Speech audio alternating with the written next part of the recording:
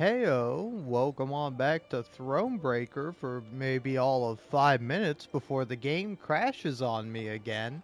You know, like, I don't know, I assume this game was designed for the PC, but I don't know how the game manages to crash so much.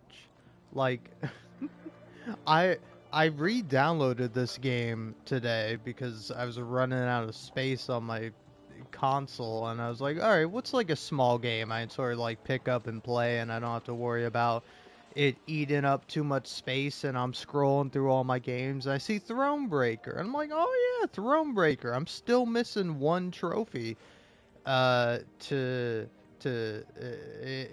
in order to get them all. And I was like, oh hey, why don't I go ahead and try and do that? Because I think I only need to worry about, like, getting this. I don't think I need that. Oh no, I do. Because that's got a new guy. And then, yeah. But I just need to get these. And these are relatively cheap, so it might be possible, might not be possible. I don't know. But, I was gonna try and do that. I was going to try. But, sadly, uh, my game crashed almost immediately. So, I can't... Look, 'tis Meave, slayer of the Blacklands! Long live the Queen! Thanks. Just watch and wait. I wager you chase the Emperor himself off the throne. That's great. They say war's a man's affair, but you showed them, my lady.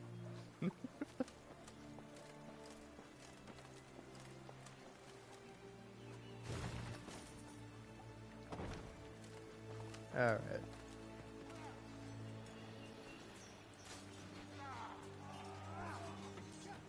The Lyrian army had grown into a great serpent. So much so that riding at the column's tail, Meave could not see its head. Footmen, cavalry, and archers stretched like a glistening snake between two horizons. Meave had come a long way indeed, and she felt proud, as did Willem riding at her side. At first, the troops had eyed the prince suspiciously, if not with hatred. But they'd watched him fight for weeks now, and saw him as one of their own. Suddenly, Meave heard angry cries and the clash of steel against steel, all at the column's front. Close ranks! To the left! Man's left! Support the flank! Meave drew her sword, spurred her horse, and galloped forward along the line of troops. Then, through the swirling battle dust, she spotted shimmering golden suns.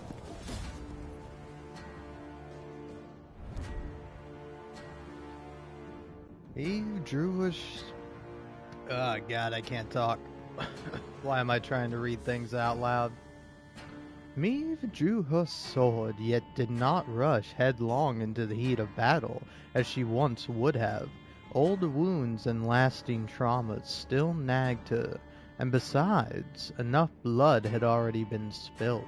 The queen awaited the day when she could finally exchange her heavy armor for an elegant dress and her saddle for a throne. Alright. Story battle, shortened battle. Alright.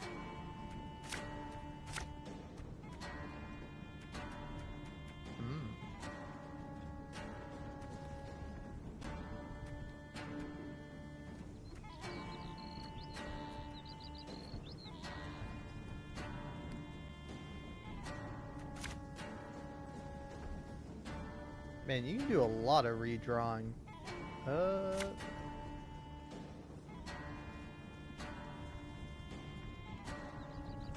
yeah, I don't know. I think it's fine. Been a while since I played this game, so don't mind me if I mess up a little bit. This could hurt!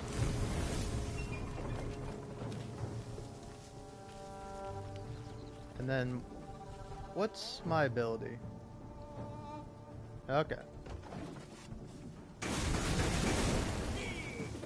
152, 154. This is pretty mean.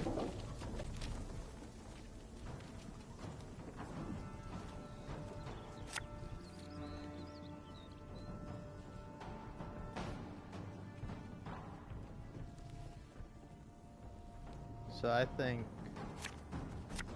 probably Come play here! you. Let's dance! Scrubbing duty again? Oh, God.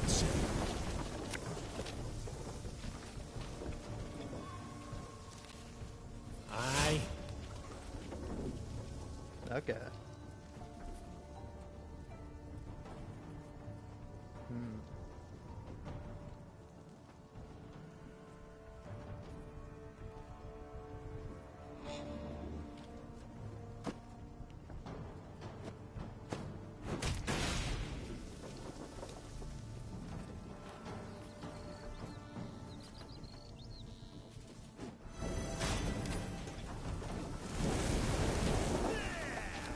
New orders?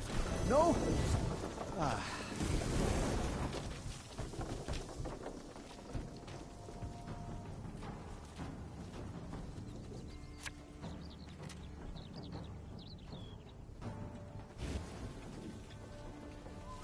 Should have listened to me, old lady. My spirit's willing and how, but your boots are killing me.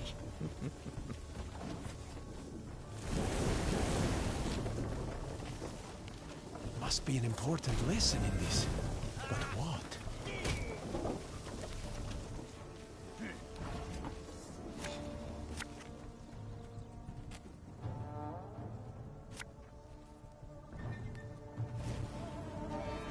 Oh yeah. Again and again and again. Company! Forward march!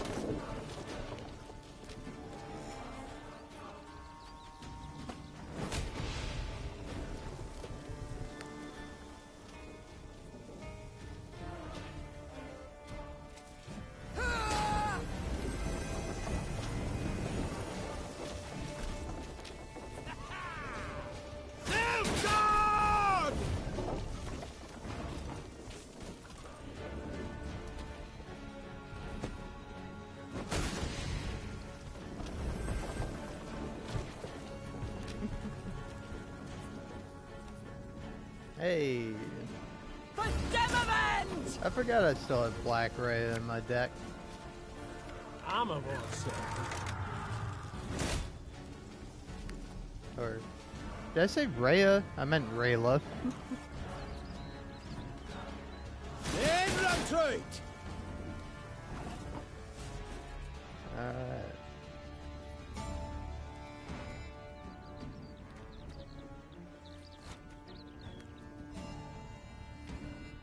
Army's a waste of time for one like me.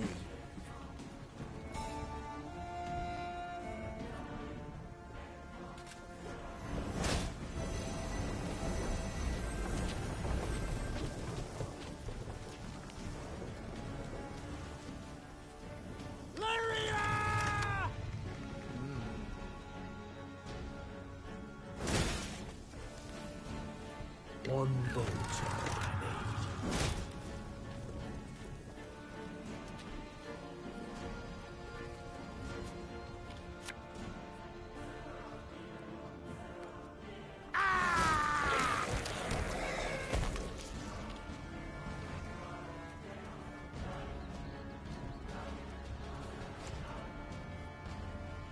Give me a target.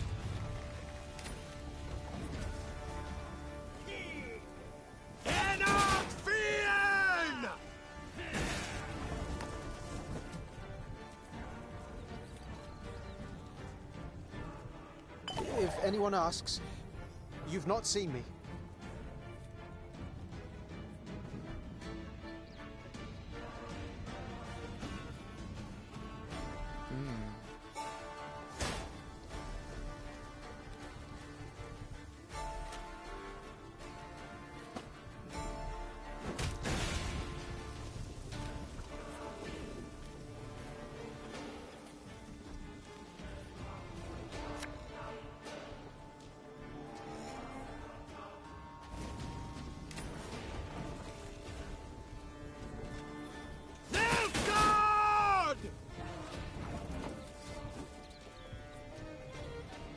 Enough chit-chat. Draw your weapon.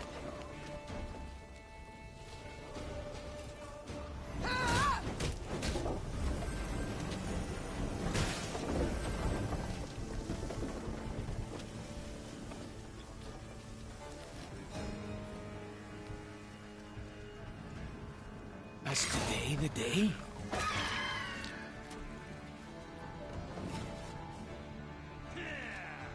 Brach! Scheiß! In! Zwei!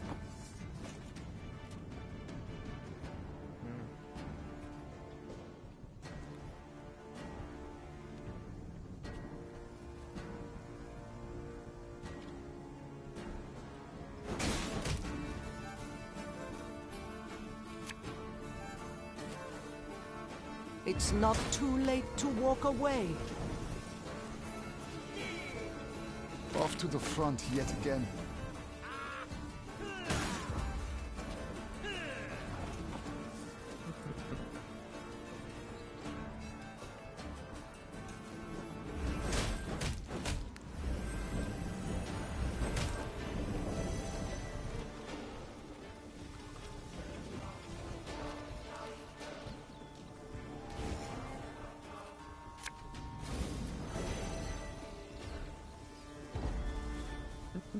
Mercy!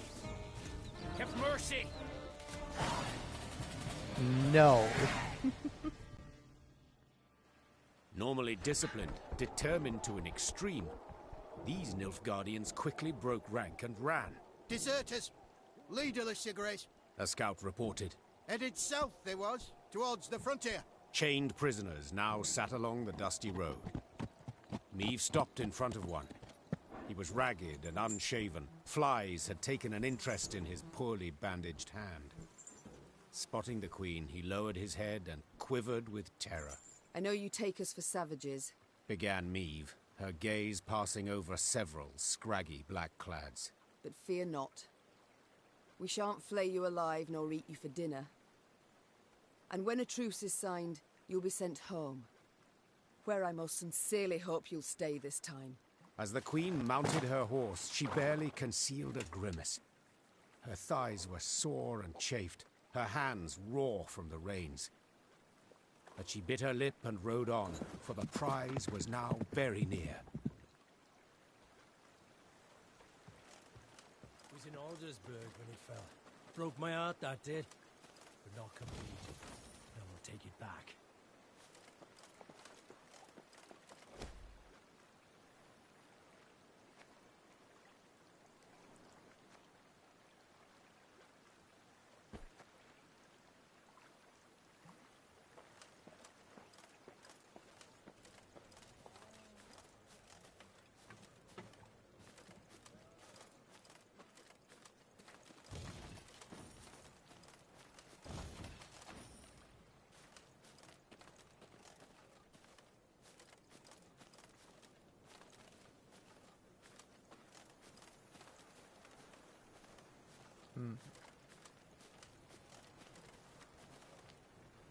I do forget how one actually gets over there. Alright.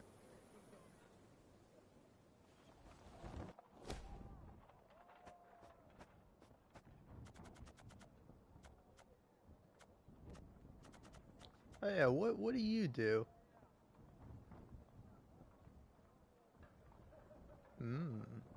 Interesting.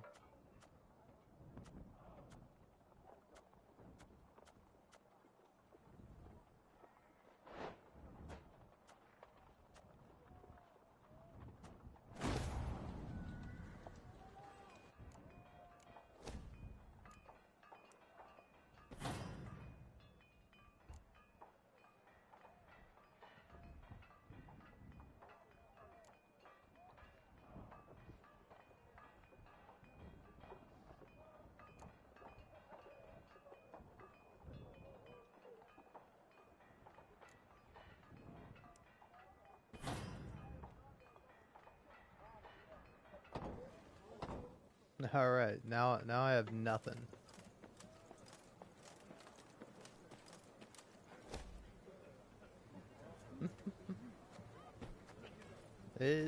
does sadden me, but I can't do shit.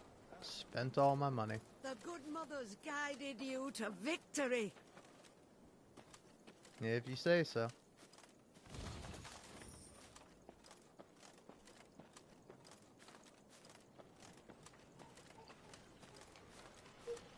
Long live Mead! Long live the Queen! Long live a liberator!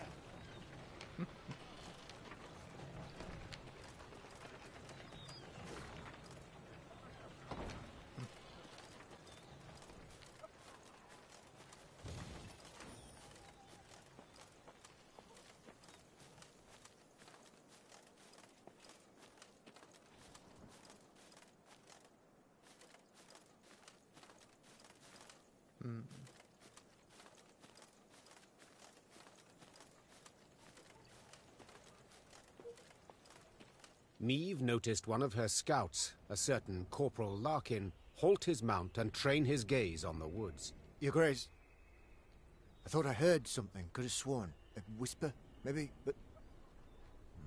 nothing now. It's all gone quiet. I think I might have imagined it, in fact. Imagined? Neve placed her hand on his shoulder. No one has sharper senses than you. If you claim to have heard something, it's worth a closer look. Corporal Larkin saluted, then rode past the trees.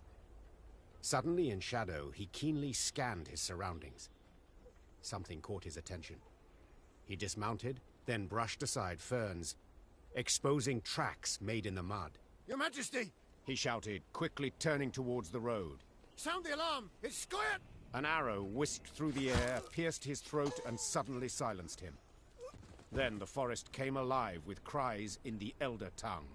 Elves on the attack.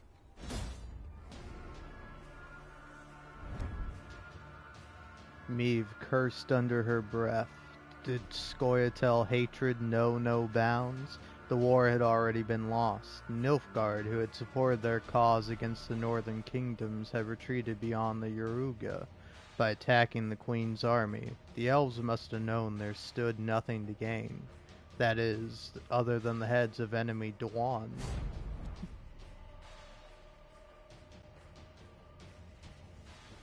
I will tell you, Scoia'tael, they're based, alright? What do you do?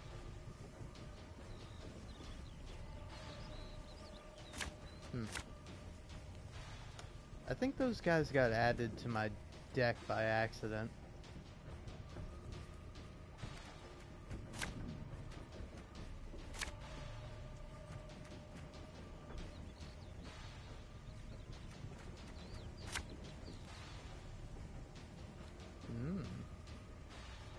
It's a trap! 2 arms! I told you it'll never end. Special prize. I wonder for whose you, fault love. is that, Rayla? I wonder who, like, viciously murdered the fucking elves to the point where they just are on a suicide mission. Whose fault is that, huh?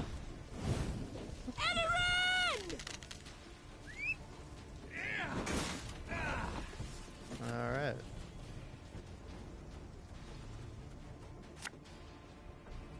Left, right, left, right. One boat's all I need.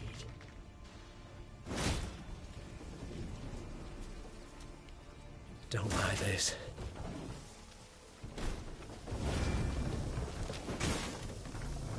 Nay, Dwan vi camest.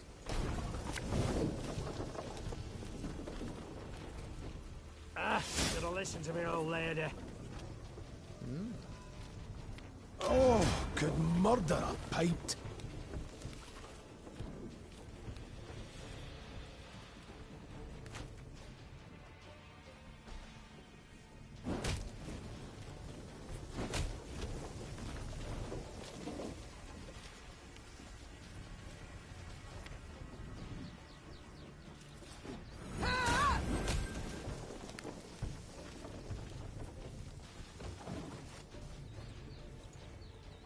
Swords I smile at, weapons laugh to scorn.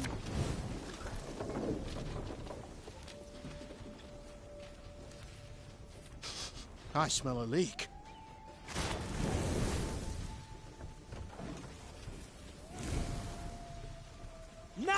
We'll see who is weak.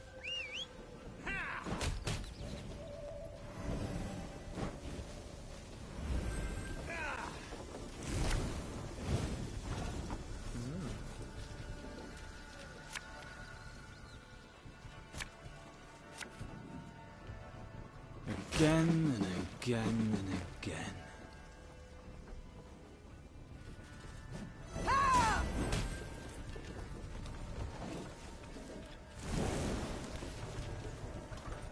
I shall not fail!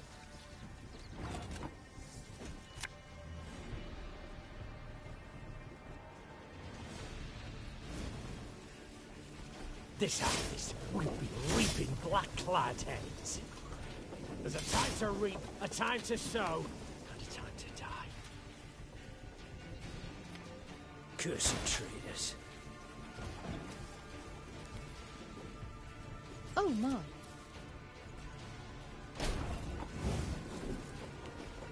All right.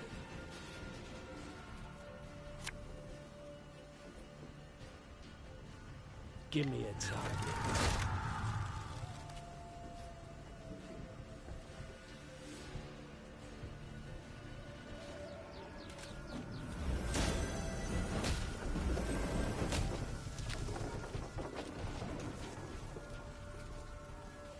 Everything all right?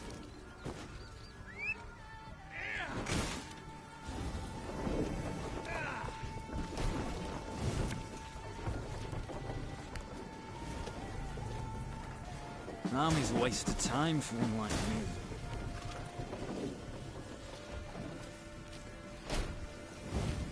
you. Your tricks will not save you, Dwarf.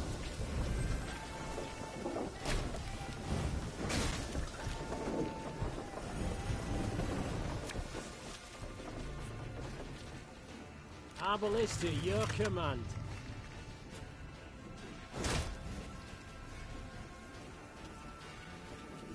For Demavend! As today the day?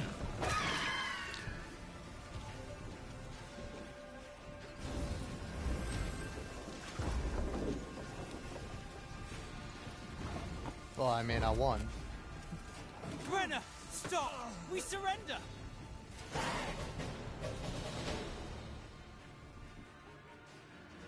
The Scoia'tael fighters stood no chance against Meve. When the sounds of battle finally ceased, the Queen, victorious, tossed aside her arrow-studded shield. She then ordered the commando's leader brought before her. She'd expected a ranter who would turn up his nose, spit in her face, and cry, "Death to all Dwan!" But the bloodied elf before her was no arrogant firebrand. He averted his gaze, and his lips gently trembled. Youthful you look, elf. How many summers to you? 30? More? 27, my lady. 27. A wonderful age. A shame to die so young. I beg you, Renna. For mercy, I ask. If not for me, then at the least for... Mercy? You jest. You wait in ambush, come at us like bandits, and now you dare ask for mercy. It was no ambush. Don't play me for a fool. I know what I saw, and am no stranger to warcraft. It's not you we wished to fight. Sverre. Then who killed Corporal Larkin, Werebubs? When we saw you on the high road, we fell back and hid in the wood. We wanted you to pass. Your scout's hearing, very keen. He heard something, then spotted our tracks. You must understand. We had no choice.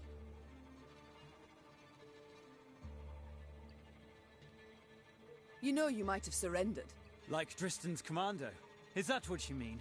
They laid down their arms before an Edirnian general, who ordered them hanged. One and all. If we're to die, we prefer to die bows and swords in hand. Why are you here? Were you to rescue Epdahi? Rescue someone? No, Renna. We flee. The Nilfgaardians have realized they'll lose the war and have renounced us. Without their support, we stand no chance. Demavend has loosed his hounds. They hunt our units one by one. He's offered 50 gold pieces for the head of each Scoia'tael. It's the same in Temeria and Kedwen, if not worse. We wish to join with your Veth's unit, flee together as far as we could. It was our last hope. Why do you tell me all this? Because you listen still. You've not ordered me killed, so you've clearly a heart. Eseth Aina Edu. Elves often speak beautiful words, but it's for their deeds you must judge them, Your Grace. The Moulderwood, remember what you saw. I beg you. So few of us remain, all tired, all wounded. We pose no threat. Let us leave your realm. Let us flee. Enough senseless killing for one day. So be it. You're free to leave. I don't know how to thank you. Make certain I don't ever regret this decision. 'Twould be thanks enough. Your Majesty, they attacked us, came at us unprovoked. Truly, Rayla. Unprovoked. Because it seems to me, we've provoked them for years. I thank you for your compassion towards me and all my folk. Meve personally unfastened the prisoner's chains as her Lyrians looked on in silence. They did not approve, this was clear. Their displeasure was palpable. Listen, shitbags, I'm your fucking queen, alright? I could start killing you all one by one, and I expect you to fucking kneel. Alright? Don't you come at me. Oh man, our queen isn't murdering these people. Fuck you.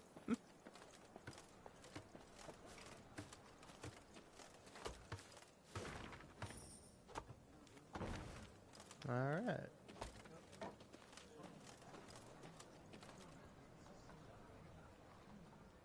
So...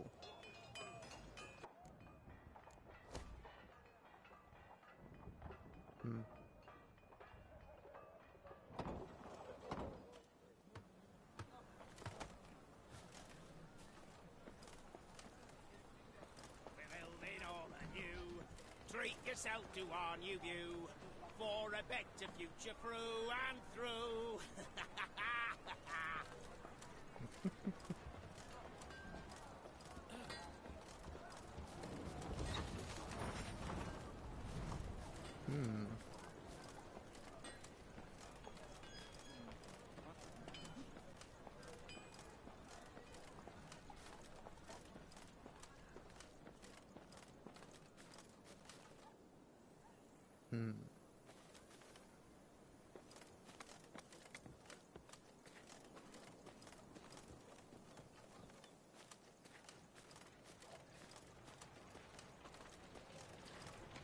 Ah.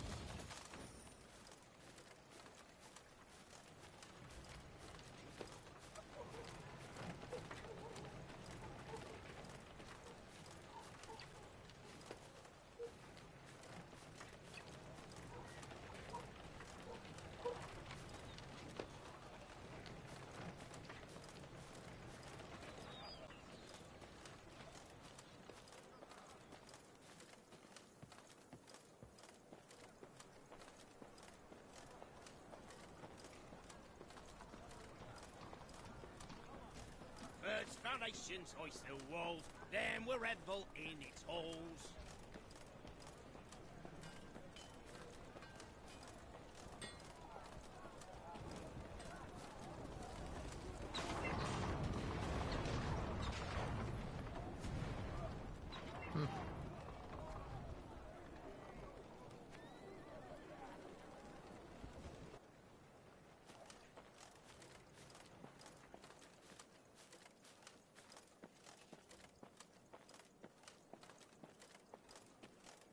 Ah.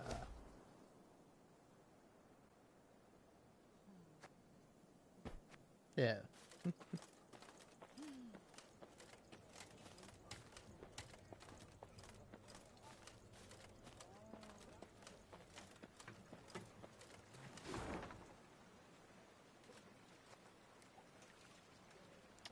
If I go here, does that just end the game? It'd be an honor to fight at your side, Majesty. It very well might.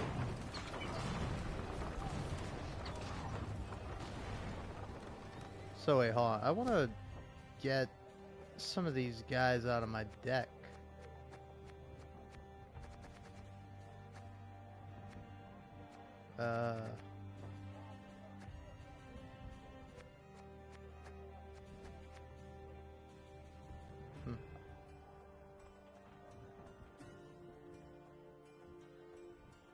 Oh, I see. Okay, those guys are more useful than I realized.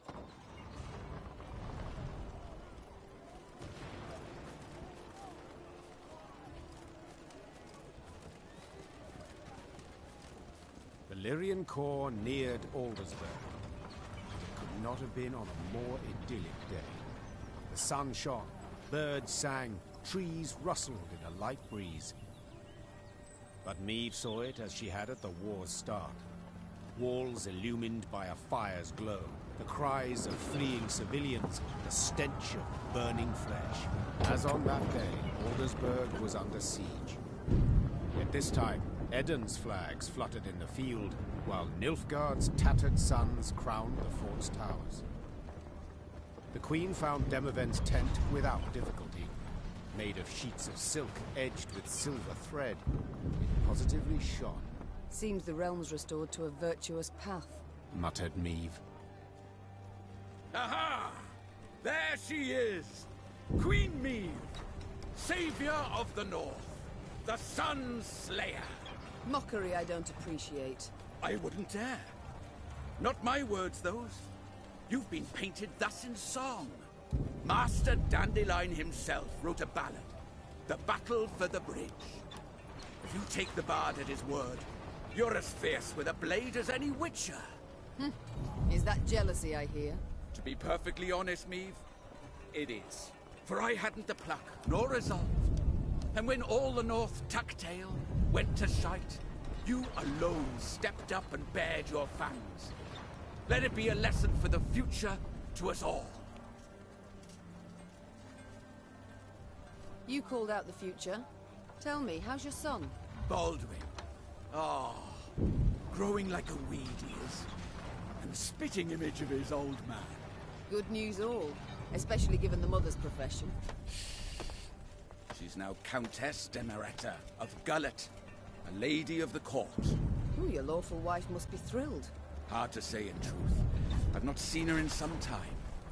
Duty keeps me away, you understand. You work hard, I'm certain. Many a night, too. You might say so indeed. But enough about me. As we're chirping away like two gossips in the field, do tell me, what a villain. He's here with me. Ah. In chains, perhaps? No. In coronet and robes. We came to an understanding. What's past is past.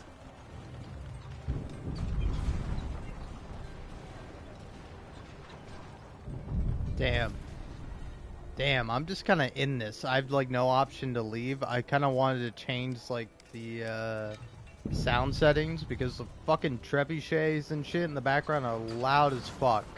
I mean, I guess it's, you know, kind of makes sense. Probably going to be super fucking loud, but still, I'd rather hear the characters more. A lesson for the future? What do you mean? My dear, this war won't change a bloody thing, you know. Nilfgaard will be Nilfgaard, the North, the North. We'll sign a truce, the Blackclads will turn tail towards home, but the old borders don't satisfy us soul. I'm perfectly satisfied with them, thank you. And I just wish other folk would respect them too. You're one hell of a warrior, but you're no strategist at all. Your perspective, you've got to broaden it. Nilfgaard, we cannot allow it to regain strength and spirit, else we'll face another invasion within a decade or two. Measures are required. Preventive, preemptive, whatever the learned call it. Build an army, a vast one. Wait in ambush. And when they least expect it, break their bloody spine. Just think, if we were to join forces... Enough. I don't wish to hear it. Won't even entertain the thought. I'll help you take Aldersburg, But then I'll go home, where, God's willing, I'll live to a ripe old age. As you wish. We can mount the assault at any time, But? My scouts report a small Nilfgaardian force approaching from the south. They've stayed off the roads, moved only under the cover of night, escorting someone. Who? I've no notion. Could be a mage. Devilishly unpredictable, that lot. Could wreak havoc in our ranks. Either way, before we rush at the walls, we must make certain they don't reach Aldersburg at all. I shall see to it. Are you sure? You've just arrived. Must be weary after the long journey. An understatement if I ever heard one. But I wish all this to be over, quickly. Neve set out after the Nilfgaardians immediately, a cavalry escort in tow. Her unmatched scouts, who had led the army through the mountains of Mahakam and Angren swamps, quickly found the enemy's trail. This way, Your Grace. It's not far now. That very same day, Neve's force caught up to the mysterious black-clad unit. Lyrian riders surrounded the foe, forcing the Nilfgaardians to halt. All fell so quiet, the creaking of taut Lyrian bowstrings could be discerned. The common tongue. Which of you knows it? I do, Your Majesty. You also know who you deal with, I see. What is your name? Kaldvin, Your Majesty. At last. A Nilfgaardian name I can pronounce. So, Kaldwin. It seems this war will reach its end in 2 days' time at the most. 'Twould be silly to die today, wouldn't you agree? It would, milady. Precisely. I've spilled enough blood. I've lost the appetite for more. So, provided you don't give me a good reason to kill you, you'll walk away with your lives. Now tell me.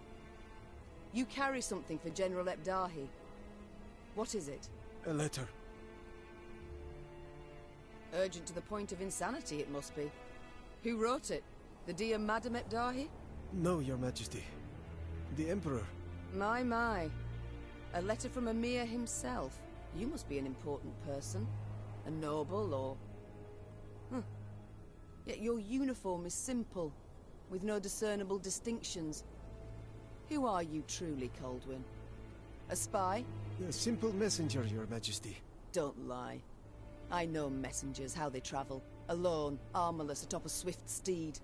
You're escorted by cavalry of the heavy sort. For I often carry orders the recipients don't wish to perform, thus the escort. Give me the letter. I've sworn to deliver it to General Ebdahi, or to die in the quest to do so. Oh, very well. My translator shall read this letter, then return it to you. You shall break no vow, and who knows? You might even survive. And if I refuse? Guess. So be it. I accept your offer. Neve's translator cracked the seal and read. And as he read, his eyes grew wide as saucers. Then he whispered in the Queen's ear. Truly. And you're certain you're not mistaken. The wonders of this world. Kaldwin, consider this your lucky day. I allow you to complete your mission, with one proviso. And that is? That when you hand him the letter, you will give the General my regards. As Kaldwin and escort set off towards Aldersburg, the Lyrian soldiers looked at their queen with disbelief. To leave a Nilfgaardian to fulfill a secretive task? Neve failed to stifle a rather mean laugh. They'll understand tomorrow, she thought. General Ebdahi had prefaced Lyria's and Rivia's invasion with a series of arrogant demands. The Nilfgaardian had been impudent, as he had felt sure he'd achieve a quick and decisive victory. Yet several months on, he too received an ultimatum. One signed by Emperor Emir var Emreis himself. The missive was concise and left no room for interpretation. With General Ebdahi dead, the Nilfgaardian army descended into chaos. The kings of the north, united, took advantage and struck at the foe. Their victory was complete. The Nordling forces cheered their commanders and monarchs, but for none so vehemently as the one queen among them. Many dream of achieving the impossible. Neve had done it. Through wit, determination, and boldness, she had thwarted the Nilfgaardian invasion. the Queen would rule for many more years. Stern, yet ever just. Ah! So a lass saved the North from the Blackclads? That is one way to put it. Well, I'll be damned. And a chap. She find herself one in the end? Leave it be. Bloke's been spinning the tale all night. Story's done. Time we got some shut-eye. Yes. Particularly as we've yet a long road before us. Phew. Throat must be parched as old leather after all that. Except, I'm itching to know what happened to the lot of them. Reynard, Gascon. Ah, very well. Whom shall we start with? Willem? He worked hard to regain his mother's trust and respect, took on many daring missions regardless of the risks. The lad who Nilfgaard had wielded as a tool now sowed terror along its borders, and appeared a successor most worthy of Meve. Gascon was buried with honors of the most refined yet mournful sort. His peer lords themselves bore the casket. Soldiers in parade dress beat the funeral drums, and a new stone figure appeared beside the Brossard family vault, the very pointer from their crest, a ducal crown upon its head. As news of the Nordling victory filtered south, Nilfgaard's inhabitants greeted it with disbelief. Returning Imperial soldiers told stories of Lyria's cruel queen, who murdered prisoners and sullied sacred laws. They referred to her as Gvaeldet, the bloodthirsty one. Goddamn right. With the advent of peace, tensions waned. Lyria's and Rivia's disparate races seemed to live harmoniously, side by side. The Queen pressed for new laws aimed at curbing oppression. They were a step towards more enlightened rule, yet sadly were habitually broken. And Meve? As I said, she ruled with an iron hand, not fist, and with her son's unwavering support. She could now trust him again. A great victory, greater even than Rivia's liberation. And now, if you'd allow me... Course. Leave him be, lads. Let him get some rest. Till the time comes for the next tale.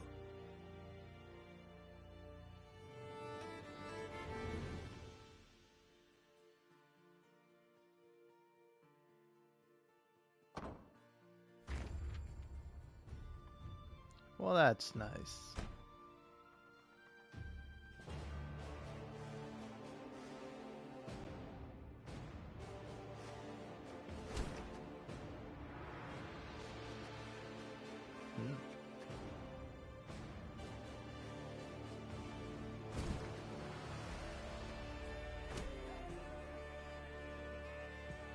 Let's just start a new game on easy mode, since I figure that's the best way to go about this. The year 1267. War hung in the air, its scent palpable. The mighty empire of Nilfgaard stood poised, greedily eyeing the northern realms just across the Yaruga. In light of the threat, the realm sovereigns met in summit. They made declarations, pledged fraternal assistance, forged alliances, and then, in good spirits, dispersed. Among them, Meve, Queen of the Twin Realms Lyria and Rivia. Know the name? Heard her beauty extolled? Justly so. Remarkable she was. Not for her graceful exterior, but for her persistence and courage. Where was I? As the Queen and her retinue neared her capital, Count Caldwell appeared. In Meve's absence, the Count was to have helped her son, the youthful Prince Willem, run the Twin Kingdoms. Caldwell had clearly ridden hard. Drops of perspiration dangled from his whiskers, his neck red and chafed from a ruff, starched stiff. Hail, Your Majesty! Delighted to see you in good health. The summit, it ended fruitfully, I hope? Yes, at its end letters were exchanged, documents signed. Paper. Time will tell of what value. That will suffice as cordialities go, Caldwell. Tell me what's happened, for I sincerely doubt sheer longing prompted you to ride out. Indeed, Your Grace. Another circumstance inspired me to do so. The strays of Sparla, the bandits, I was to tend to during Your Grace's absence. The situation's gotten out of hand, I fear. I deliberated. Wasn't at all certain in giving you the task. I knew you to be an equally good strategist as I am a shepherdess, so my intuition said no. Yet Reynard interceded on your behalf. Your Grace, they're common bandits, while the Count will have a host of men-at-arms to command. Next time, I shall trust my gut. All right, speak. What has happened? Be precise. As Your Grace ordained, I set out and was nipping at the bandits' tails for long. We pursued for weeks, until scouts returned, having sighted the strays' camp in the forest near Locheren. We waited for nightfall to surprise them as they slept. Alas, it proved a ruse. We found the tents empty, straw-stuffed dummies round the fire. Soon, we learned that as we waited for the sunset, the strays had snuck away, rounded our positions and ridden to Hawksburn. I beg your pardon, my lord. The tax collectors. That is where they station. So the gold? All of it? It's stolen, Your Grace, but I shall do all in my power to recover it. This I vow, if it be Your Grace's wish. After weeks in the saddle, Your Grace's wishes are modest. A hot bath and a night's sleep in her own bed. Yet, they shall have to wait. I must look personally to this matter. Your force, Caldwell, I will now command. You... send a herald to Hawksburn. They must prepare for the Queen's arrival. Air the rooms, dust off the porcelain. Make certain they do it. Do you see now, Reynard? I believe I foretold it would be thus. My son wasn't ready in the least to rule an entire country. I confess, Prince Willem has much to learn yet. Yes. And very little time.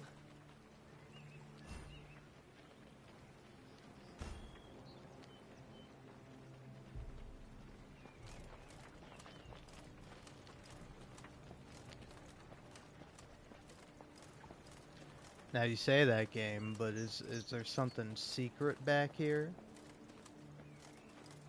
Nope. Gotta check. You never know.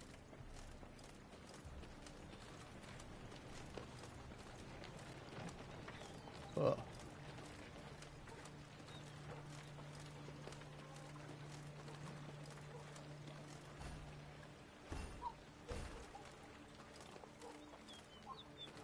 Thought it were bandits riding in.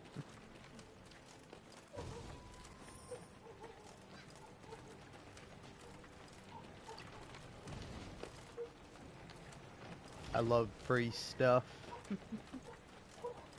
Milka, they stretched her over a fire till she told them where she buried her gold. Rather die than tell him she would. But I know where she kept it. Sit tight. Sketch it out for you. Thanks. The strays, they're called, Your Majesty, because they bite something nasty and bay as if by the moon possessed. The strays, they're called, Your Majesty, because they bite something nasty and bay as if by the moon.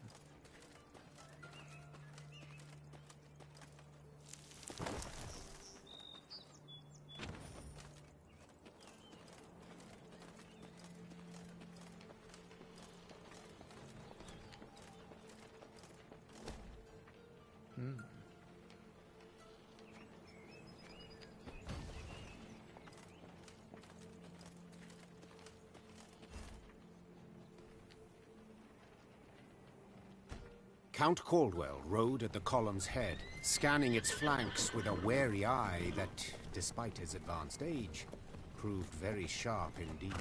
Your Majesty! Bandits! There! At the tree line! The Count's footmen, unaccustomed to escorting their queen, sought to shield her with their bodies and assumed a tight formation to do so. They were promptly knocked aside as Meve charged headlong at the bandits, brandishing her blade and bellowing a ferocious cry. Attack! Charge!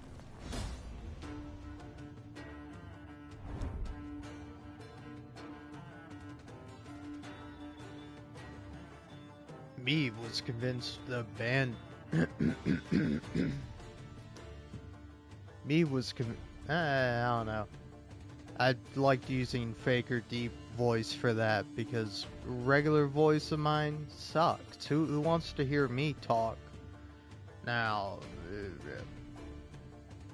Meve was convinced the bandits would flee to cover of the forest upon realizing their grave mistake. After all, no ordinary bandit would dare attack the retinue of a queen. Yet the strays of Swallow were of a different breed. They held nothing sacred. How was that? Pretty good? Bad? Awful?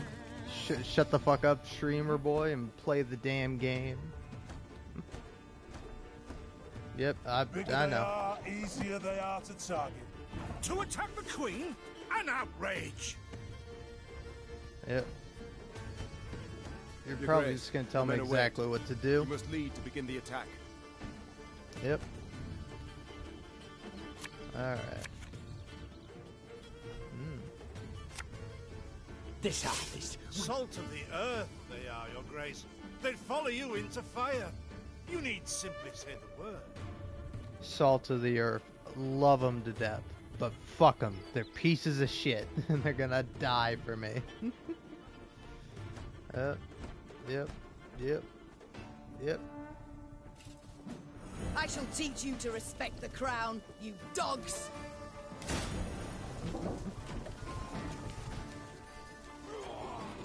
Yah, yah!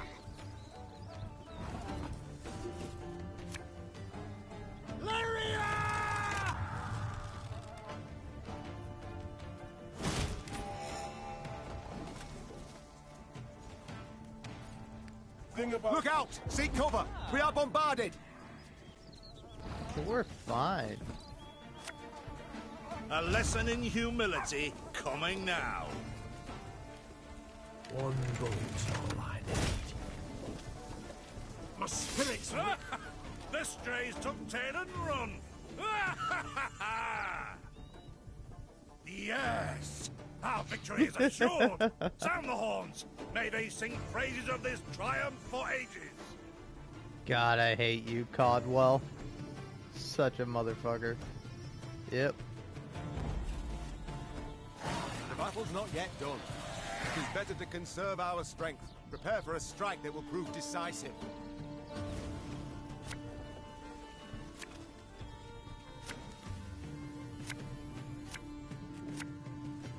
Battle formation! Protect the Queen! There's a time to reap, a time to sow, and a time to die.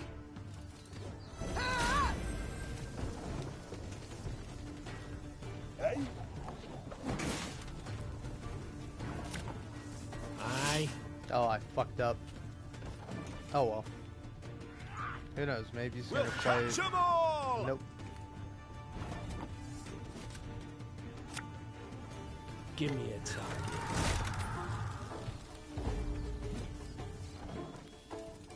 Ever have a storm knock out one of your teeth?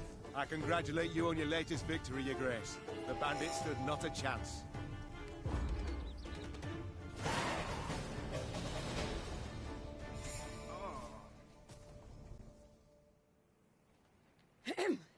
Matters seem indeed to have gotten out of hand, to put it mildly. Meve said, arms crossed atop her shining breastplate. They've grown bold. Doubtless after the raid on the manor, the tax collectors. I've not heard of an ambush on the high road afore. Caldwell explained, avoiding his liege's wrathful gaze. Enough, Caldwell. We must put things right. Come! The Queen's retinue set out, cavalry in front, infantry and arbalists close behind, and, following in the rear, the bandits, bound in chains. Aw, man. More importantly, though, free stuff. Loot. It's my favorite thing. Ah, I do adore this prospect. Yes. Lyria, the Pearl of the North. With its hills and dales. Why, its beauty matched only by that of its queen. After 3 weeks in the saddle, I've my doubts, Count. We shall pitch camp here.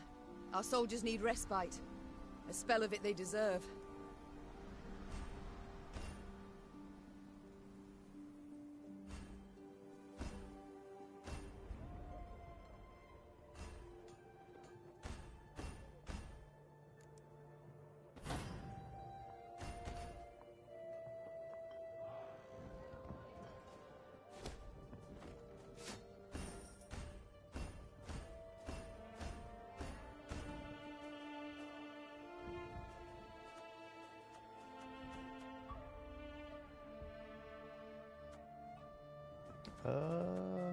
There it is.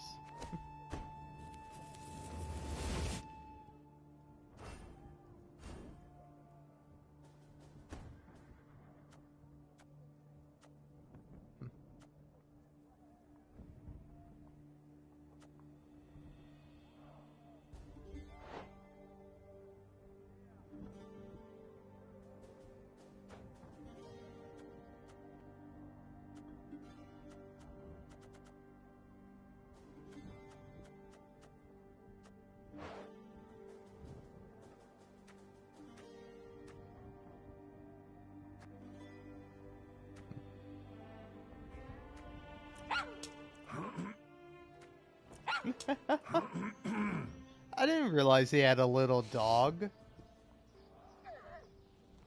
That's adorable. Also, what the fuck is that? But yeah, no.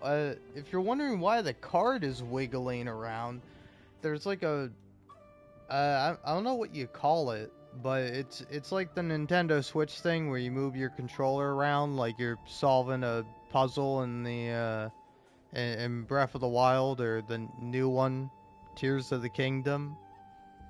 And yeah, you can just kind of move the card around by moving your controller around. It's kind of neat, I guess. So, yeah. You're always gonna know what angle I'm holding my controller at, which apparently is slightly to the right. Which makes sense. I'm leaning over to the right to talk into my mic.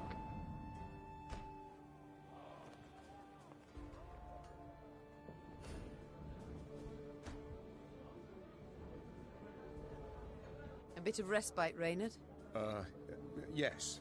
But if you've any new orders, Your Grace, I can be ready at any... At ease, Reynard. At ease. Don't you find it wearisome sitting alone? Wouldn't you prefer another's company? Swapping tales with the innkeep, even? Your concern, I most appreciate, Your Grace. But I prefer silence. Has it always been thus with you? Ever a man apart? Quite the contrary, Your Grace. As a youth, I gloried in company, delighted in conversation. So what was it that changed you? That delight nearly cost me my head. But do you truly not know the tale, milady? How I came to be your departed husband's aide? I don't, but would gladly hear it. I had but 20 winters behind me when I enlisted. Yet I was granted the rank of lieutenant from the start, not by merit, but by birth. The respect of veteran officers, both my peers and seniors, that they could not grant. Nor did I deserve it. To earn that respect became my driving aim, and to seem wise beyond my years, I began spouting off about the king's decisions. This maneuver Reginald botched, that he failed to think through, and yet elsewhere he'd blundered like a schoolboy.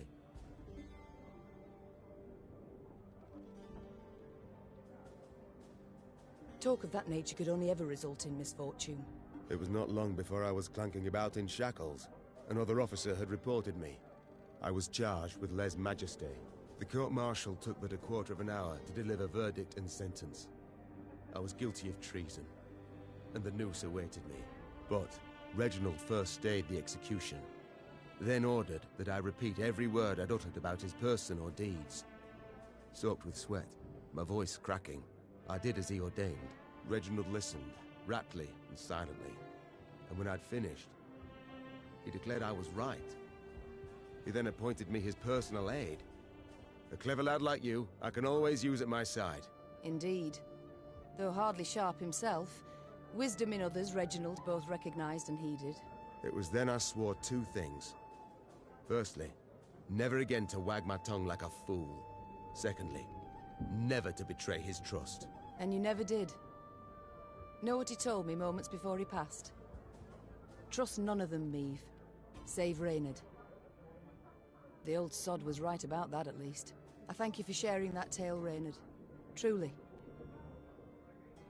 Alas, I've come to fear Willem might simply not be cut out to be a king, let alone a good one. A harsh judgment, your grace. Let's not be hasty. The prince is but 16 summers to him. And is thus fully grown. The crown he should be able to bear at his age. Yet I left the land in his care for but a few months, and look what's become of it. Bandits roam and loot unchecked. We might yet learn of mitigating circumstances. Events beyond his control. Would that it were so, Reynard. Would that it were so. Elsewise we must hope Ancaeus will demonstrate more wit than his brother. Though I see little chance of that either. It's time I attended to other matters.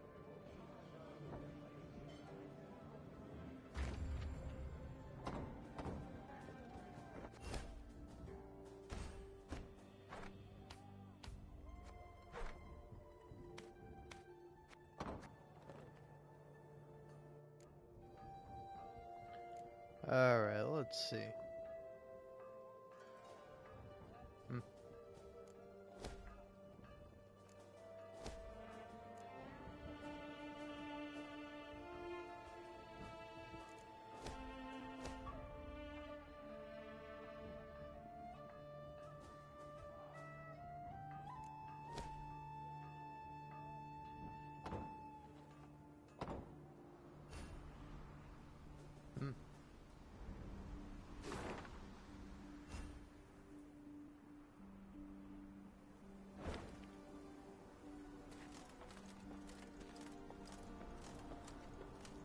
What I pay taxes for? To be robbed along the high road, and in broad daylight, no less.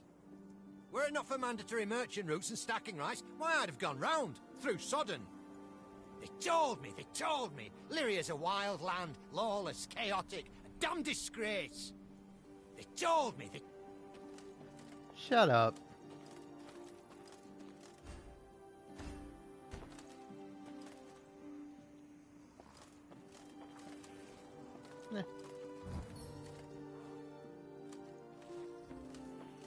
Gods of mercy. Whatever is this filth? Necrophages. Drawn here by blood scent. For such vile monstrosities to prowl the high roads of my realm. I won't allow it. Attack!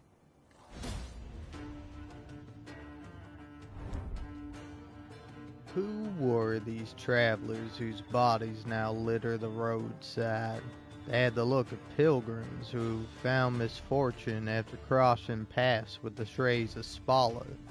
The bandits had slit their throats, leaving their bodies to rot under the sun.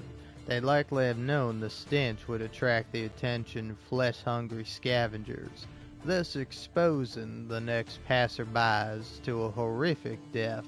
Clearly, this realization hadn't bothered them in the slightest.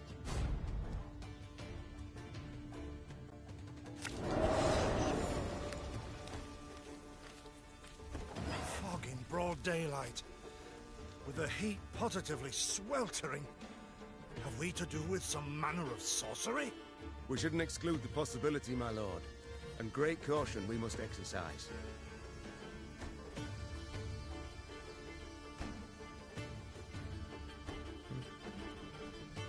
Reynard, what is this? Some spectre? A strigger? I can't be sure, your grace. It's the first I've seen of any such... thing.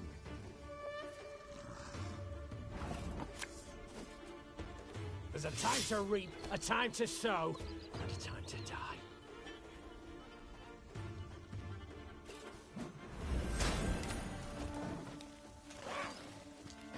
These carrion eaters. I know them. Appeared on my estate last spring, enticed by the corpses of those of my sheep that fell. Harmless at first, Until, that is, they fill their guts. Seem to become quite powerful then. Yeah, I bet.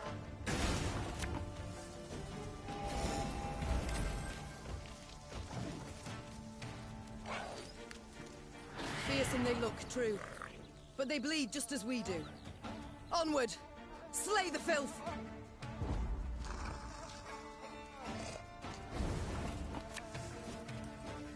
Give me a target.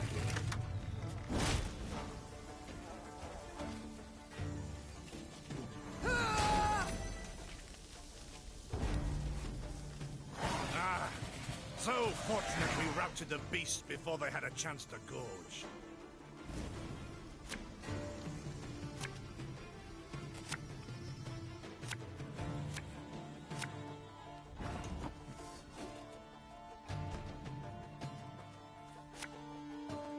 Aye.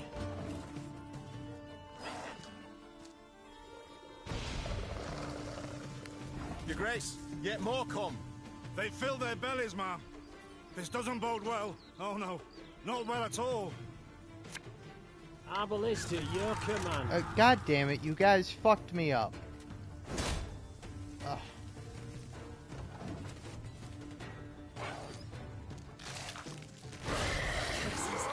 Strong as steers they've grown. And they show no fear. Frenzied, my lady. It's bloodlust.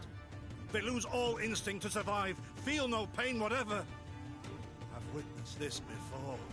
Your Majesty, we must give ground. Fall back. We can't win. Must minimize our losses.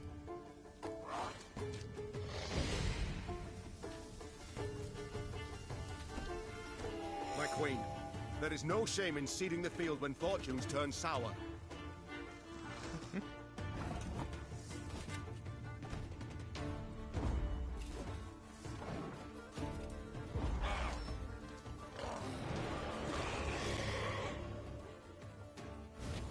Oh jeez, oh shucks.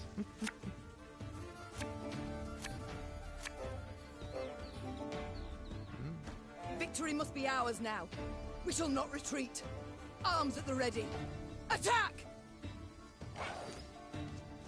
Look there! Yet another abomination. No, that stench. My salts. Where are my salts?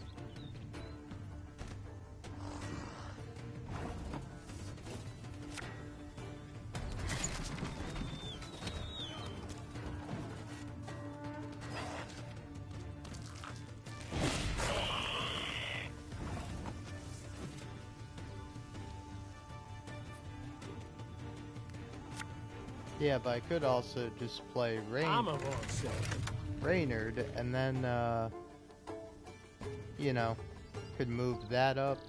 Although, I don't know, maybe I don't have that ability yet, but, yeah.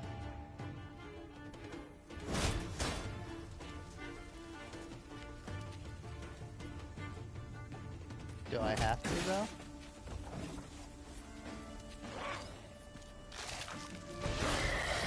Oh, I should have used, whatever. It's not like you can lose this.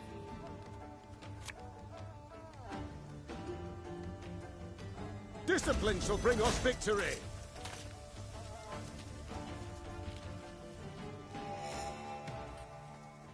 Okay, well, the game's not letting me use my ability.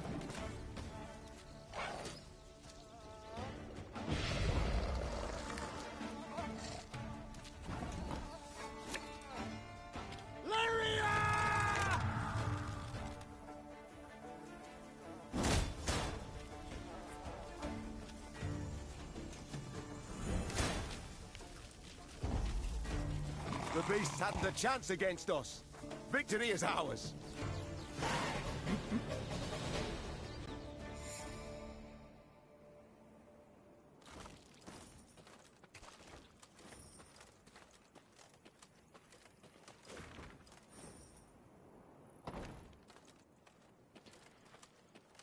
Alright. Many trees we felled, my lady. Might have need of them, so take whatever your heart desires. Alright. They call themselves strays? Well, we'll treat them like strays.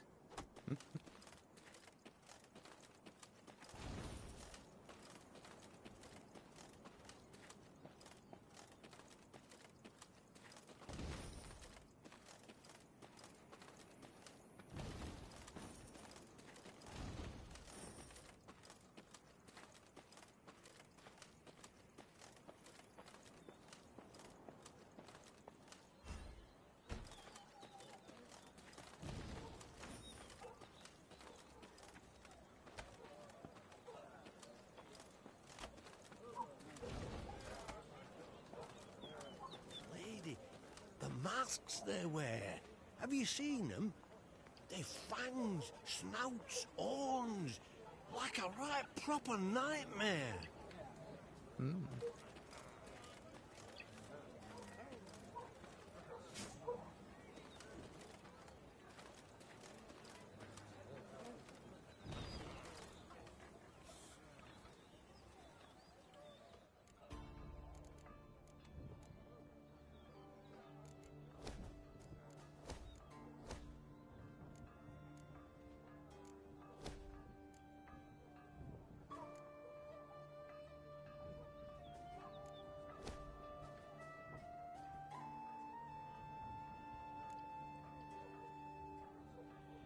Hmm.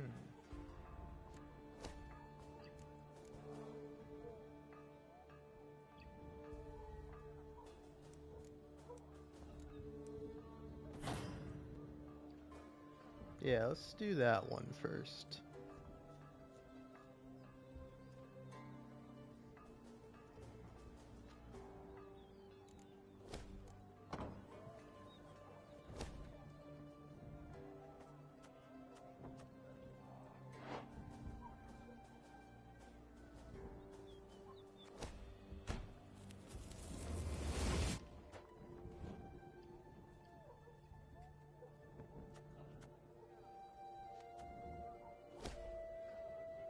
Yep.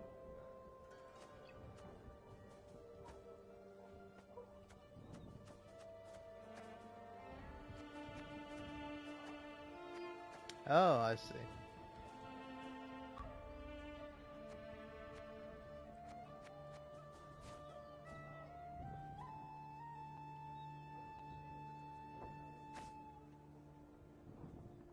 Oh.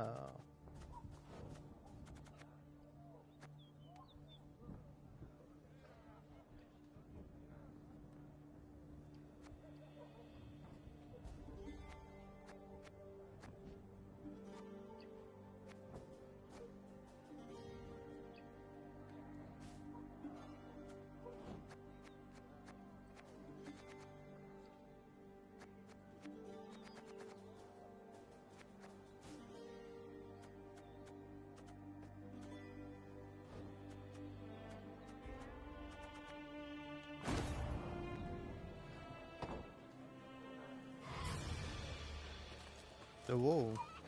What was up with that music? Soon, Queen and retinue arrived at Hawksburn. The men stationed there they found standing at attention, baking under the blistering noonday sun.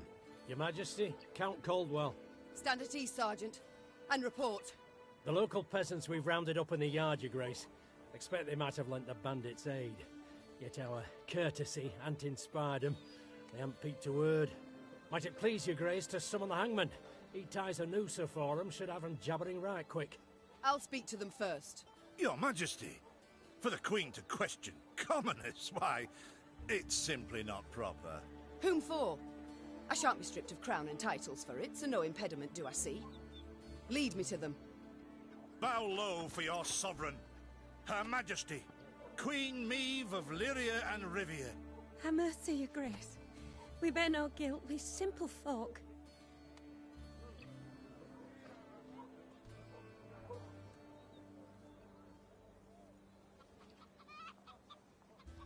Lyria, the city. Ever been to the castle there? Nay, milady. And never ventured from his home, truth be told. Farthest I went was... It has a dungeon. And in that dungeon, I've a special cell I call Ceci. Now, Ceci's not much. A round ditch with an iron grate over its opening. But you see, Ceci is so narrow, so tight, that once inside her, you cannot move. Not turn, not crouch, not lift an arm. Prisoners dropped in the bitch's embrace stand there for weeks in their own excrement until they lose their minds, or worms eat them alive. You've a choice to make. Tell me what I must know. Or live your days out with Ceci. Have mercy, my lady. Nay, we'll tell all, everything. The bandits. Whom do they follow? Him, milady. We've seen him. No name, just an odd title. The Duke of Dogs, they call him. My, a blue-blood thoroughbred mutt.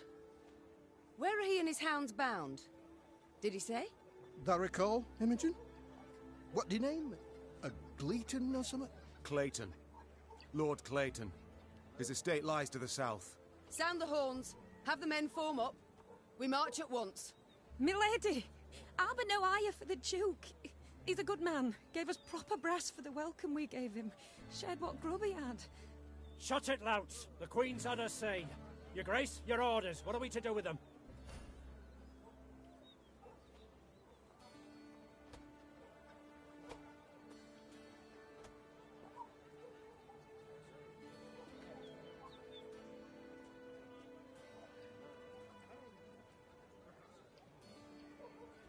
Alright, I'm going for, like, middle of the road thing. I don't know. I feel like I might have done this last time. Nah. The Duke of Dogs fed you, so you've strength enough to carry arms. And as he gave you coin, you've no need of pay from the realm's coffers. Sergeant, all men of 15 summers or more will join our ranks at once. They'll serve 5 years. No, milady. No! 'Tis mere weeks to harvest. Who'll tend to fields? Meve set off toward Lord Clayton's estate at a gallop, her mount knocking the peasants aside as it kicked up a cloud of dust. The folk of Hawksburn spoke of the royal visit long after, albeit ever behind closed doors and in hushed tones.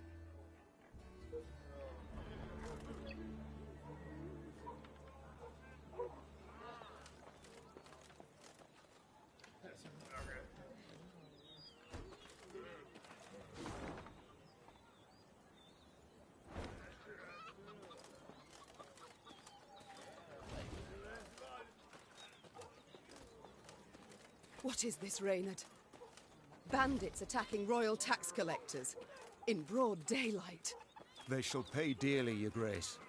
They shall indeed. And not only they. Rot has crept into Lyria, Reynard. My kingdom has been poorly kept.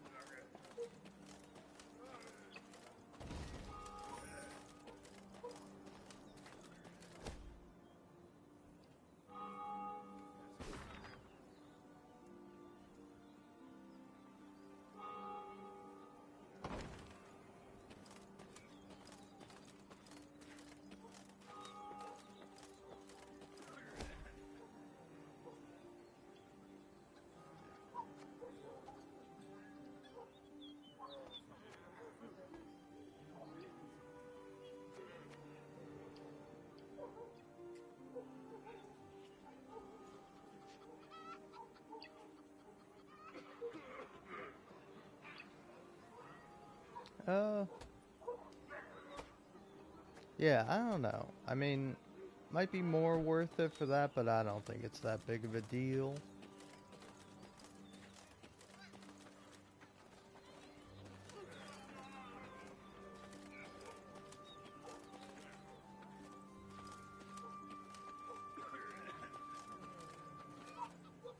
Alright, oh yeah.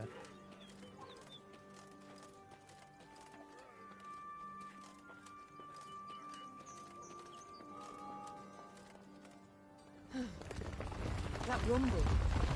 What is it? Look out! Rock slide!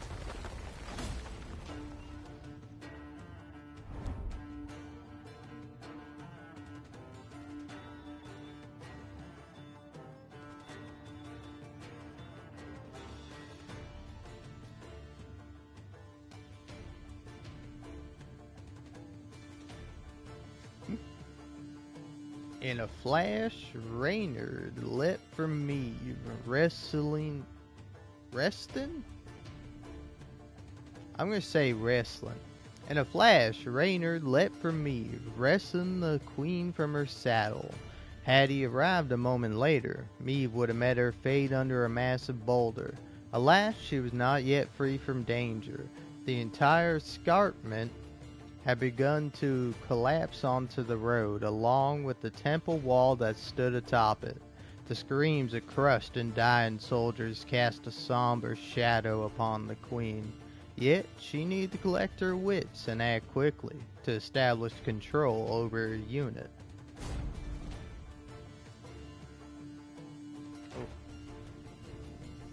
God, it's hard reading things. Alright. The bluff crumbles! Fall back! Save yourselves! Your Grace, the wagon. We can use it as cover. Forward. We must move it forward.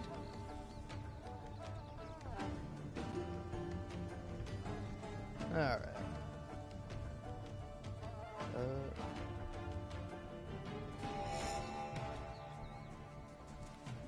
You say that, but I don't know.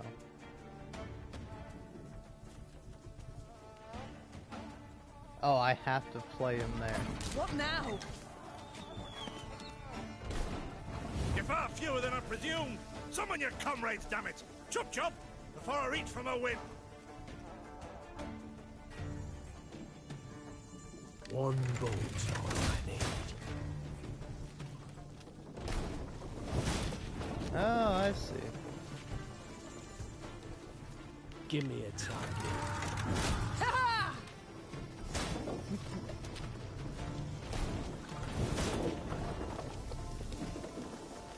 Arbalist at your command. The wagon! Use the wagon now!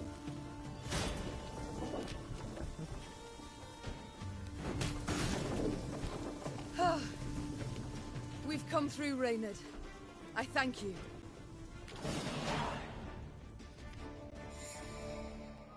The walls of the temple collapsed. The buttresses doubtless damaged by something. Or someone. There's naught we can do here. We ride on.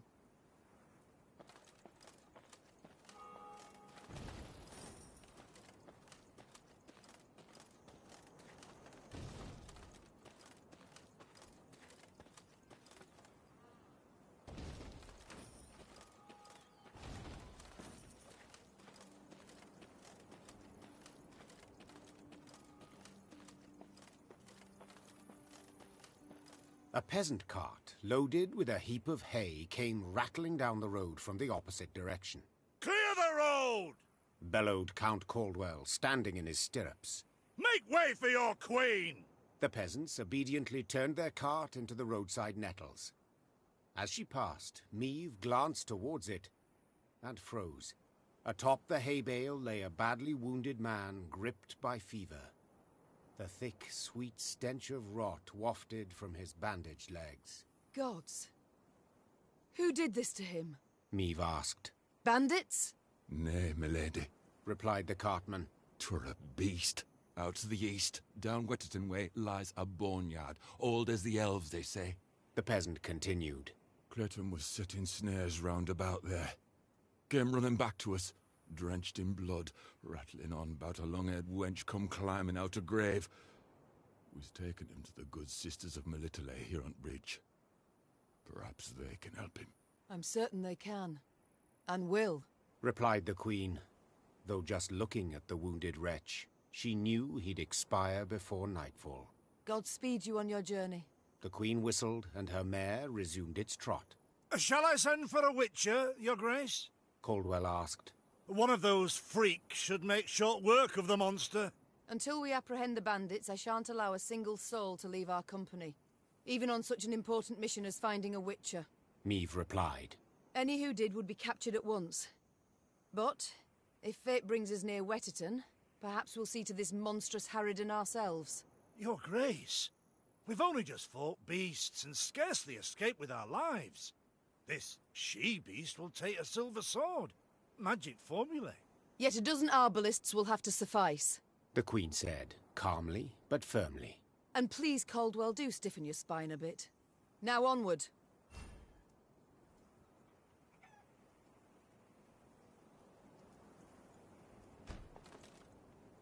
Oh boy. On my own. Cool.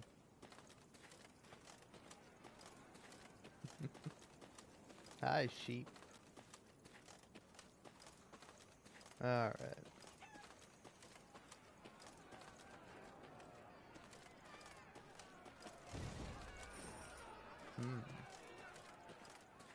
Lots of stuff seems to be happening there. Oh yeah, that's the camp button. Map button is this.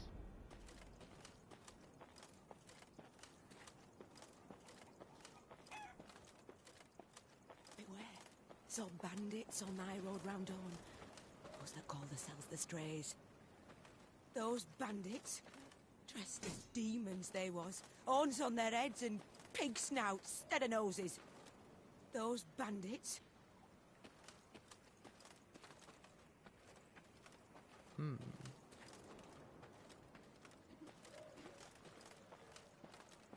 How does one get back there, I wonder?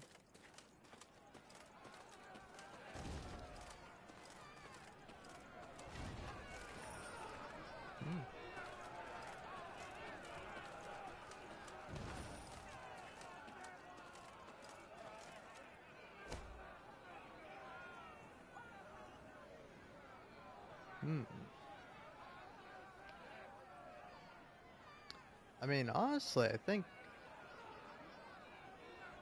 the gold for the wood is pretty good, but I don't know. I could also use more gold. Yeah, why not?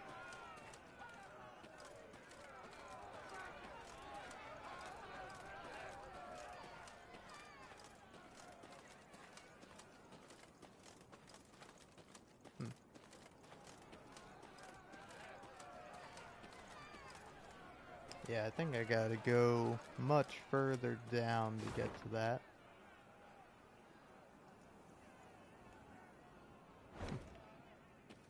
Let's go do the puzzle. I'm in the mood for a little puzzle.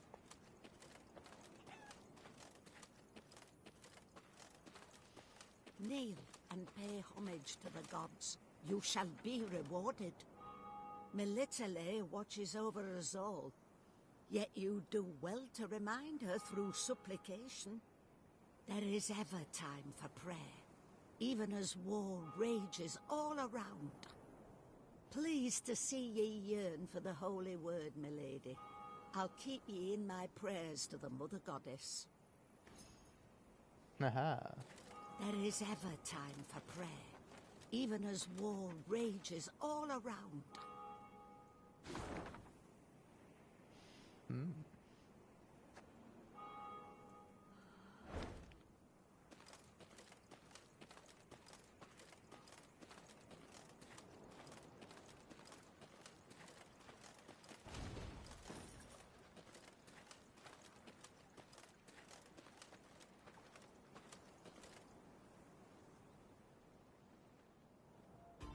Yeah, so how much do I need for, not that, but this? Ooh.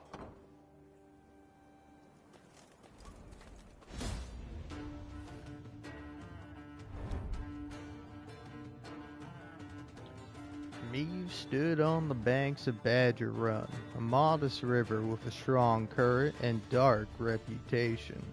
Fishing boats overturned, clothes ripped from the hands of washer-wives, children playing on the banks swept away in a flash. The locals have long suspected that something malicious resides underneath those raging waters.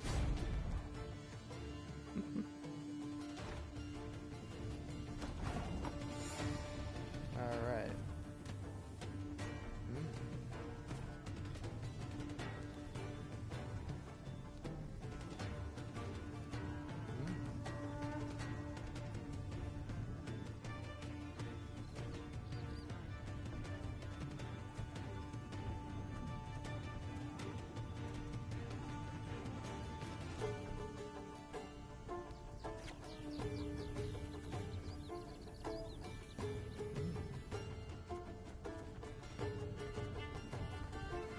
Okay. One boat.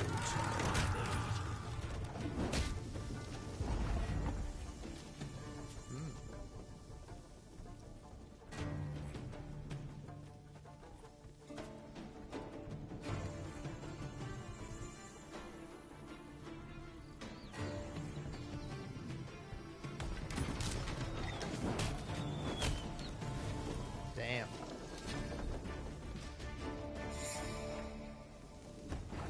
Here I was thinking I was playing on easy mode.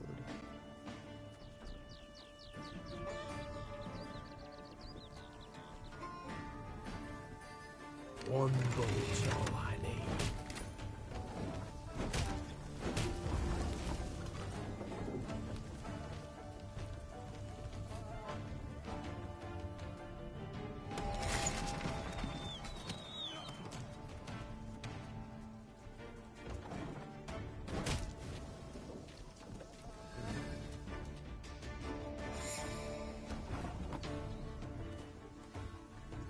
Arbalist to your command.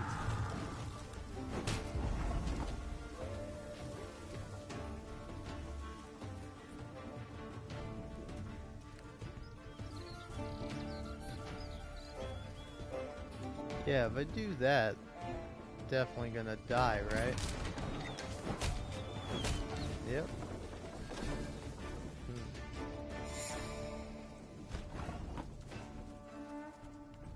Alright.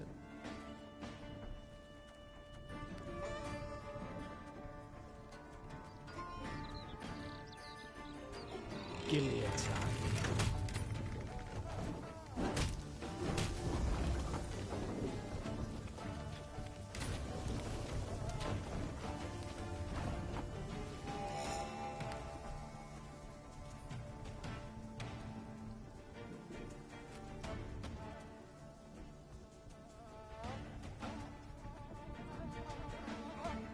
Arbalist to your command.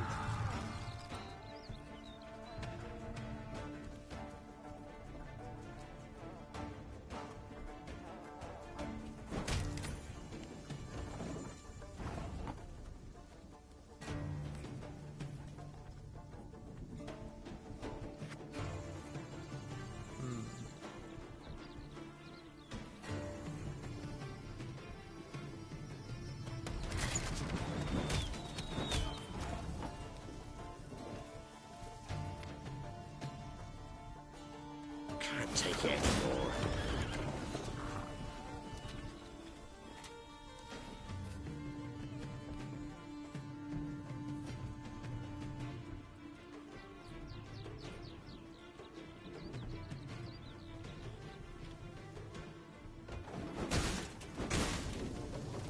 Yeah.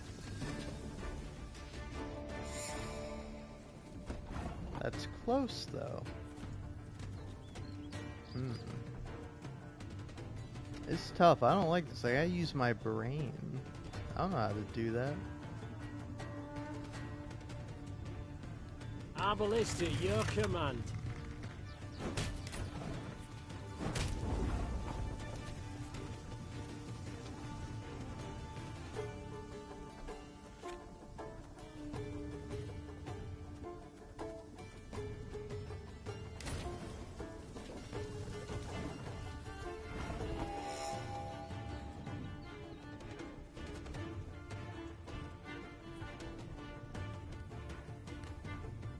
Armor won't serve.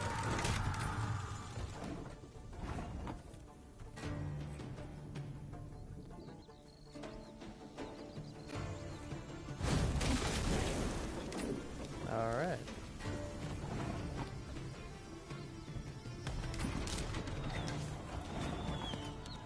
Got any victuals? Hungry like a wolf, I am. Look at me. I figured it out.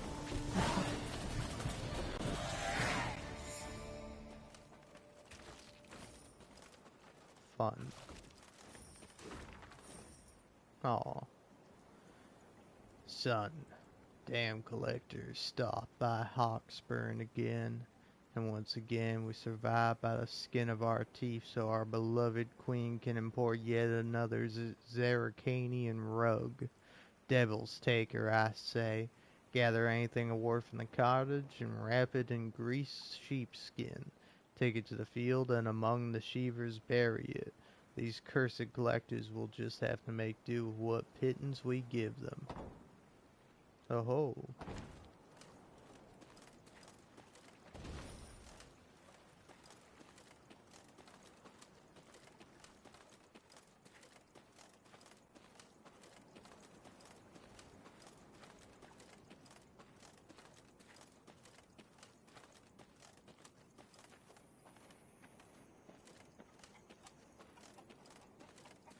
It should be out here, right?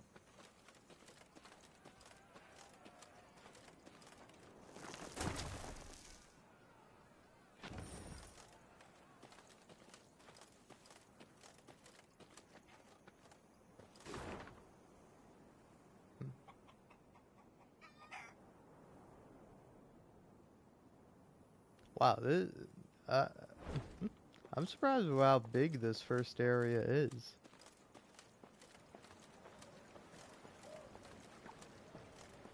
No wonder this game took me like 30 hours to complete.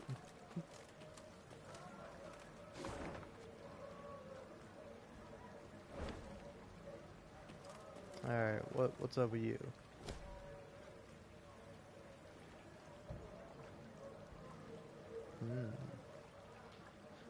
Milady, the march has taken its toll on the men. A brief sojourn at this inn would do them good. Nothing improves morale quite like live music and a frosty mug of Vizamian champion. Vizamian, I think is right. I don't know. A sound idea. Till then, keep to ready his finest ale and fare.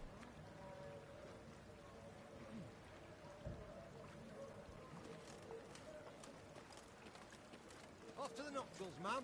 Walk across this bridge here, then ride on straight as piss. The narrow. I'll do that in a moment.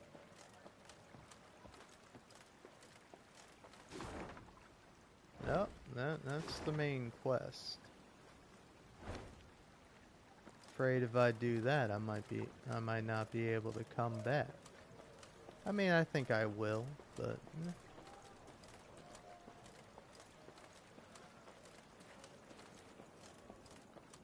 never a bad idea to make sure, I think.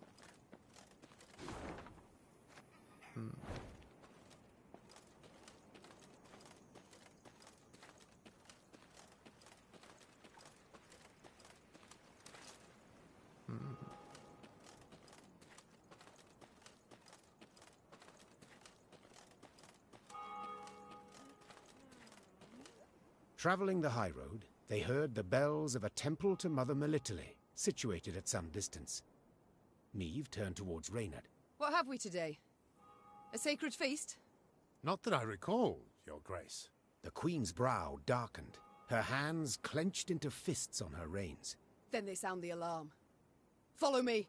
Stained glass shards glinted in the grass. Bits of down, ripped from quilts, wafted through the air. The priestesses, gathered in the yard, were seeing to wounded pilgrims, setting toppled, oft beheaded or armless statues back on their feet. What happened here? The strays of Spala fell upon us. Sighed the prioress. Stole the offerings, the monstrances, holy books. My lady, I implore you, come to our aid, recover what's rightly ours. Ever clever, Meve's scouts soon discovered the bandits' tracks. They led to some thick hazel groves east of the temple.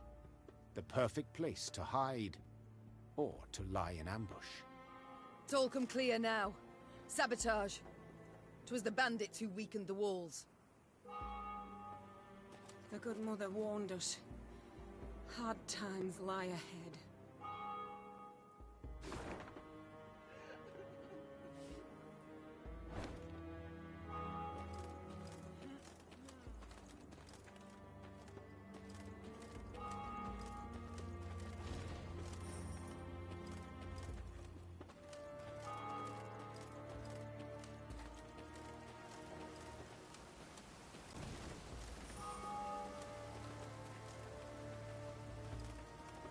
Your Majesty, turn back!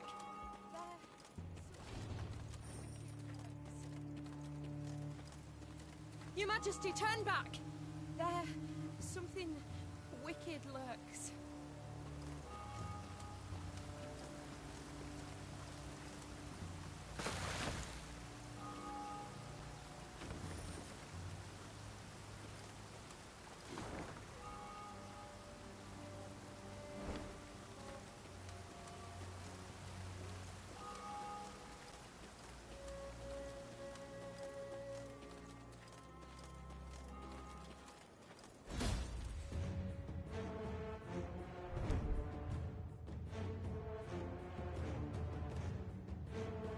This sacred cemetery had once been an oasis of peace, a place of prayer, reflection, and meditation. Alas, necrophages now scuttle among exhumed graves, and human bones litter its grounds. The priestesses believed the beast's sudden appearance heralded some impending woe. Yet in what form, what fate awaited Lyria and its people?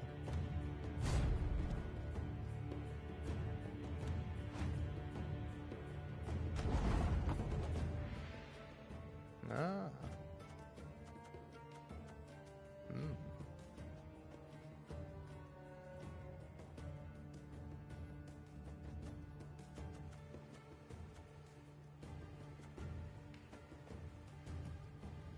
You can try to win them all, but you won't.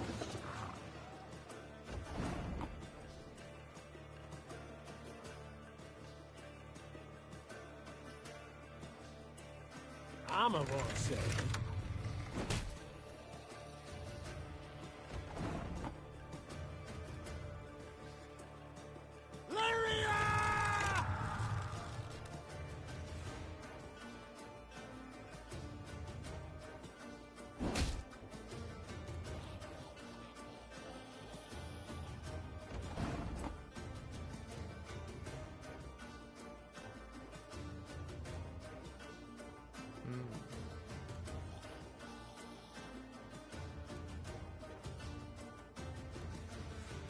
One boat's all I need.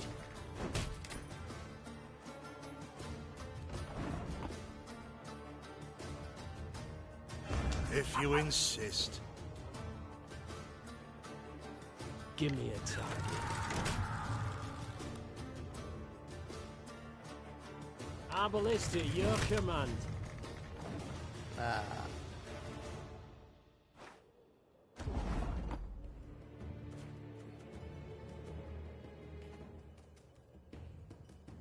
You can try to win them all, but you won't.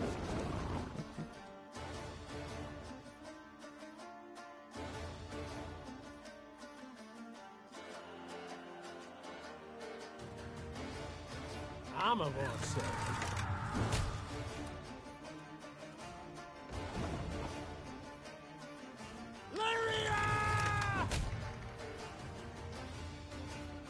Let's see.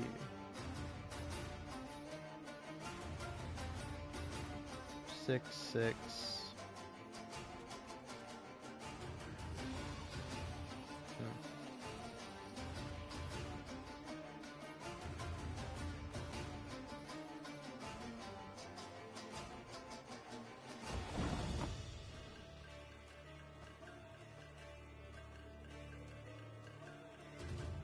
A lesson in humility coming now. One boat's all I need.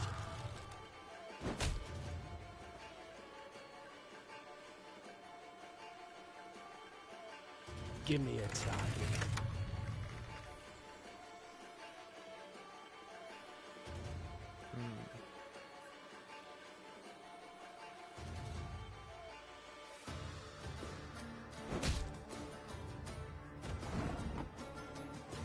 Our ballista, your command.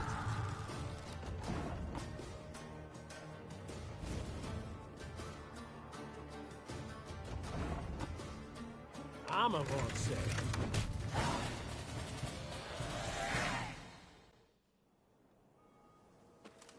All right.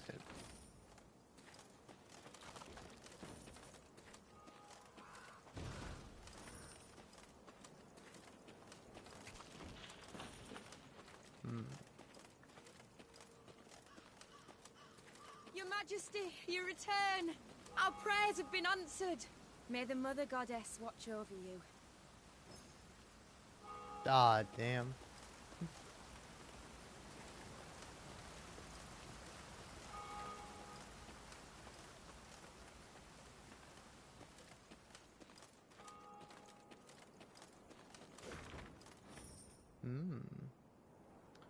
Time heals all wounds, they say. That memories fade, that the nightmares would end and my pain would cease. Yet 8 years have passed since I left the world behind. Naught but not but prayer. Ah, fuck. Time heals all wounds, they say. That memories fade, that the nightmares would end and my pain would cease. Yet 8 years have passed since I left the world behind. Naught but prayer, confession, and reflection. I wonder still how my life might have been different had I refused that last mug of ale, had I nursed a child, had I pulled back on the reins more quickly. I prayed for forgiveness once, now I pray only for an end. May it come swiftly. Damn, that guy died like a true American, drunk, driving, and killing a kid.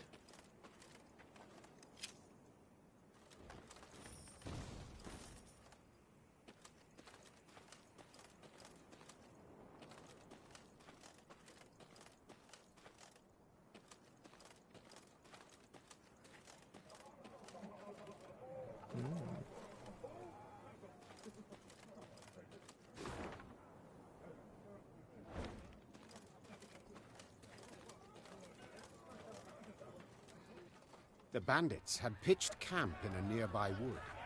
Spirits buoyed by the wine they'd stolen from the cloister cellar, the brigands had not posted sentries. Another round!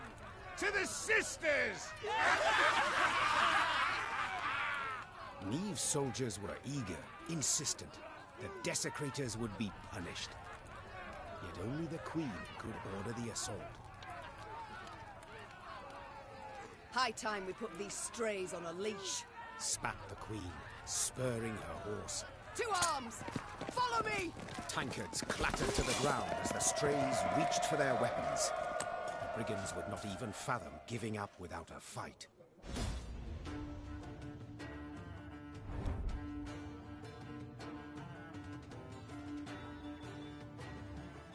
Had the brigands chosen to hide in the dense forest to station a guard, this battle might never come to pass, and they might have slipped away with their prize. Alas, they were drunk on victory and confidence. Or, perhaps the gods, thirsty for vengeance on the blasphemers, had dulled their vigilance.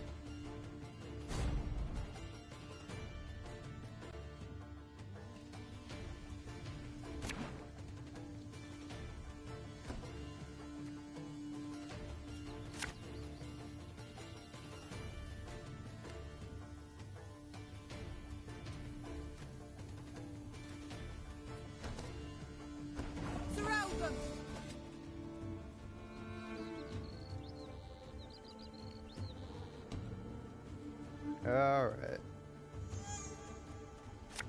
Think first things first, gonna play you. I'll relieve you of that pouch.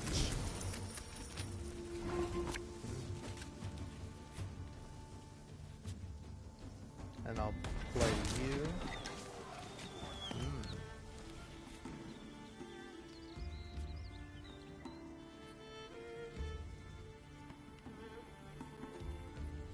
Yeah, I think go ahead and boost you.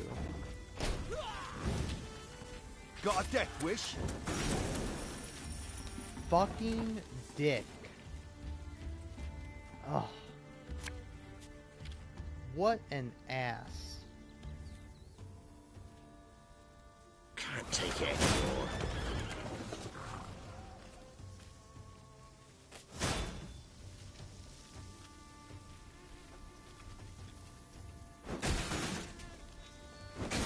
God damn you to fucking hell, man. Have it the white of an eye from half a league away. Regroup! Oh yeah, forfeit me.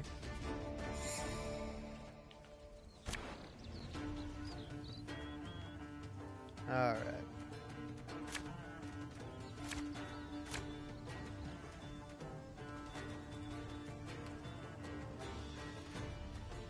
Let's see, I don't know.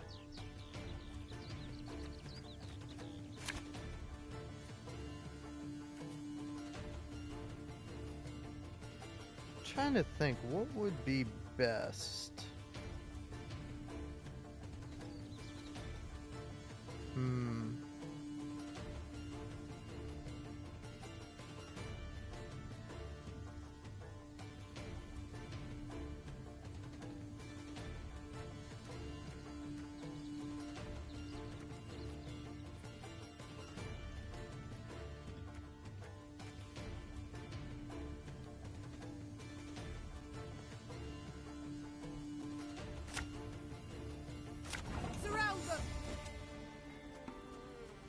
Alright.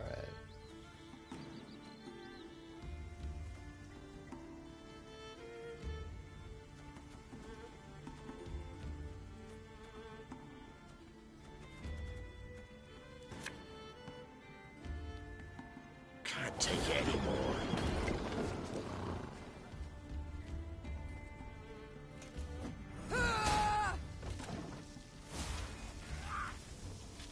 The mist's gonna pass me those lovely earrings, or do I tear them off myself?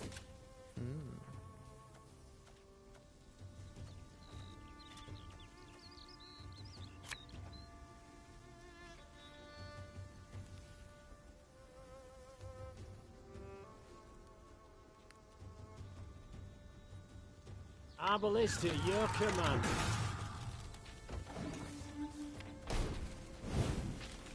Looking to dance, mate?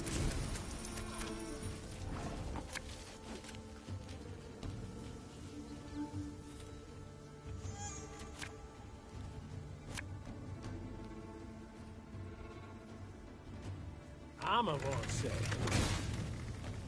Alright.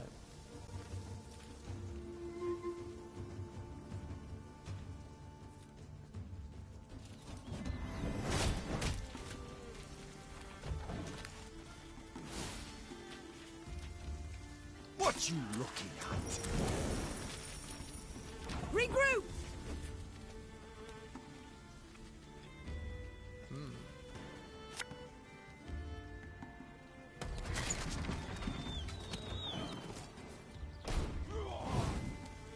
Stick 'em up, high as the clouds, now!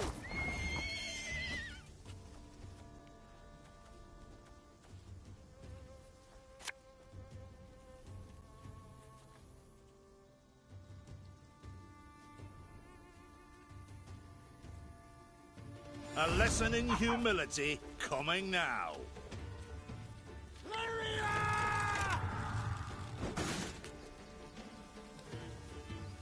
Got any pebbles? Hungry like a wolf, I am.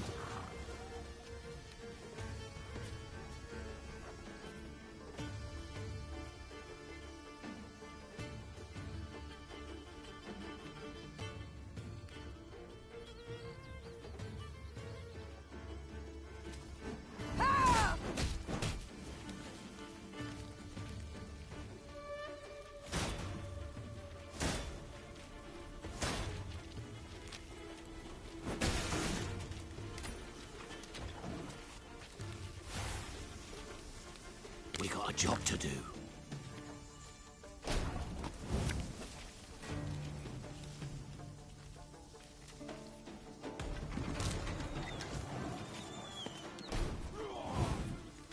You can pay the toll in one of two ways.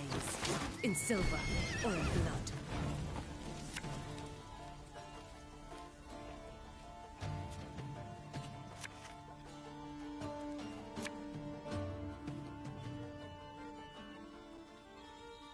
Army's a waste of time for one like me.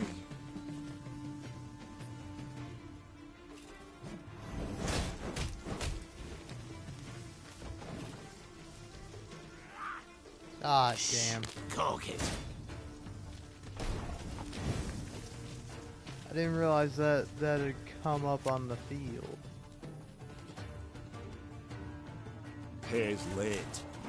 Again.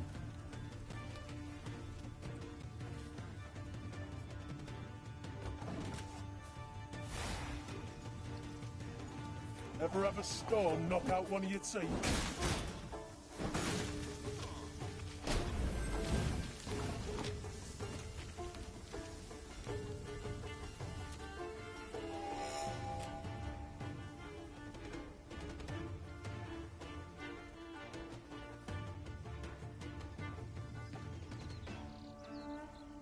One bolt's all I need.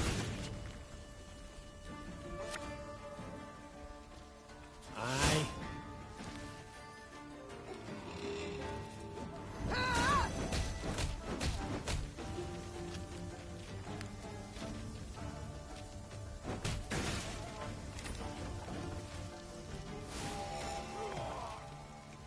I've hit the white of an eye from half a league away.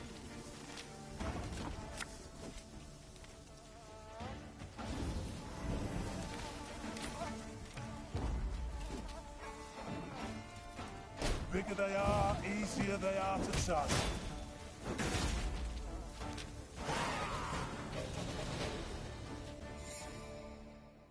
The Queen's company defeated the bandits and recovered the loot.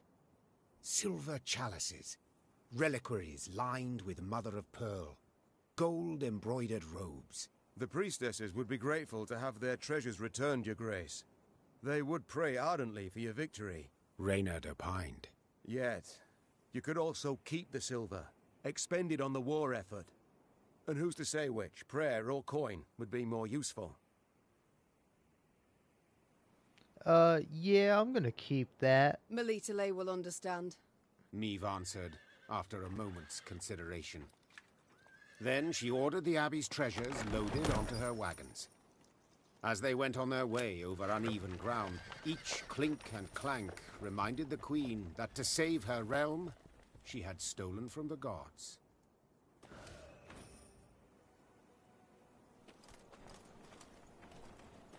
Oh, you're all mad at me. I don't care. My gold. Sure, you can bind a rabid dog, tie his four legs together, but you'll not stop him from lashing out and biting. If you say so.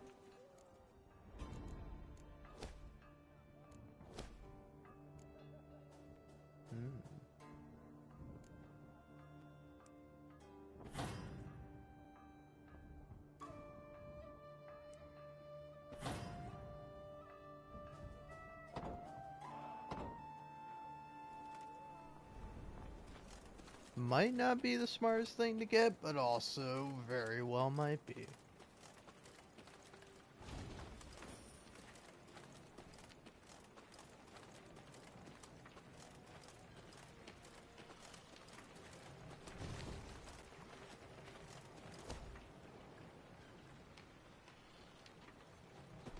Yeah, why not?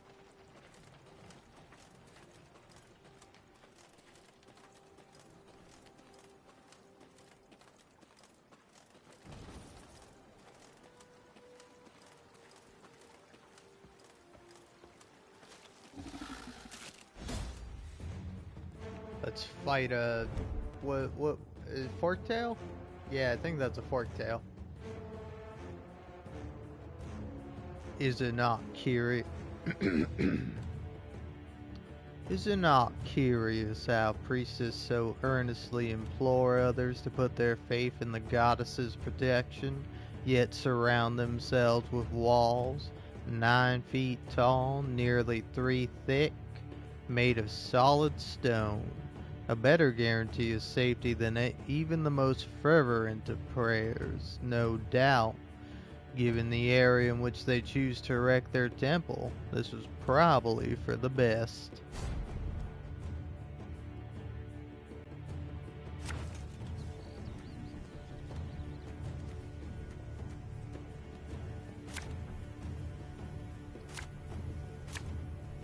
Damn.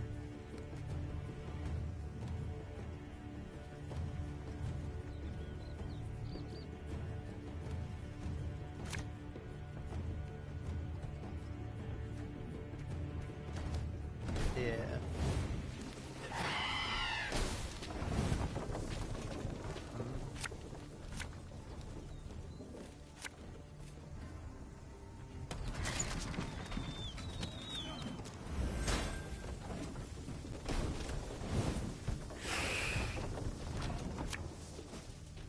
Left, right, left, right.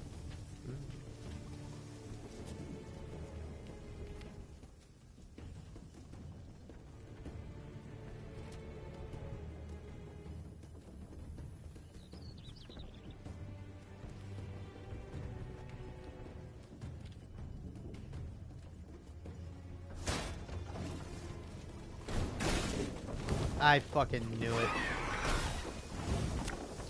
God damn you, game.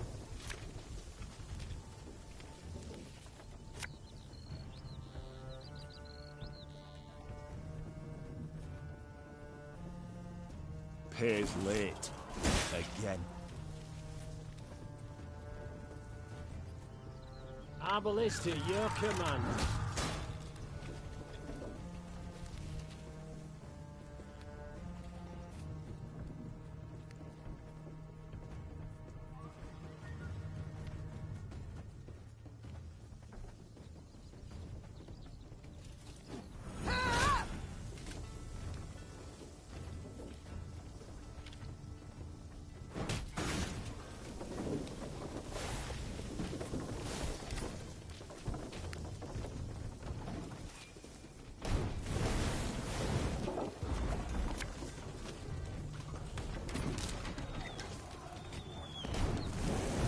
Oh.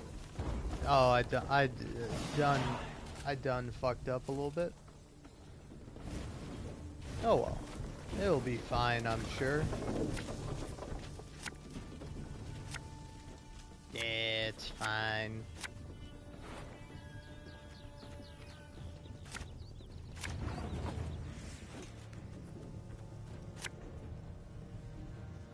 This harvest, we'll be reaping black-clad heads.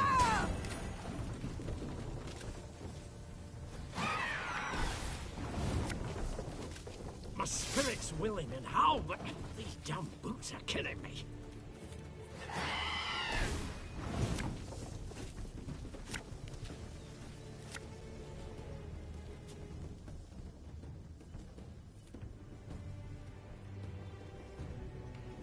Armor won't say.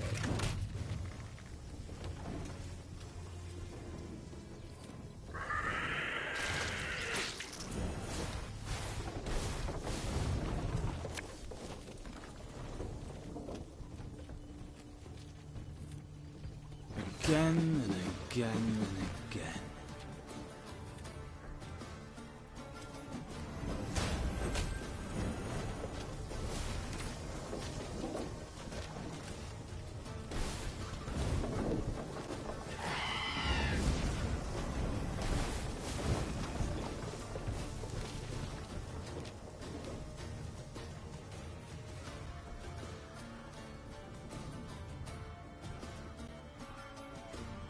There's a time to reap, a time to sow, and a time to die.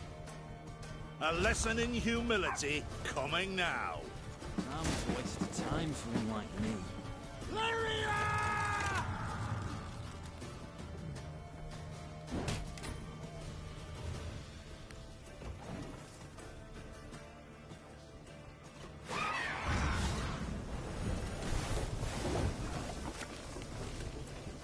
One bolt I need.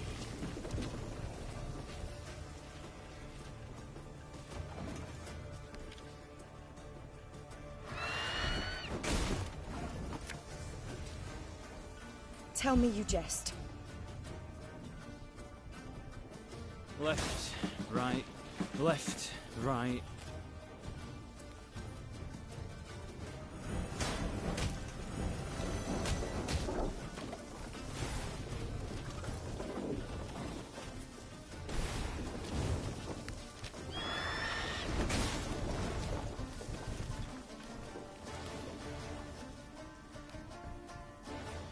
Give me a target.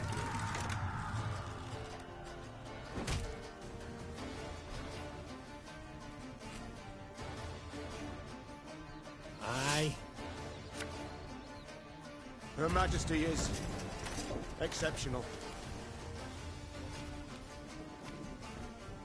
Can't take it anymore.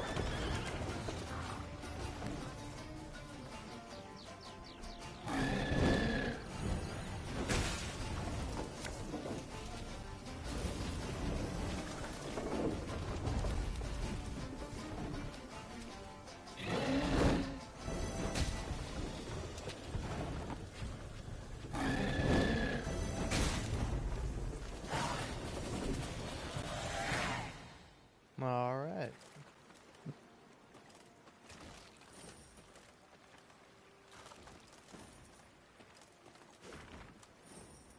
Ah. Fortune. Fortunes smile upon us. Those priestesses bought my story, blubbering and all. They accepted me as a pupil, but getting me hands on the cellar key was the tricky part. Still, I've gotten it now too. They've riches stacked to the ceiling. Gods be praised indeed. Wait for me tomorrow night at the foot of the embankment on the south wall. I'll carry what I can manage. P.S. Keep an eye out. Probably just a wives' tale, but I got words some of some sort of nastiness has taken root in the wood.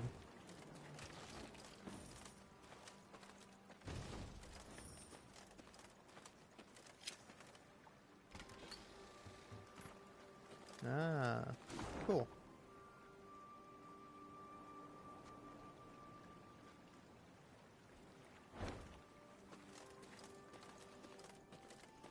Melitele watches over us all, yet you do well to remind her through supplication.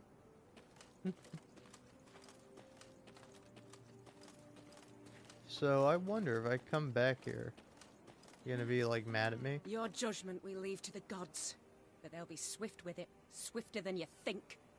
Your judgment we leave to the gods. Alright.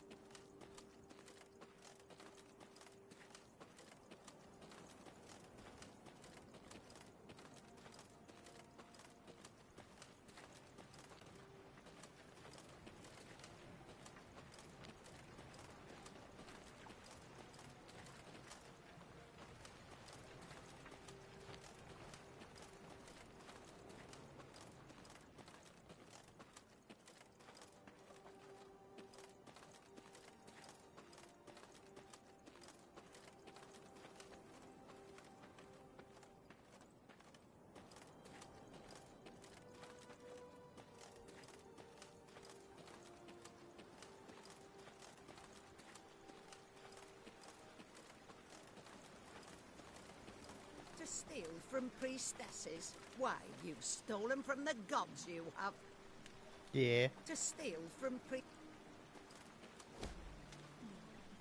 Hmm.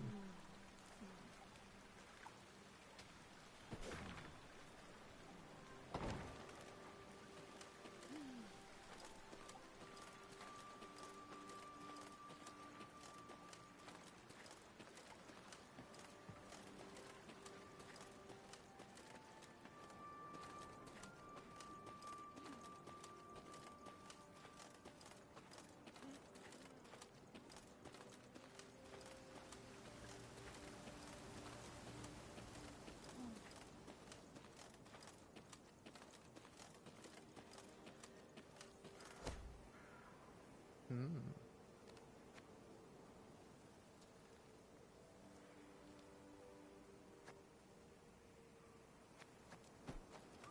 Yeah, I'll weigh on this.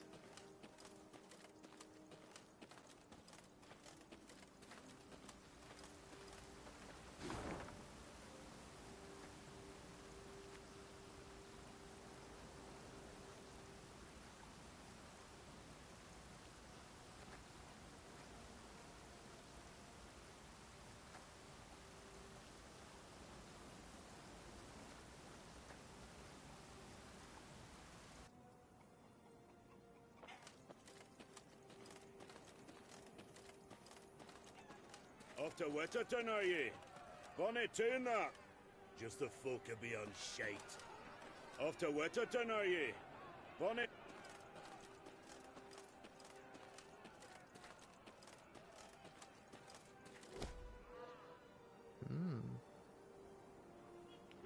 My lady, the locals claim a treasure is hidden within the cave.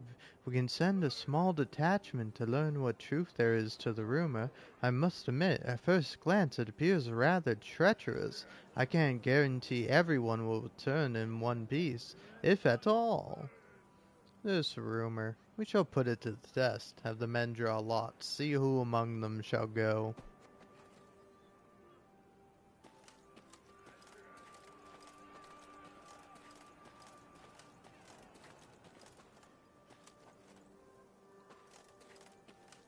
The Lyrians entered the graveyard. Crickets chirped in its tall, windswept grass, and lush green moss covered its crumbling gravestones. Only a fresh bloodstain upon a mausoleum wall suggested that something disturbed the dead in their rest and hunted the living. Save your tears. Throw off your grief. An eerie voice sang, its ghastly lament standing Maeve's hair on end. Soon your life too shall cease as you pass into to the eternal glow. A pockmarked, pustule-ridden creature crawled out from behind some gravestones. It vaguely resembled a shriveled, hunchbacked hag, until its head split into two halves, forming a tooth-spiked maw. Attack! Everyone!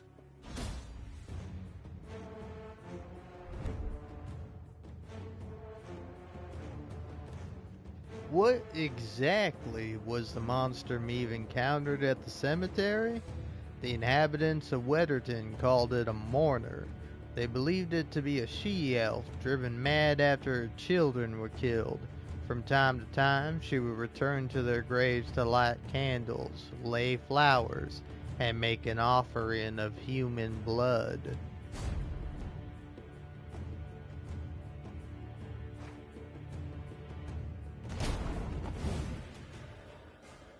Alright.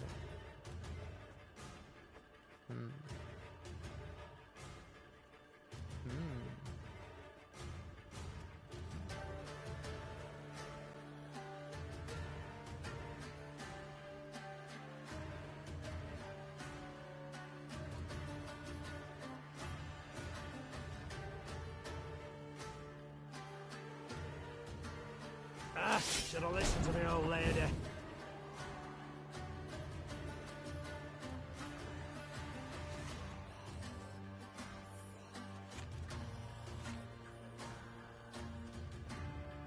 Armor won't serve.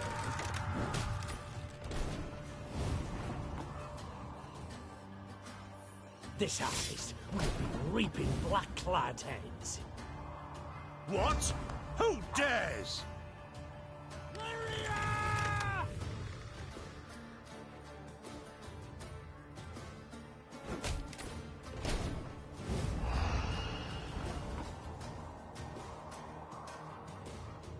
One bolt I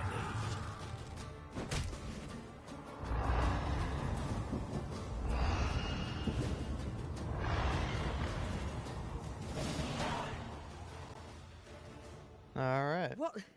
What was that filth? The queen croaked hoarsely as the dying monster writhed in agony at her feet. I know not, your grace, replied Reynard. But to be safe, I would have the corpse chopped up and burned. Elsewise, we will not be certain it shall not return. Yes, have it done. Meave said, brushing her hair from her beaded brow. But quickly, lest dust catch us in this foul place. The Lyrians soon resumed their march. As they left the cemetery behind them, some believed they still heard the haunting dirge upon the air. Or was it just the wind, whistling past mossy tombstones?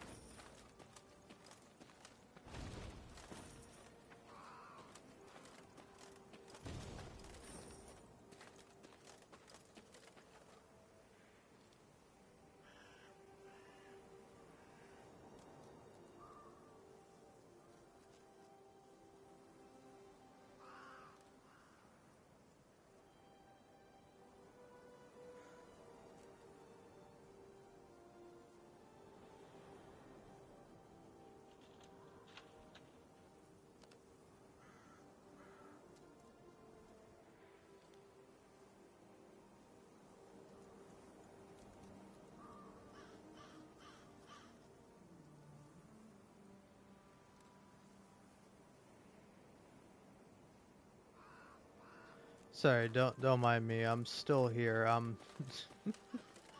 This is stupid, but I'm posting a TikTok just cause. I was like, I haven't posted a TikTok in a while. I should probably post a TikTok. And now I am. Alright. 20 likes. Ooh, I know. Big money bags over here for me.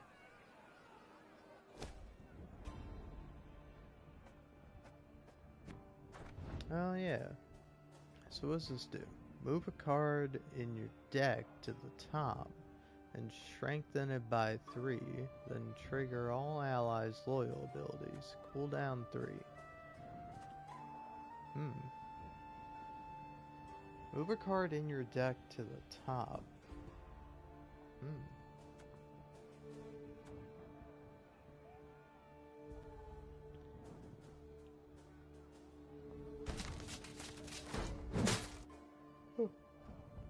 I don't know, it's about the same either way. I think I'll keep this one. I just think it's the best.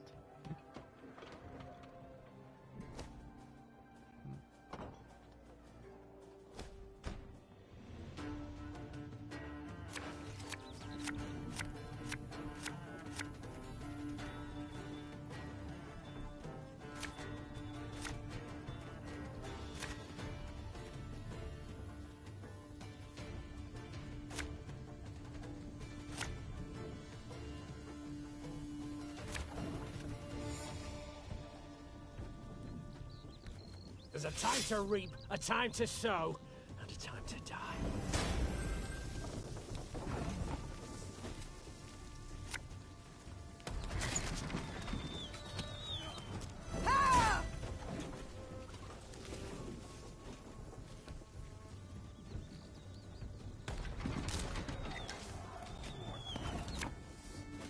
Got any victuals?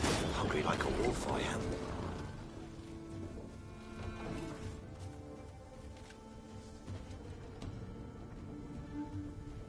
You can try to win them all, but you won't.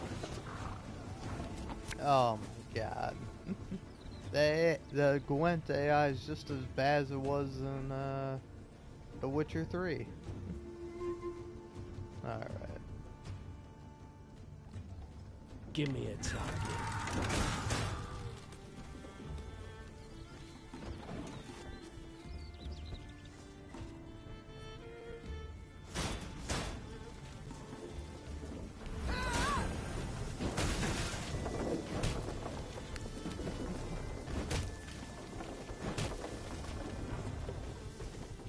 What? Who dares? Can't take it anymore.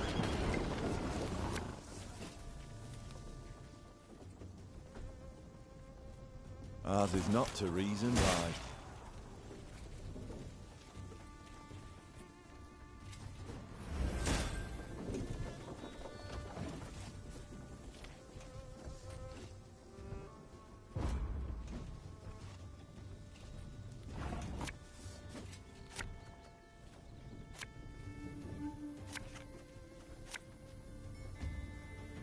Arbalista, your command.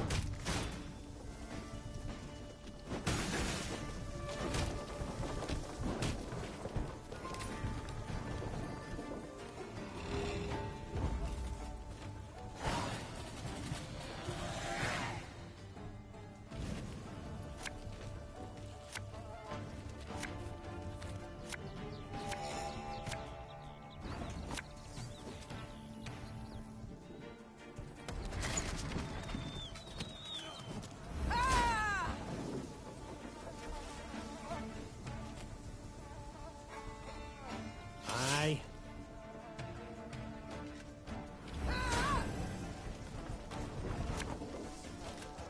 Left, right, left, right.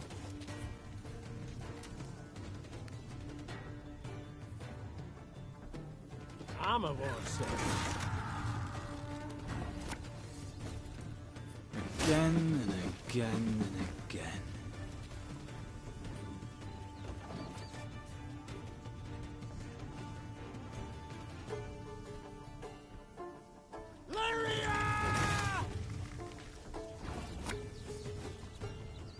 An army's a waste of time for one like me.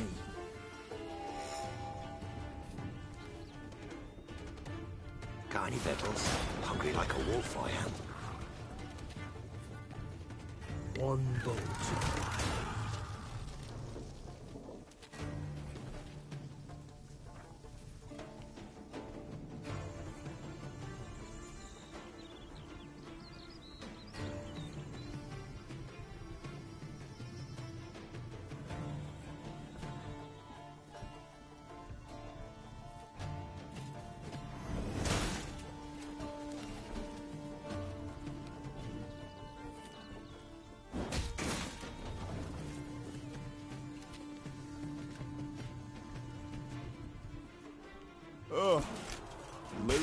flummoxes.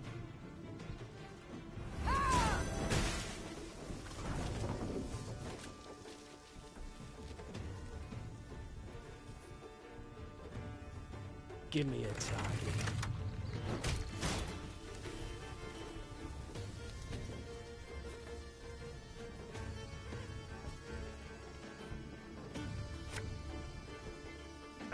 Should have listened to me old lady.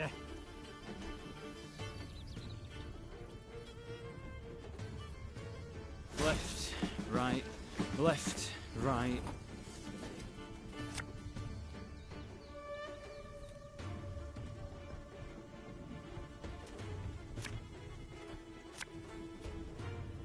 This harvest will be reaping black-clad heads.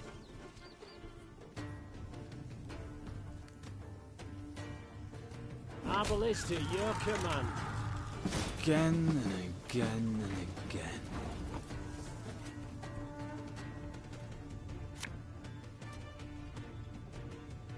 Company! Forward march!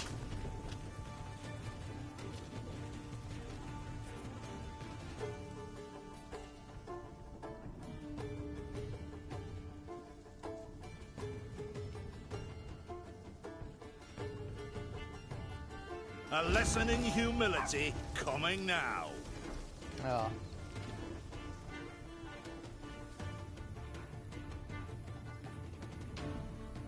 I'm a won't say.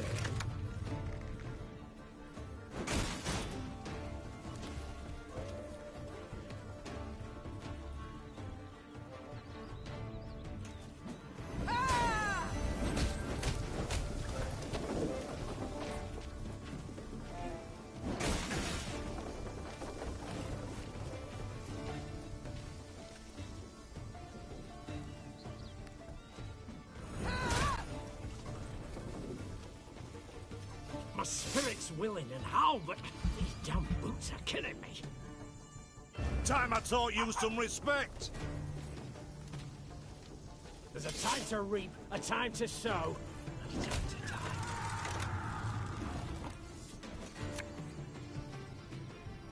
Aye.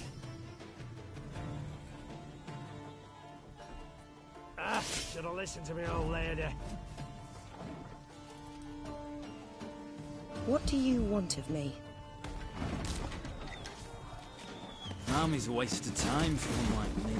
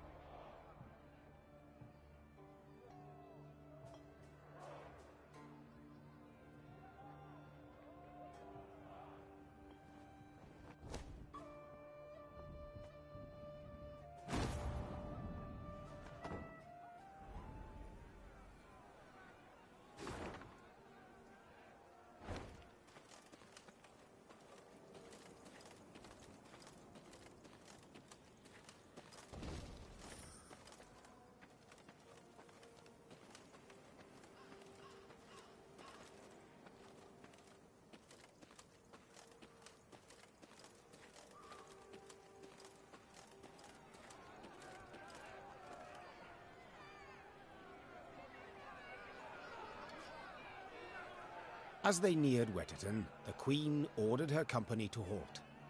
She then sent men to the town for supplies. Those sent returned more quickly than she'd assumed they would, their satchels empty, their mounts foaming at the mouth. Your Majesty, the townsfolk have gone right mad. Herded all the elves and dwarves at Market Square. 'Tis a slaughter. The Queen knew well that if she failed to intervene, the town's streets would flow with non-human blood. Just as she knew her meager force might not subdue an enraged crowd. What is your command, your grace? Reynard's question pierced the silence. What can it be, dear friend? Answered the Queen, then spurred her mount and rode off towards the town. Her troops followed, running as fast as their legs would carry them. When they passed inside the town gate, they saw corpses lining the gutters. Meve realized she had arrived too late to prevent a tragedy. The crowd was drunk on blood. Its rage would need to be quelled with an iron fist.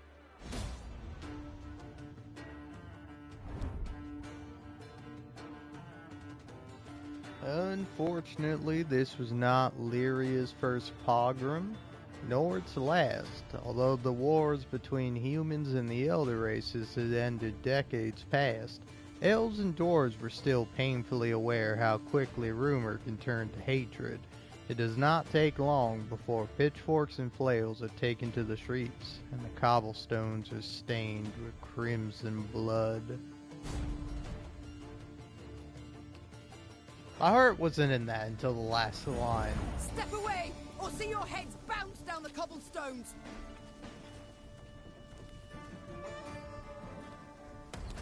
Reynard, who started this? I must know.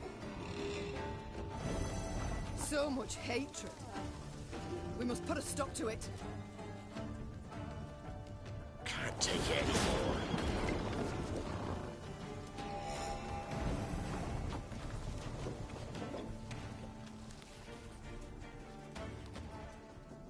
Her Majesty knows. We must strike the largest clusters. Disperse the mob.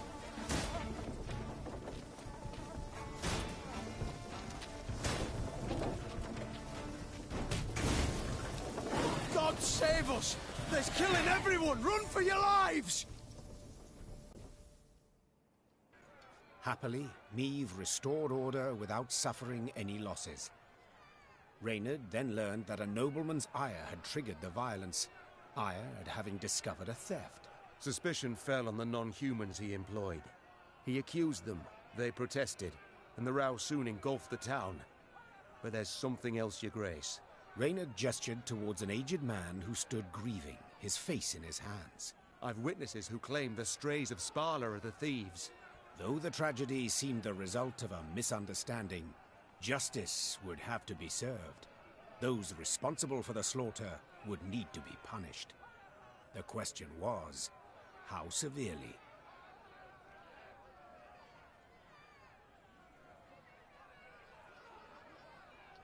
Ooh, yeah, you know what? I'm fucking hard. I don't know. Maybe I should have him whipped. I don't know. I'm kind of curious. This might take me a little minute, but I want to see if I can't find what I'm looking for.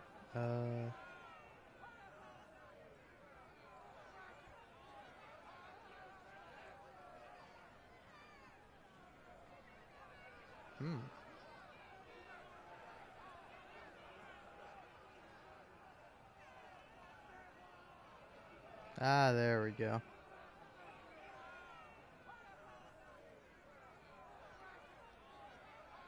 Man, I gotta say, out of all the streams I did, my Thronebreaker ones did pretty well.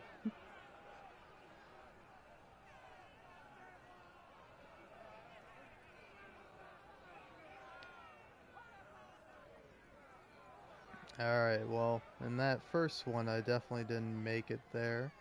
Second one I did, 5 hours long.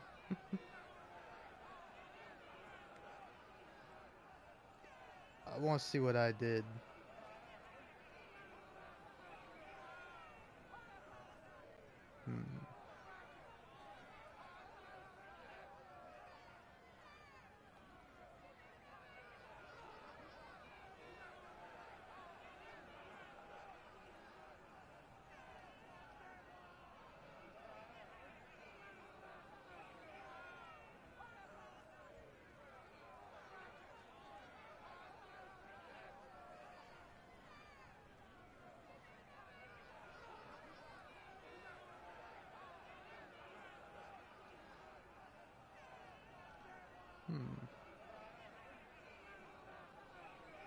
Ah, there it is.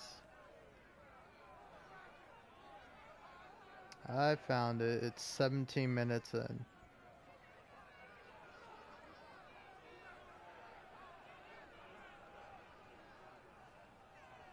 Ooh, I hung him.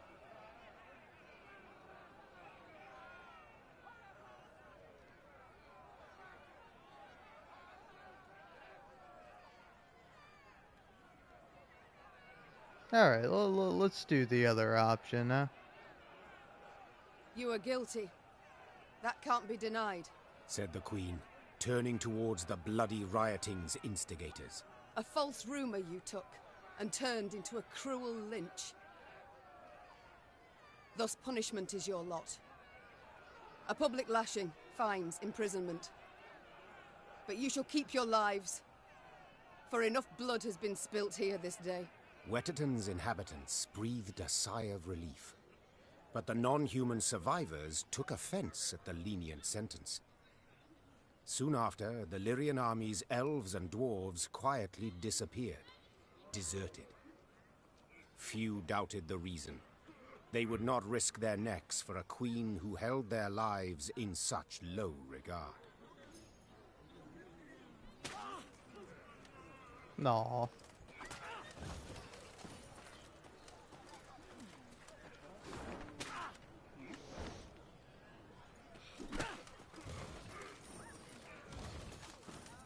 Well, sorry, folks.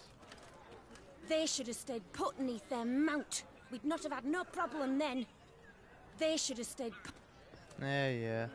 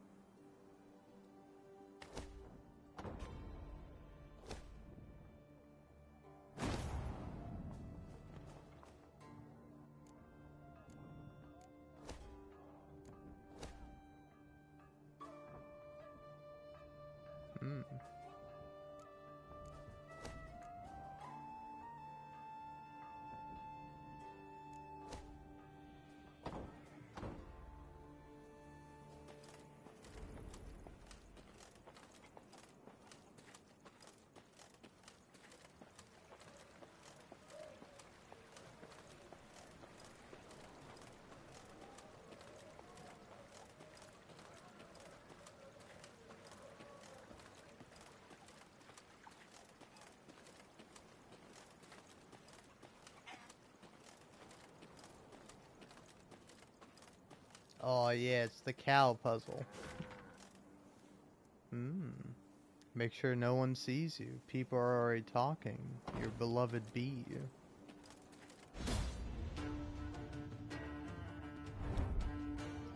The peasants of Lyria have a saying. Flog a cow in her ilk and you'll get a blood in place of milk. Young herdsmen naive enough to ignore such folk wisdom rarely live to a ripe old age.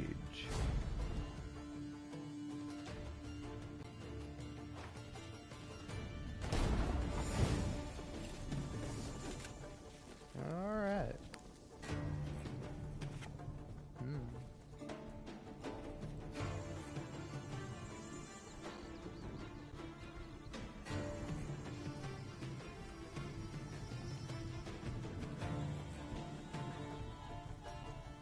Our ballista, your command. Oh. Okay. That was not the right thing to do. Army's a waste of time for one like me.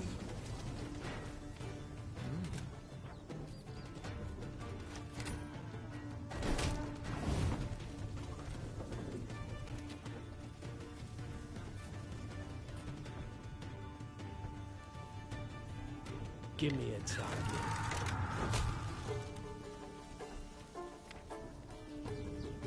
Our ballista, your command.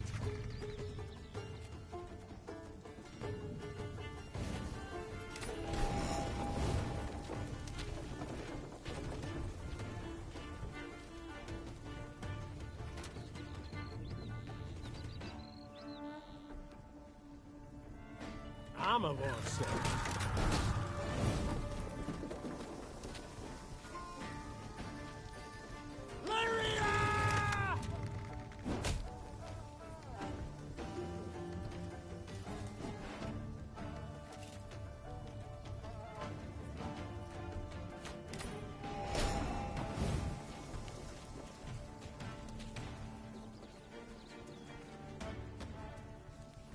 Her Majesty knows what she's doing.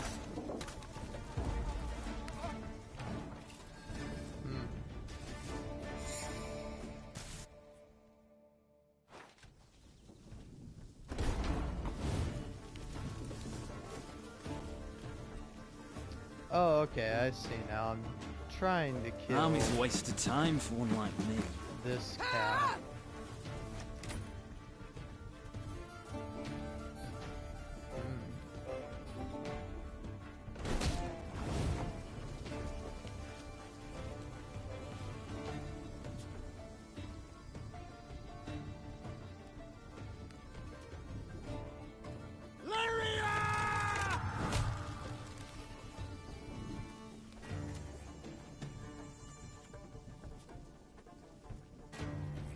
One bolt's all I need.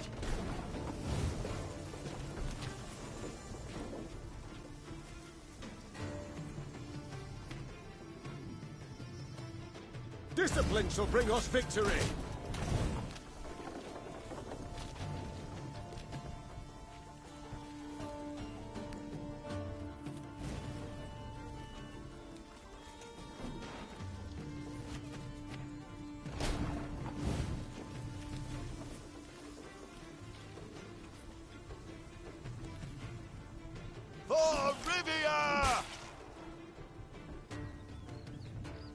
Give me a target. Didn't get that time. No, I can figure this out. All right.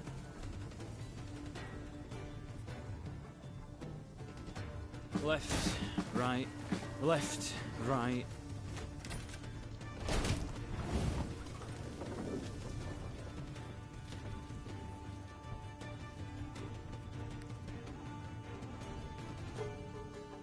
Give me a target.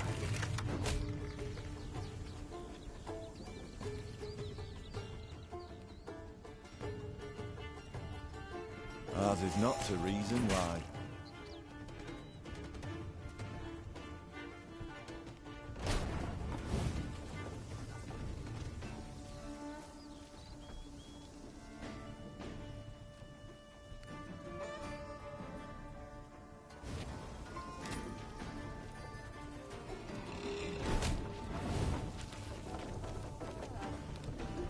Again and again and again.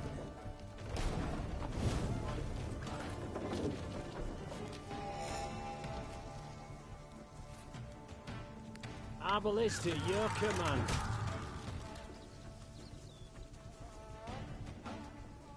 We must trust each other.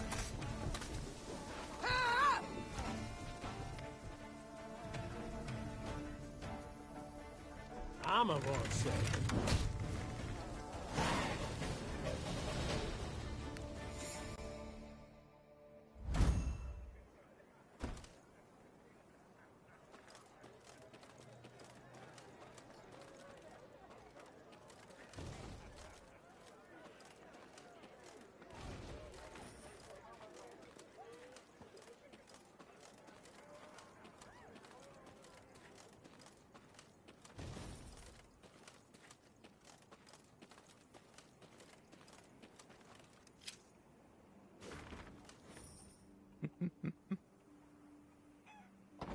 I don't feel like reading that.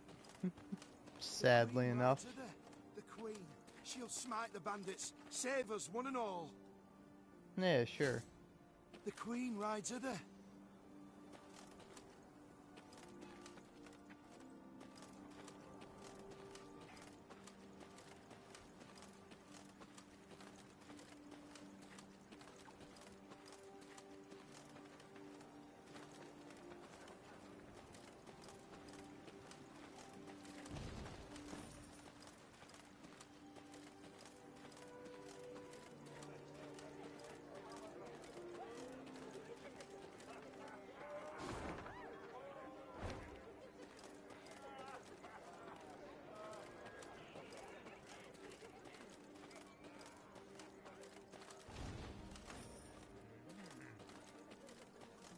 Good folk, the Queen's returned. Welcome her we must. Tribute in hand. Ah, our queen! Why pretty as a painting she is! Ups, ups, merry little plant, weddings without ye, revel we shan't. Folks say the black-clads come our way. I say let 'em! We've pitchforks enough for 'em all!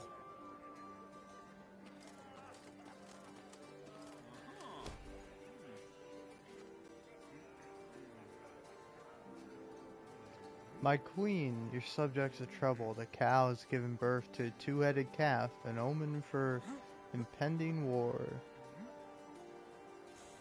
Nah. Kill the little calf. I don't care if it sees double the stars at night. I'm running an army here.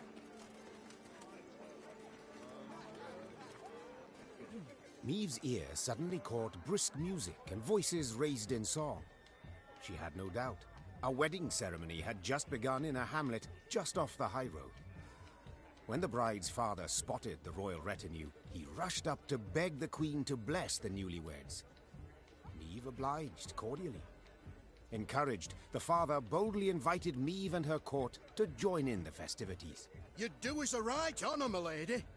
And your men would bolster their strength afore to march ahead. We beg ye, eat, drink, and rejoice with us.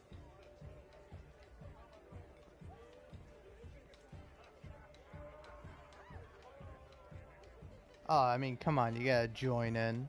I haven't slippers to dance in, but I trust I'll manage somehow. Lead on, good man. The nuptials took place in the shade of a vast oak tree. Then the newlyweds and their guests walked in procession to a barn adorned with flowers. An uproarious celebration ensued. As she watched her soldiers dance shoulder to shoulder with peasants, Maeve felt a surge of pride at being their queen. The heart of Lyria. It beat most powerfully here, not in the gilded halls of palaces. Suddenly a cry went up as strange armed men rushed into the yard. There's the lass! Grab her! Before anyone could stop them, the bandits took the bride and fled into the woods. The drums and fiddles, suddenly silenced, were now replaced by weeping, moaning, angry calls for pursuit. Deep grief upon his face, the host turned to Maeve with a plea. Milady, we beg of you, help us! We'll not leave you wanting, good man. Shouted the queen, slipping her feet into her stirrups. Follow me! Yeah! The earth trembled beneath the weight of horse and hoof. Tankards laid out for a midnight toast to the bride and groom clinked prematurely in the quake, and the Lyrians charged forth into the dark wood.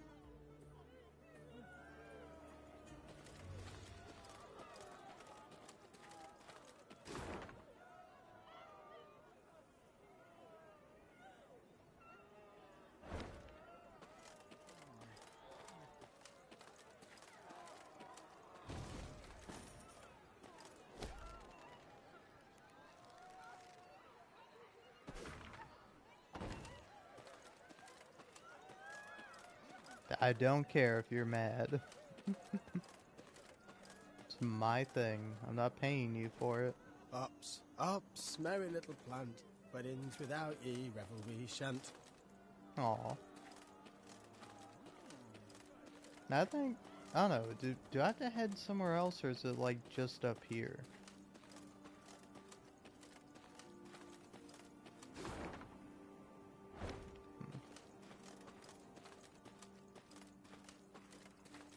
Oh yeah, there we go.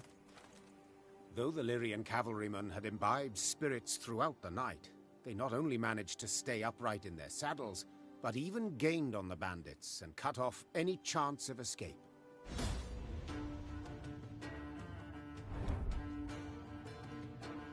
The battle was waged. The battle was waged in a dense, dark wood.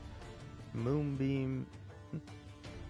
The battle was waged in a dense, dark wood. Moonbeams scarcely piercing its canopy. Had it not been for the bride's radiant white dress, the Lyrians might not have determined the enemy's position, and so, seeing double, they staggered to battle, The taste of cold vodka still on their lips.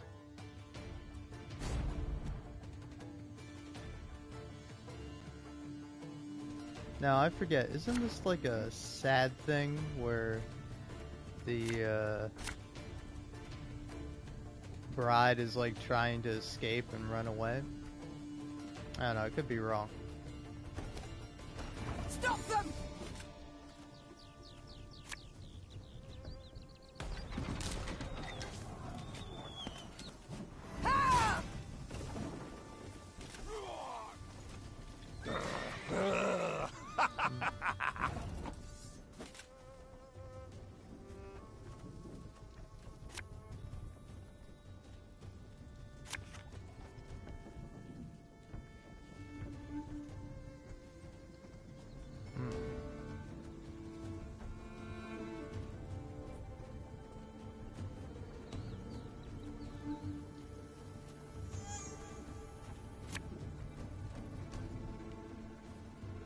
Army's a waste of time for one like me.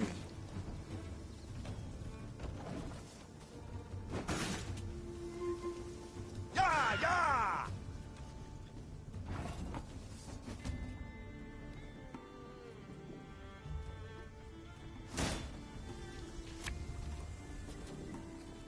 Got any victuals? Hungry like a wolf, I am. This harvest, we'll be reaping black-clad heads.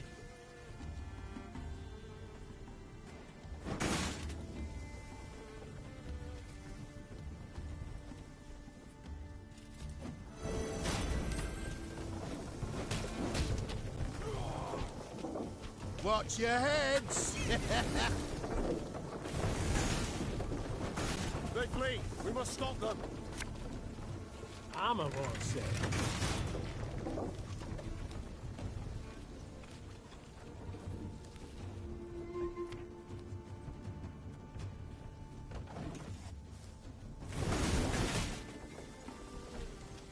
Catch! Rude.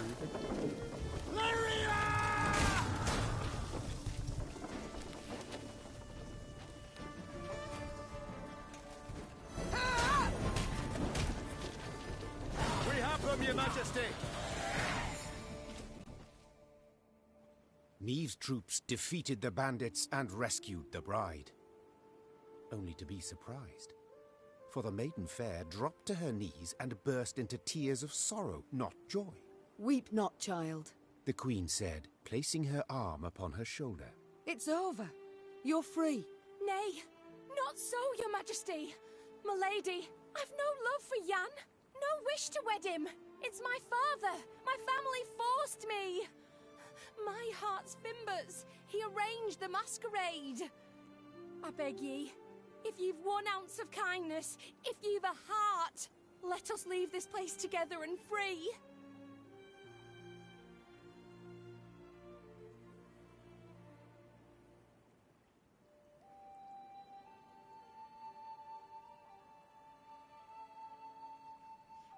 All right.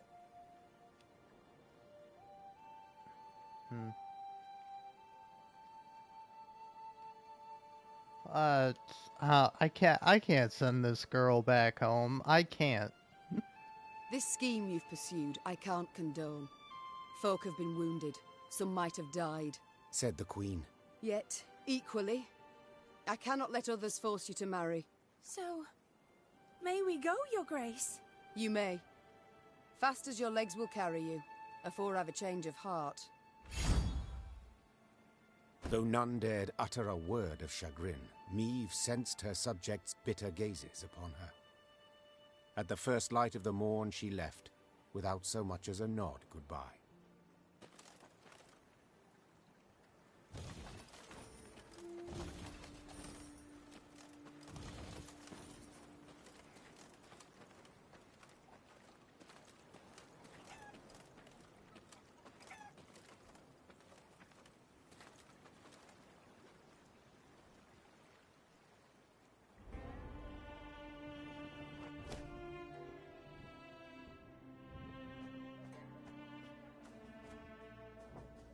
Oh, I got a decoy.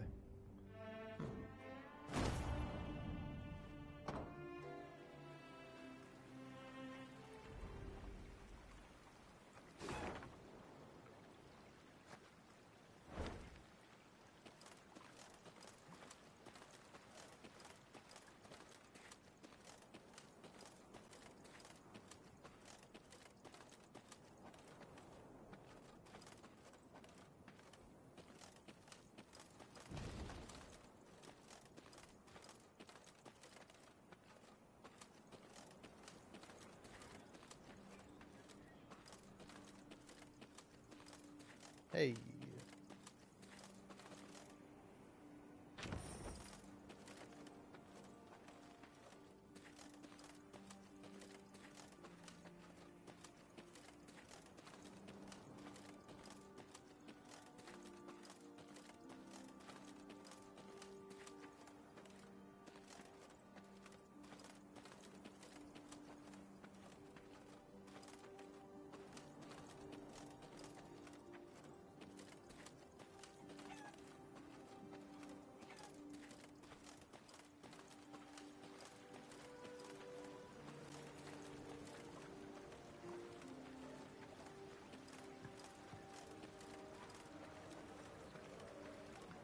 Oh, man.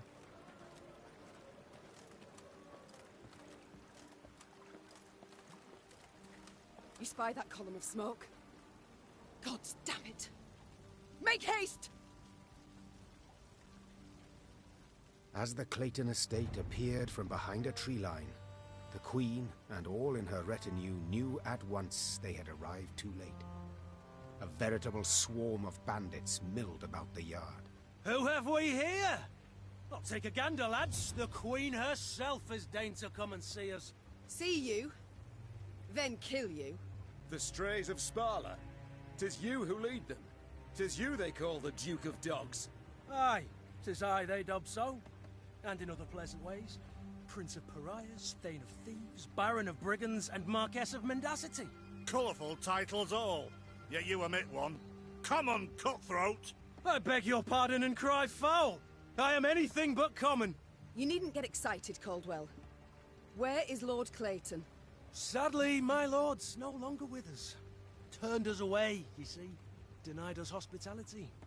A sacred right, after all. Angered the gods mightily, I expect, as he promptly met a tragic end. Fell in the well and broke his neck. I've heard enough. To arms! Attack!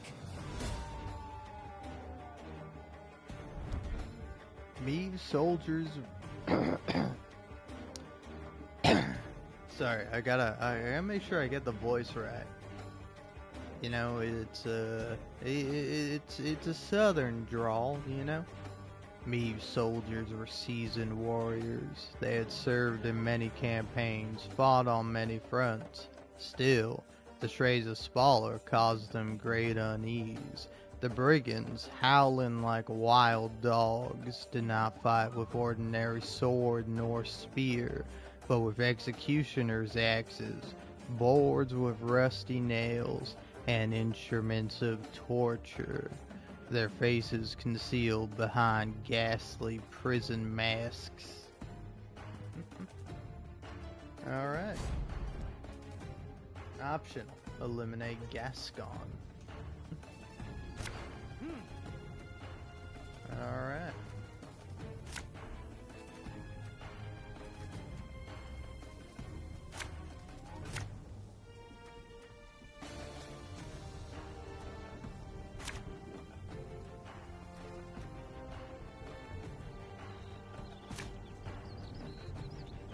Yeah.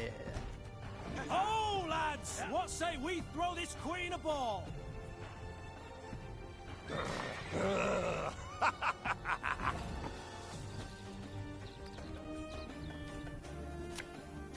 My spirit's willing and how, but these damn boots are killing me. Oh man, the music in this game is fantastic. How you not gonna love this track?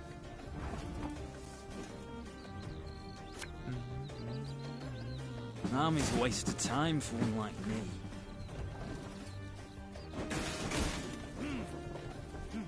Watch your heads! Stand back! There's some alchemical concoction!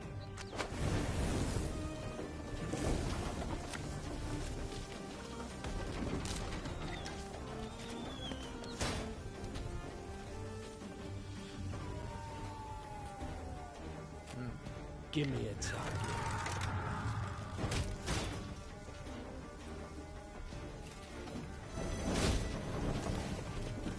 Well, well, my congratulations.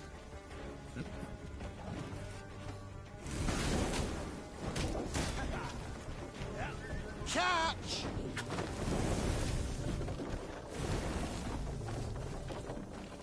Alright, pretty rude. Got any victuals? Hungry like a wolf, are you? This alright.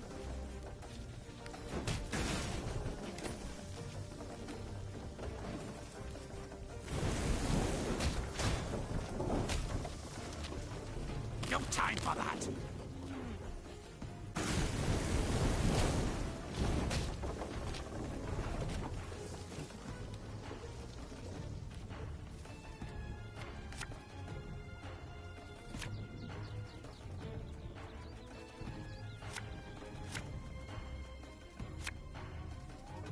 Oh, Lyrian lummoxes.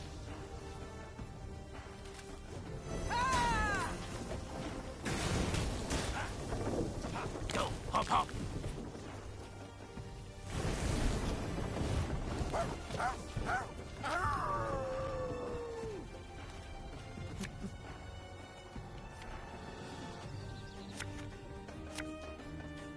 Our ballista, your command.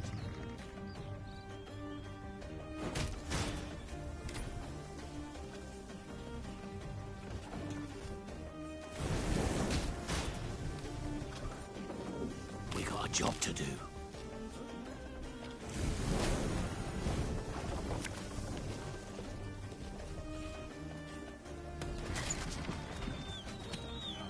Oh, fuck.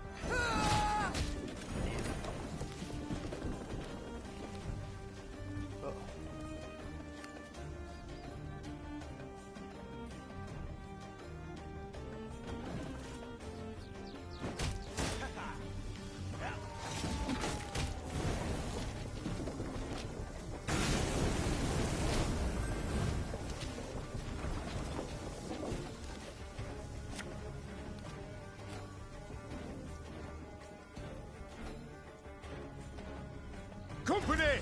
Forward march!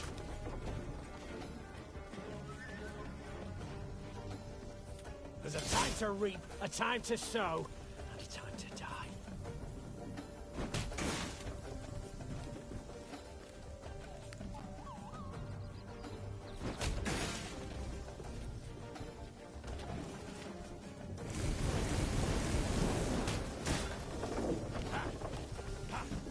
We'll catch 'em all!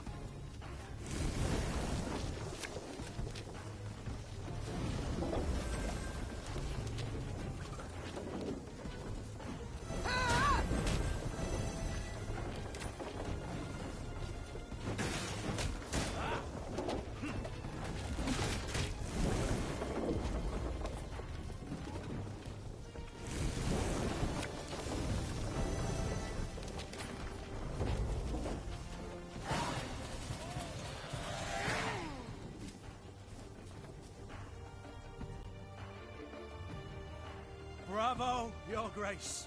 Well played. I can't say the same for you, I fear. You'd have done better to die in battle. Bound for Lyria now, where the hangman will have his way with you. Splendid! I've ever wished to see the capital. Quite certain of yourself, you seem. Many afore you have braided nooses for me, Your Grace. Yet as you see, my neck's straight as a pike. My threats are never hollow. And if it's an escape you weigh, well, we've yet to see any man abscond from the dungeons of Lyria Castle. I'd hope so. For to be known as second just wouldn't be worth the trouble. Ugh. Take him away. As soldiers placed the Duke of Dogs in shackles, there was a sudden commotion. A messenger rushed in, sweaty, gasping for air, smelling of smoke and blood. His gaze spoke terror. Your Majesty, Graces, Nilfgaard's crossed the Yaruga.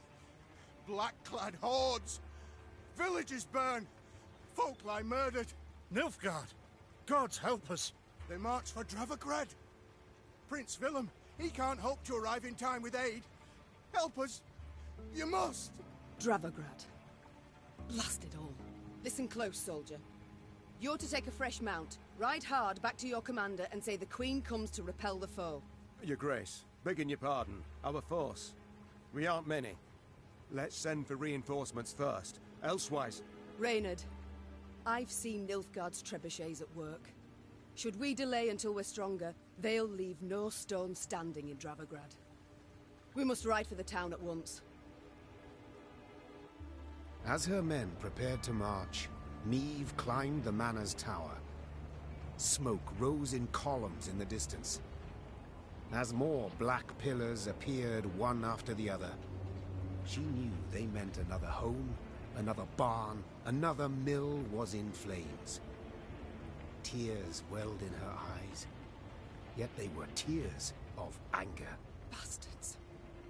If it's war they seek, it's war I shall bring them. Reynard, prepare to ride!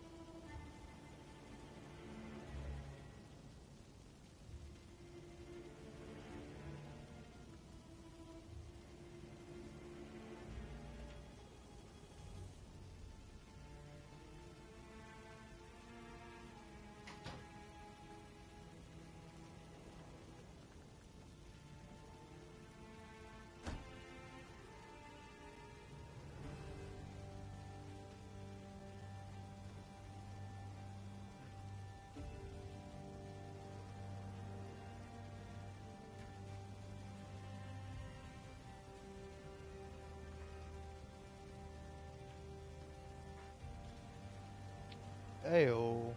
Sorry about that. First bandits. Nope. Didn't mean to do that. But whatever, shut up, Caldwell. I made myself a sandwich during the cutscene.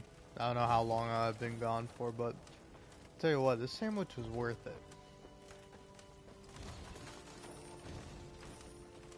And, you know, I'm okay admitting this. This is the, like, easy man sandwich, you know? This is the sandwich you make if you're an incompetent little baby man like me. Because, it consists of 3 things. Bread, 2 slices. Ham, however many slices you want. I went with 4. And then mayo on either side of the bread. And goddamn, it is delicious. Well worth leaving my stream to go make it, I say. Suddenly, Meave's force found itself marching straight towards a Nilfgaardian company. To the Queen's surprise, the invaders did not immediately assume battle formation. They proceeded instead in her very direction without a sign of panic. The man leading the Nilfgaardians was clad in rich robes. He exuded pride and the scent of musk. I am Trahaern var Vdifir, Your Majesty. I was asked to present your esteemed grace the ultimatum of the forces of the Empire of Nilfgaard. The envoy cracked the seal on a scroll, unfurled it, took a deep breath, and began to read. I, General Ardal Ebdahi, demand the immediate and unconditional surrender of Lyria and Rivia. Elsewise, I will burn down every city, town, village, and temple, place all your subjects in chains, and your armed men, defeated and captured, I will hang along the roadsides as a warning to all others in the barbarous north. As the final threat echoed in Meave's ears, the envoy put away the scroll and stood waiting for her answer, a mocking smile on his face. He allowed himself this insolence, believing the immunity accorded diplomats would shield him from any form of royal ire. I thank you, sir. A sophisticated missive that proves beyond a doubt Nilfgaard's superiority over the culturally backward north. Answered the Queen in a voice frostier than Mahakam's snow-capped peaks. To delay this matter I see no reason, so I give you my response to His Excellency. Go ahead and try, Whoreson. That said, Meave slapped her mount with her reins and galloped away, leaving the Nilfgaardians in dust. Envoy and escort turned to go whence they came, the Lyrians sending them off with a din of whistles and curses.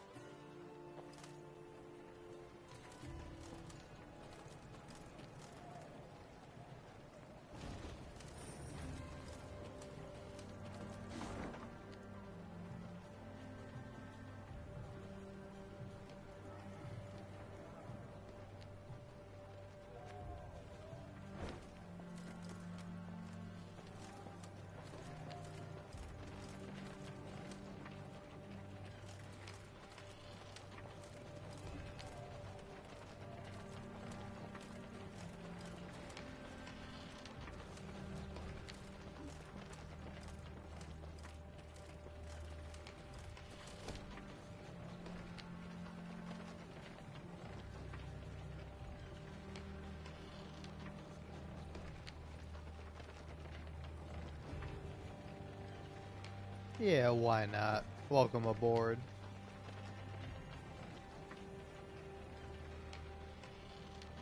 Man, goddamn. That sandwich, like, just fucking hit the spot.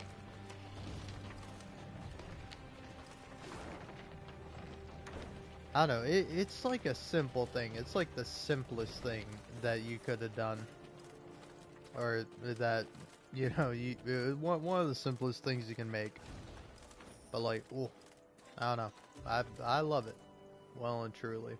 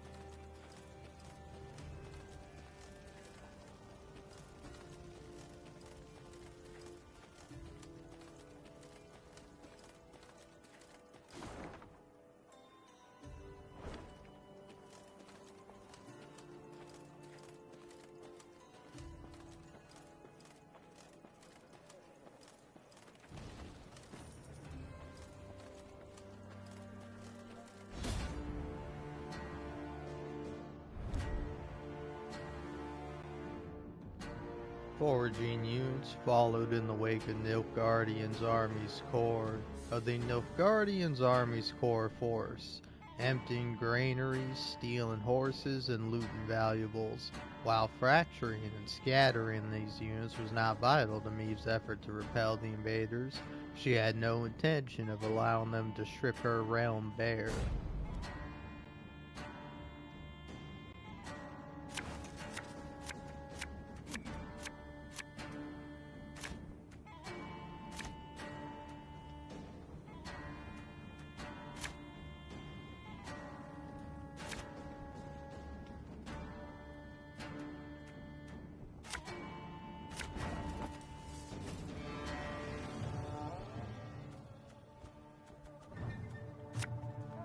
This harvest, we'll be reaping black-clad heads.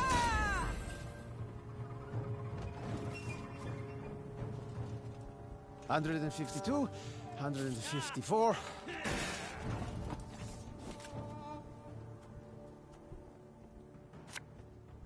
My spirit's willing and how, but these damn boots are killing me. Yes?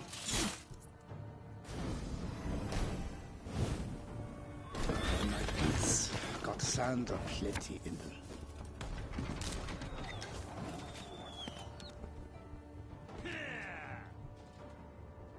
Scrubbing duty again? Oh, gods. Pays late. Again.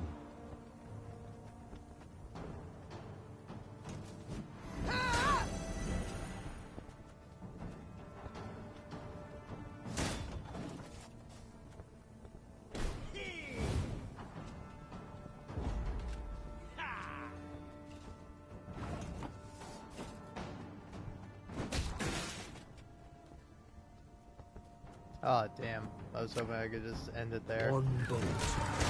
Alright.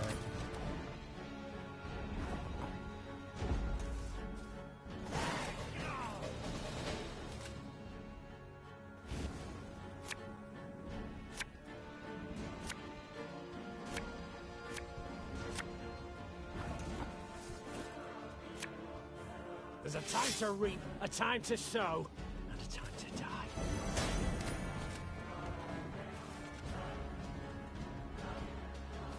Wise choice. You can try to win them all, but you won't. You won't.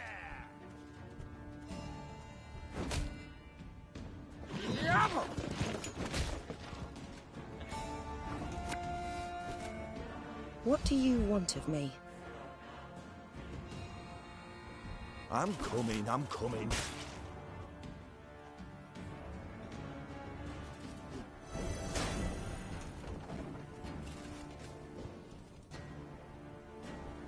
New orders? No? Ah. Give me a time.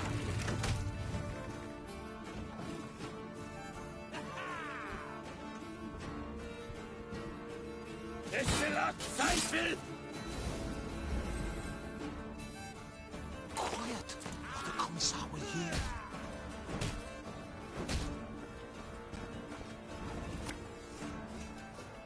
Our ballista at your command.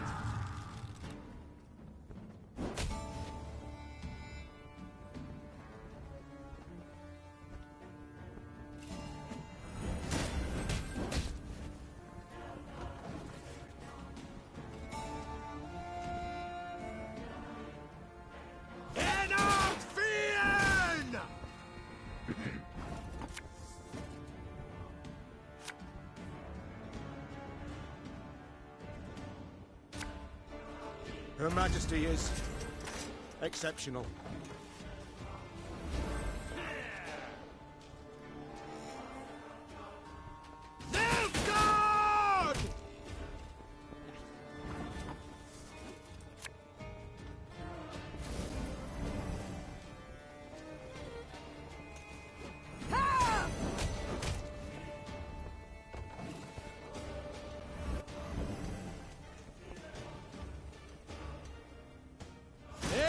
Retreat!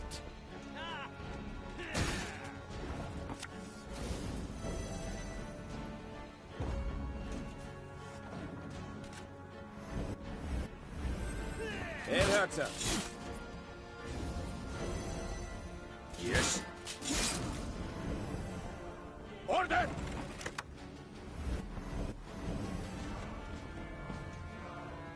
Destillat Teufel!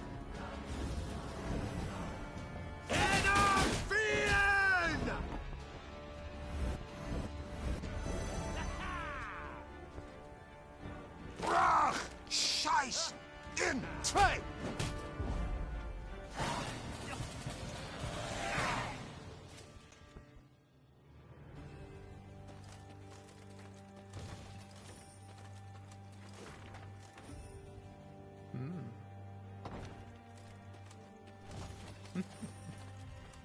How wrong they were.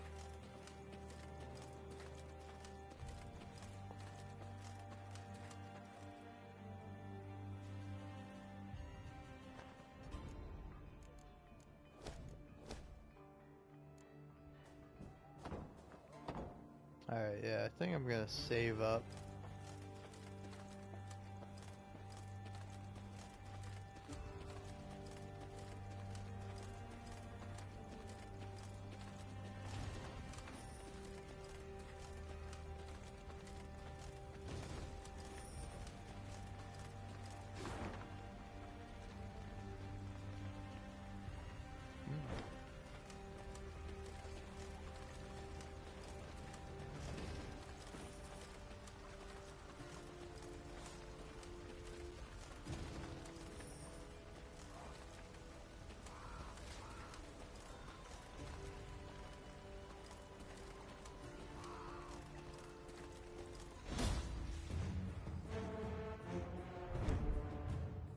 War gives way to myriad odors, char, blood, muck, yet rotten flesh is the worst of it. Strong winds carry the stench far, provoking fear in the hearts of simple folk, and whetting the appetites of bloodthirsty monsters.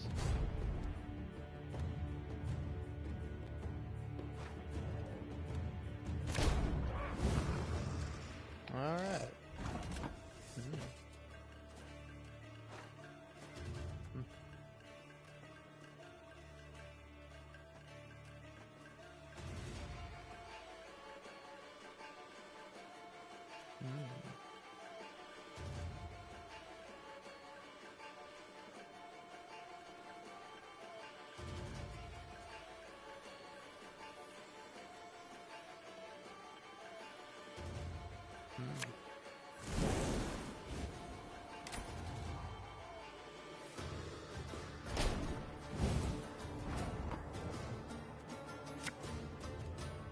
One bolt I need.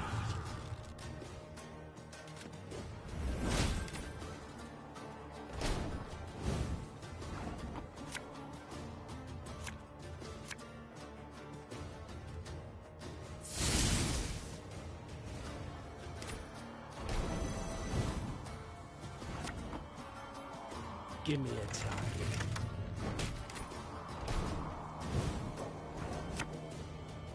Our ballista at your command.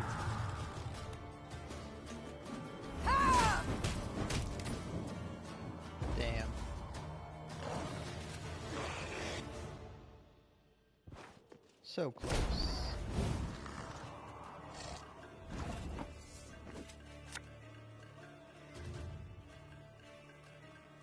Our ballista, your command.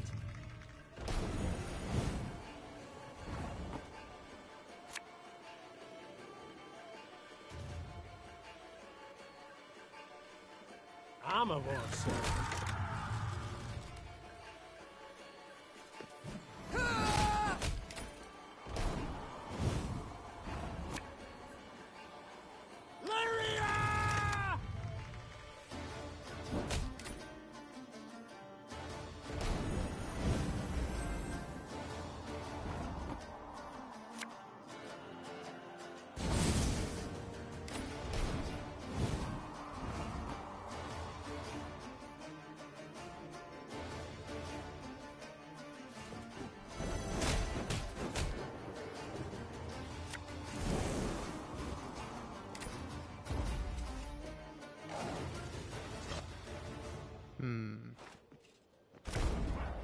Alright, I just gotta get these guys to match.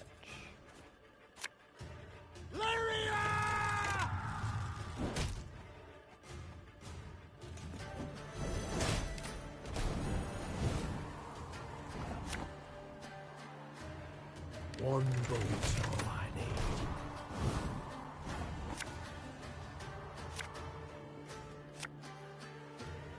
Give me a time.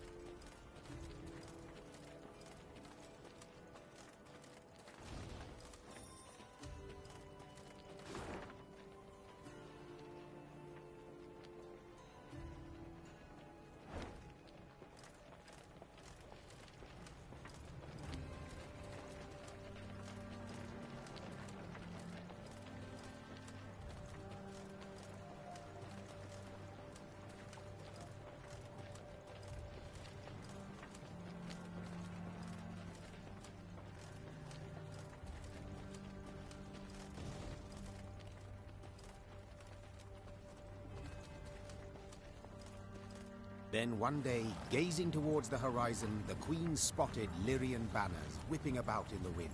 At long last, She said with a smile. Neve resolved to speak with the commander, one Baronet Eldar. It was the first time they met, and the youth very much impressed her. Yet instead of questioning Eldar about the foe's troop movements, Reynard took the conversation down a seemingly irrelevant path. And how's your father, if I may ask? In good health, I hope? Yes, though he still nurses that bump he suffered while hunting last winter. Yet he's not one to complain. I'll tell him you asked. Irritated at the trivial nature of the conversation, Neve gave her horse a dose of her reins and cantered off. Once Eldar and his men were safely behind them, she took Reynard aside. Reynard, this is no time for gossip and pleasantries. We are at war. Yes, Your Majesty. And in such times, little should be taken at face value. Even a man's name. Get to the point, Reynard. Eldar's father died a month past. His son, I venture, should have known as much. But that means... Oh, the bastard. Impeccable accent, though. I fear he's rather representative of what we face. Nilfgaardian spies are ever well prepared. Tell me, how did you know? He wears no mourning on his armor. Were it not for that, I dare say I might never have guessed. What are your orders, Your Grace? To observe these Nilfgaardian mummers?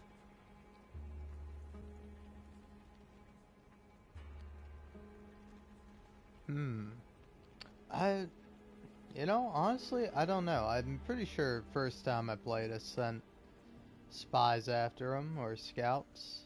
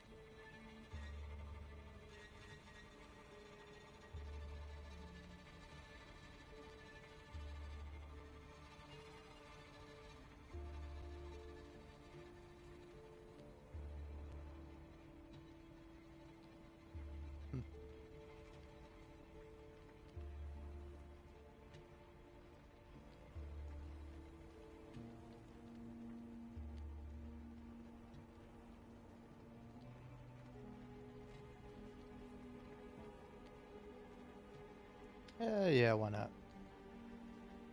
No, leave them be. A small force can't do us harm. While we can't stand to waste even 1 hour, and must reach Dravigrad quickly. As you wish, Your Grace.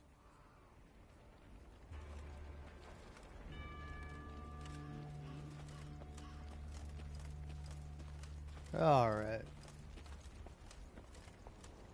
House, barn, granary. Blackclads burnt it all down.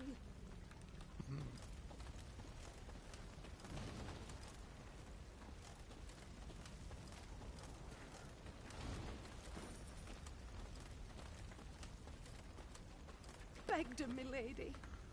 On hands and knees. They just laughed. We offend their emperor some ways, your majesty. House, barn, granary. Blackclads burnt it all down.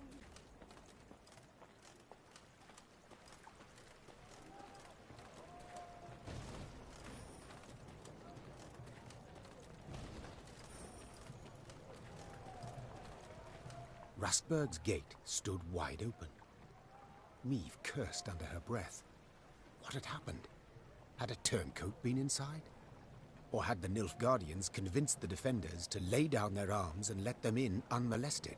Larum! Es here to win Alvian! The battle call of an enemy scout tore the Queen away from her thoughts. A fight was about to unfold.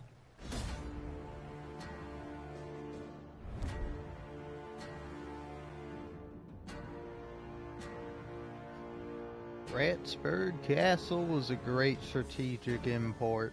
Whoever held it controlled the road between the Lyrian capital and Rivia, as well as river transport on the Yavina. The fact that Nilfgaardian attempts to seize it in the early days of the war proved they had familiarized themselves with the enemy's territory and had long prepared for its occupation.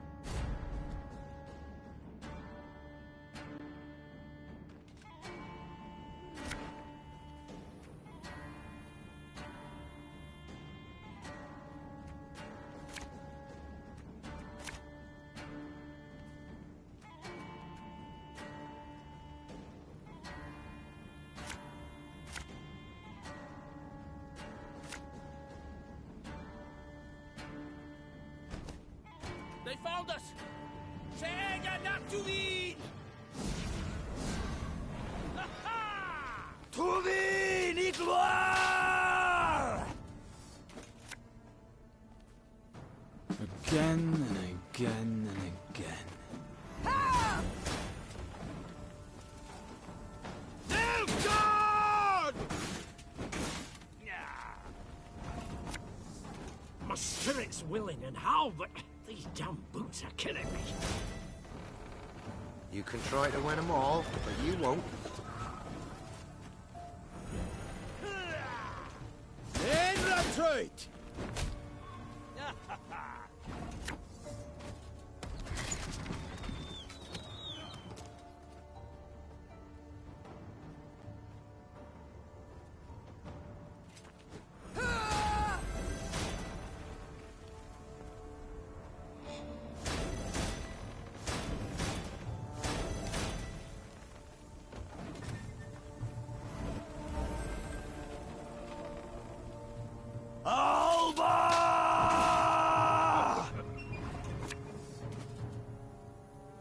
lesson in humility coming now. There's a time to reap, a time to sow, a time to die.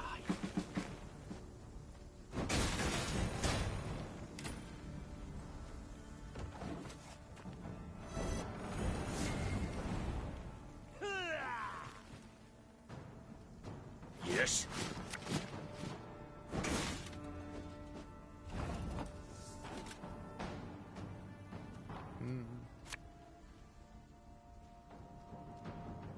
Left, right, left, right.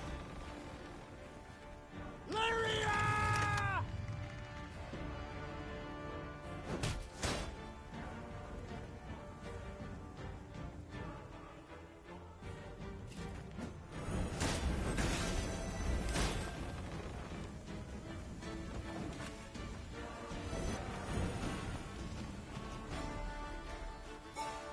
Quiet, or the commissar will hear. One bolt, Almighty.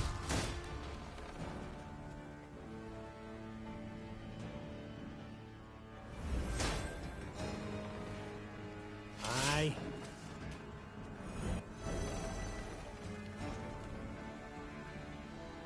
Brach! Scheiß!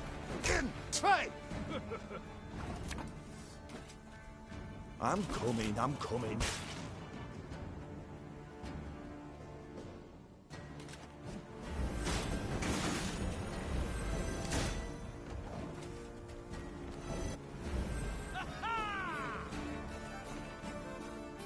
Off to the front yet again.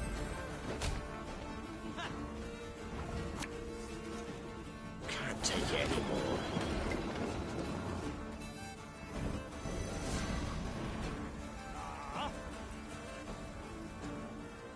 Eddie Gloire.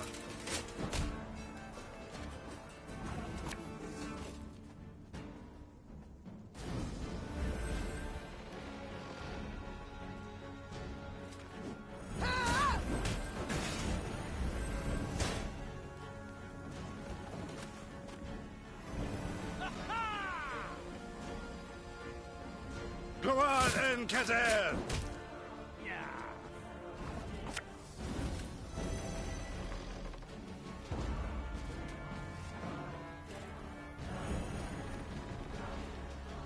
Destillat Seifel!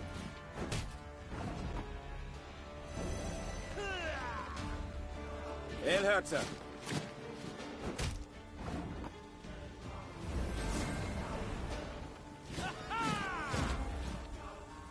The castle is secure, Your Grace.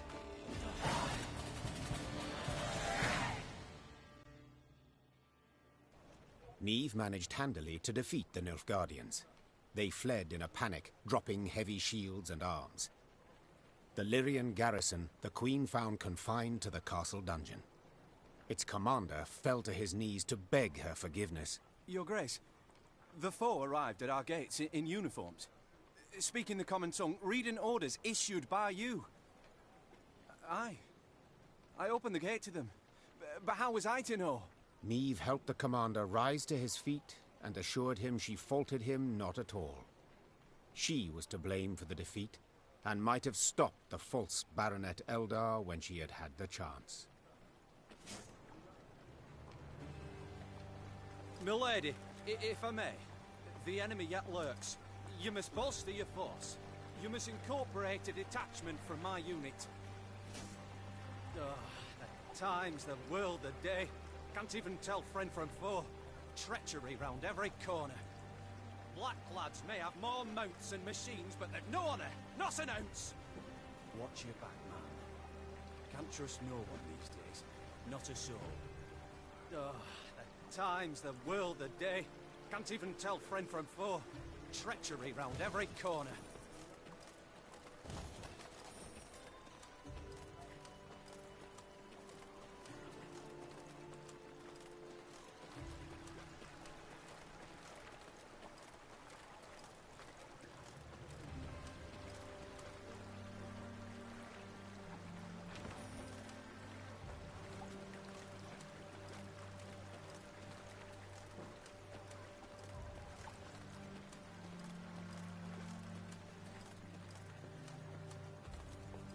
What the devil is going on?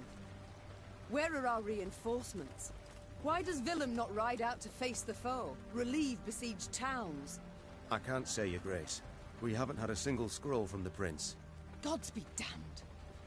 I've the impression I'm alone in fighting the Blackclads.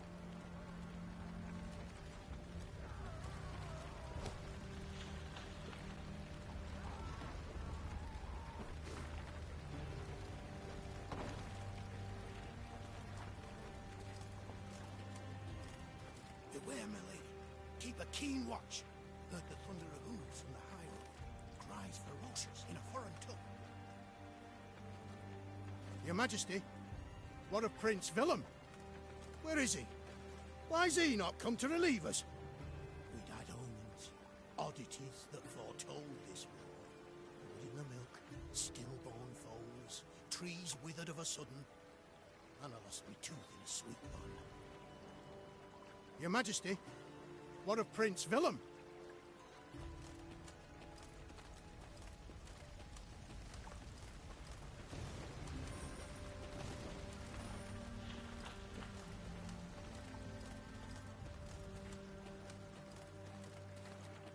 Neve's retinue was riding through a narrow gully when a shrill cry cut the air. En van den order! The gully came alive, and soldiers in black armor rushed forth.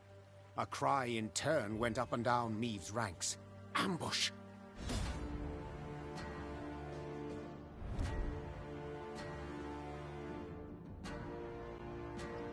The Lyrians closed in a tight circle, forming a barrier between the Queen and their foe. Meve was safe, and yet she could not sit idle. She spurred on her steed and rode headlong into the throes of battle in search of the Nilfgaardian commander. She had hoped to ask the Blackclad a few questions, knife to his throat, if necessary.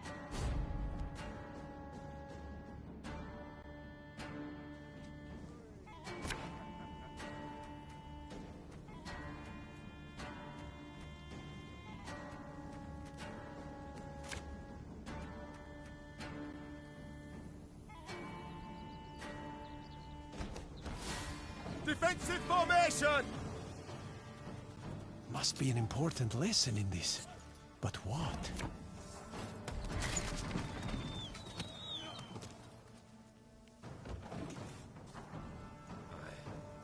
Hundred and 1, 102, 103.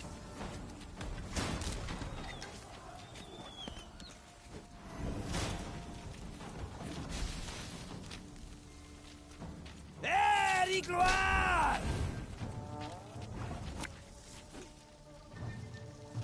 You can try to win them all, but you won't.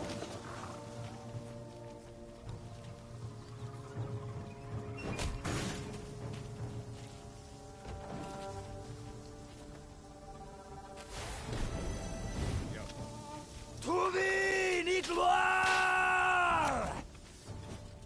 Left, right, left, right.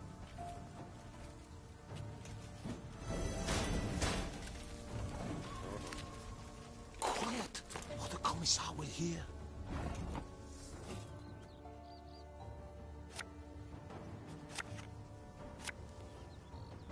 Oh, Lyrian lummoxes.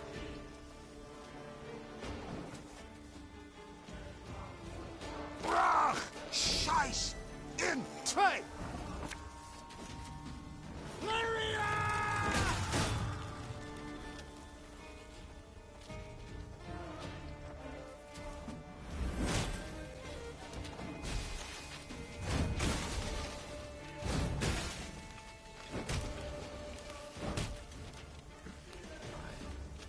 Off to the front yet again.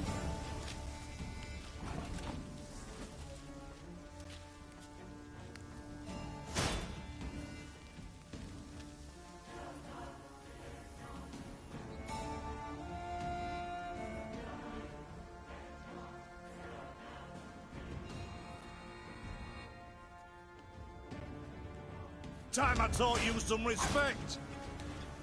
Again and again and again.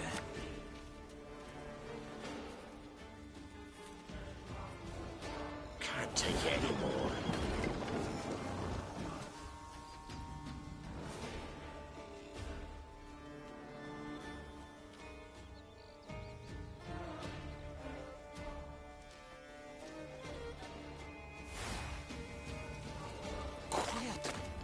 once I will hear.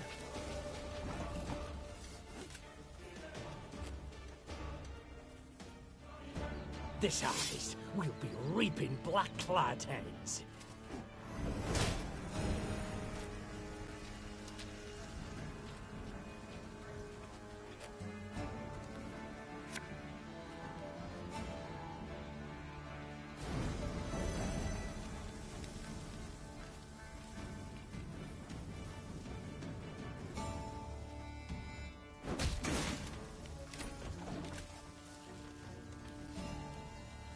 My prescription, a bit of bloodletting.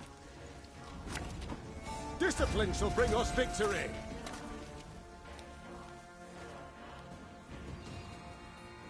One bullet's all I need.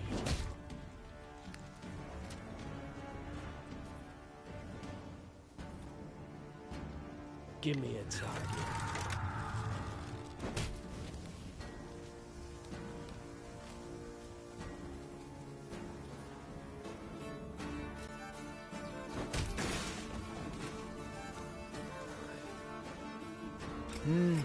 A highly curious case.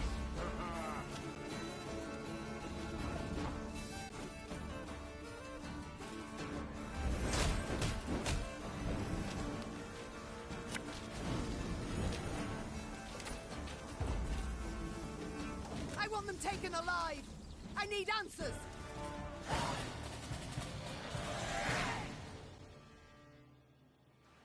After the skirmish, the Queen's troops brought several Nilfgaardian prisoners before her. Reynard, who had the best command of their mongrel tongue, interrogated. His first question? How many battalions were marching on Dravograd? Kes Zagdran ep Dravograd ven. The prisoners whispered feverishly, then one spoke on their behalf. They would answer no questions until the Queen pledged to free them in return. The Lyrian soldiers saw this as arrogance and said as much. Conditions they're giving us now? Sons of whores! I say, we find a tree with a strong bough, several... Ignoring the objections of her retinue, Meve pledged what the soldiers wished. They, in turn, admitted their commander had pushed forward ahead of the army's core force. He now awaited reinforcements that would let him take Dravograd. The prisoners claimed these units would march through the village of Turnifen. To lay there in ambush. Hold them. They could not join forces. Reynard whispered, leaning in towards the Queen. We would gain the advantage for the decisive battle. Meve had obtained invaluable information, while the prisoners would gain their freedom. Or so it seemed at the time. I would ask you to pledge to not reveal our position to your commanders, said the Queen. Yet so eager were you to share your army's secrets with me that your word is of no value. Leave my sight. Once the Queen's words had been translated, the prisoners breathed a sigh of relief. Freed, they ran as fast as they could towards a wood, glancing back to make certain there was no pursuit. But Meve kept her promise.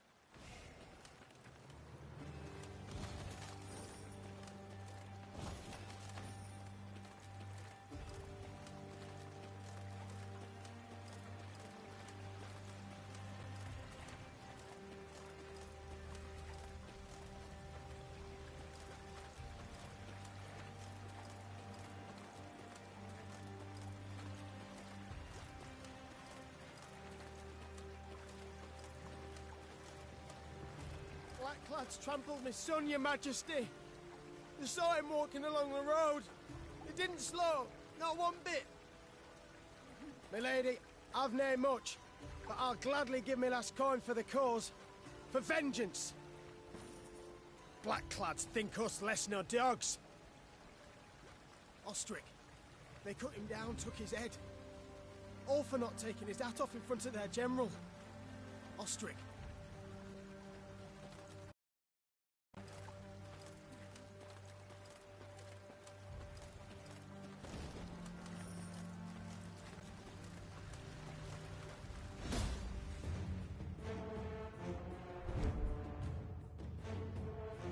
Lyrian fishermen claimed that vile monsters had emerged from beneath the water lilies of Yavina's shallow shores.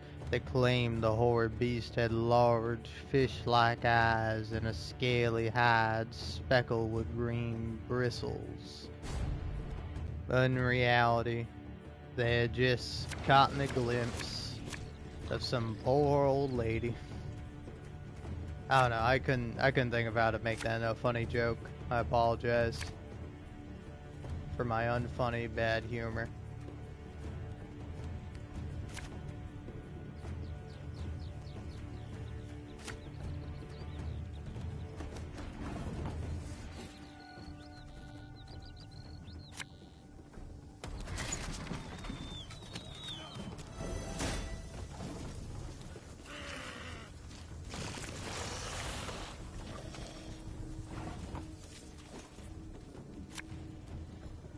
Again and again and again.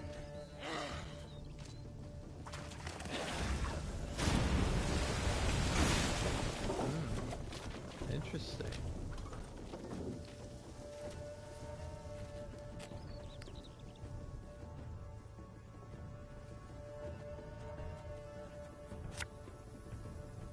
Can't take it anymore.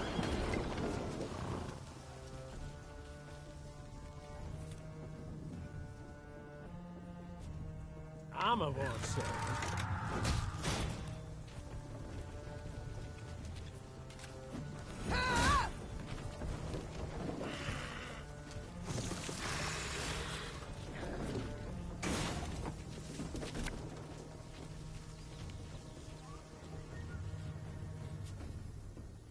There's a time to reap, a time to sow, and a time to die.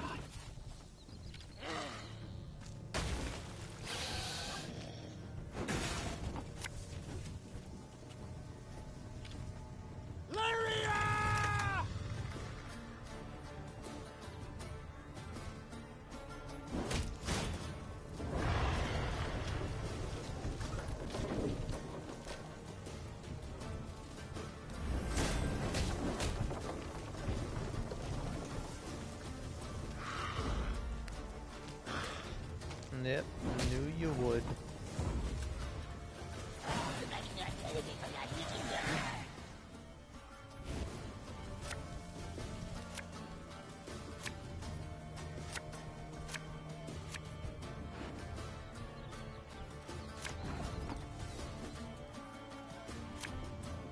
Army's a waste of time for one like me.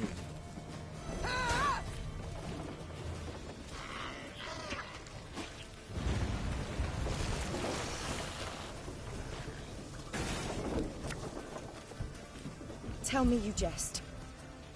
Got any victuals? Hungry like a wolf, I am.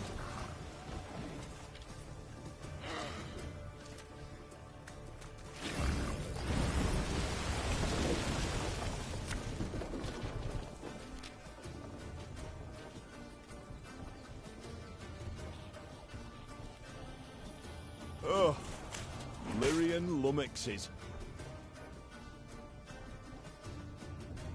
You can try to win them all, but you won't.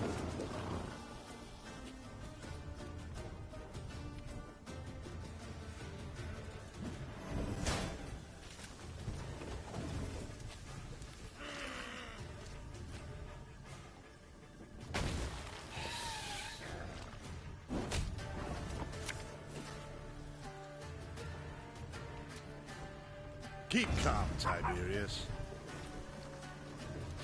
Left, right, left, right. Aye.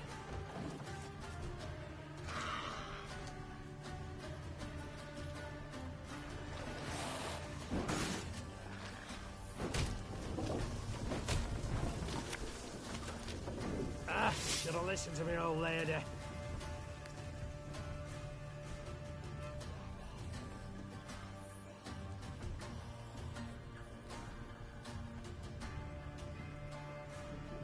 This harvest, we'll be reaping black-clad heads.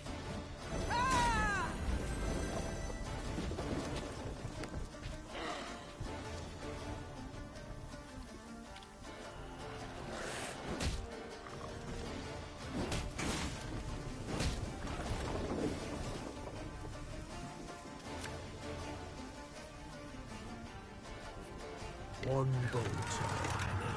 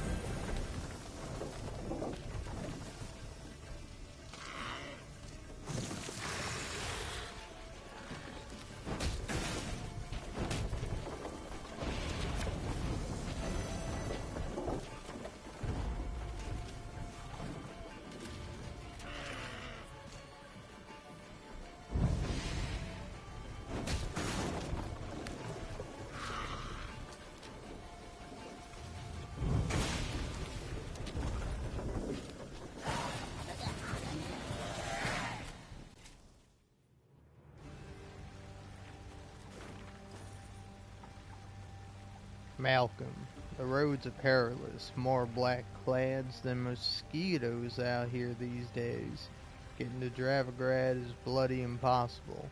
But now I've hidden the goodies in a secret box on the side of the inn opposite the temple. We can decide how to move it once this shitstorm's calmed a bit. Till then, try not to die.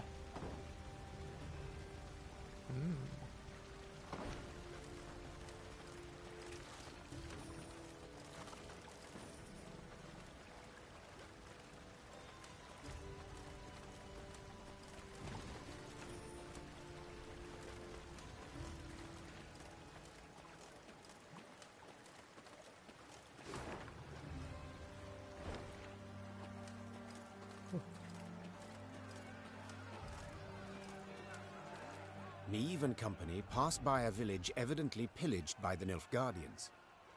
From afar they had heard cries, but as they drew near they recognized them not as cries of grief, but as cursing, cries of anger. Give him a proper walloping, the scoundrel! Mercy, good folk! I've done nothing wrong! The villagers stood gathered near the hamlet's center, surrounding an elf, bloodied and cowering. Stones in hand, the peasants threatened and cursed him. The queen demanded an explanation. A ruddy-faced blacksmith stepped forth and spit. A Nilfgaardian spy the horse and his, your majesty. He's the one brought him here to raise the village. He's got to hang. The other villagers agreed with the smith. The elf fell at the queen's feet and groveled. Have mercy, Drenna. Save your loyal subject. They lie. They fault me only as I am an elf.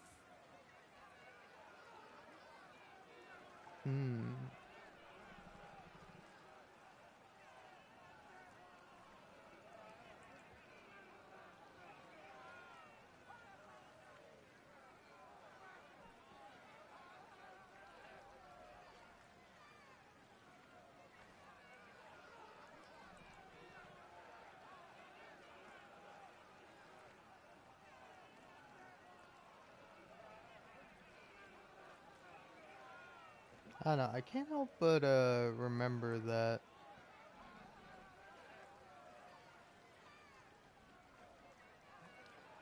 like this guy did actually sell them out.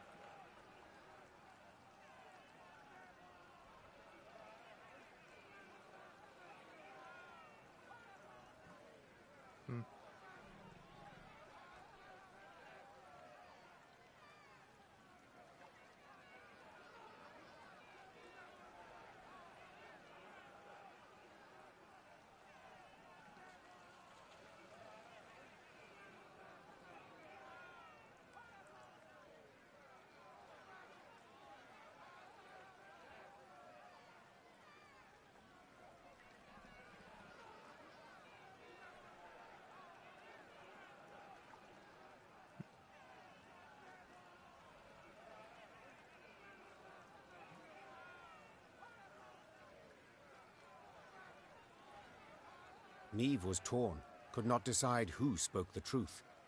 She thus resolved not to meddle at all. Coming to the elf's defense could only rile the resentful crowd.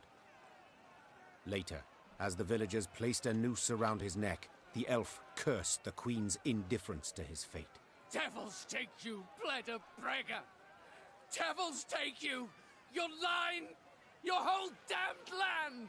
Meve gave the signal to depart.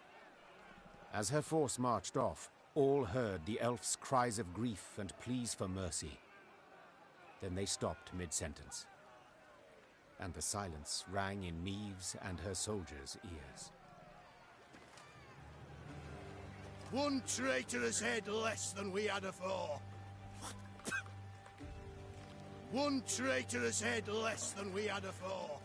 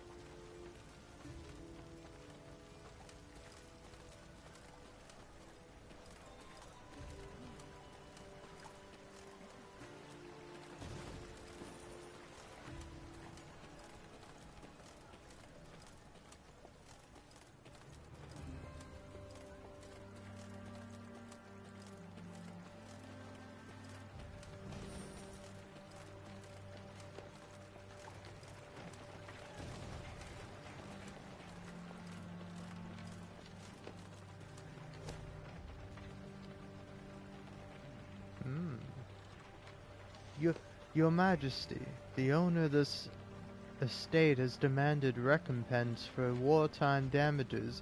He claims you failed in your royal duty to protect his land from Nilfgaardian invasion.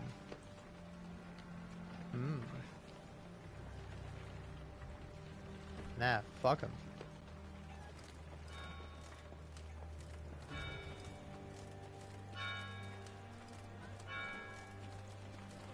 Meve's force made its way to the place the prisoners had indicated, a quaint village named Turnifen.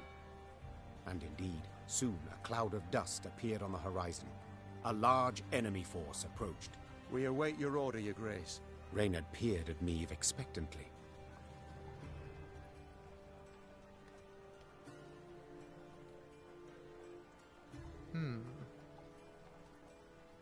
Though her troops were eager to face the invaders in battle, the Queen never gave the signal to attack. Perhaps she did not wish to strain her force before a decisive struggle, or feared she would lose the element of surprise. Yet Meve didn't explain her decisions. Not ever. Not to anyone.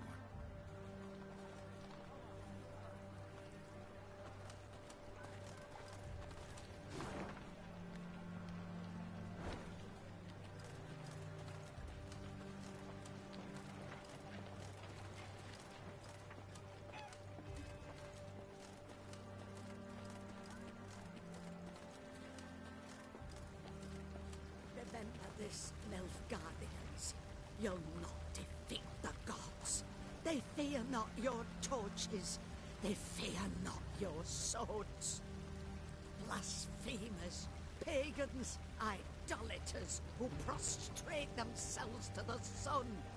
Curse you, sons of Nilfgaard. Mongrels, tear your flesh and gnaw your bones. Blasphemers, pagans, idolaters who prostrate...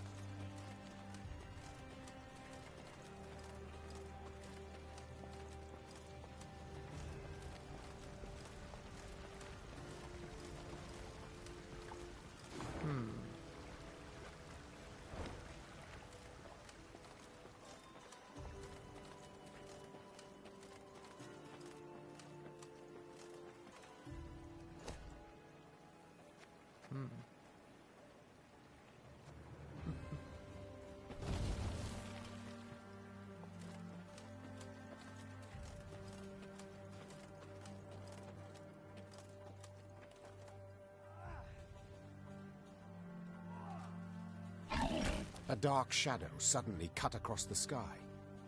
The Queen instinctively brought her shield up, convinced a Nilfgaardian catapult had lobbed a boulder their way. When the boulder landed in the road ahead, it smashed into splinters and proved an empty barrel. This is what they cast at us. Barrels? Is this some jest? Well, they're not known for their sense of humor, the Nilfgaardians, answered Reynard.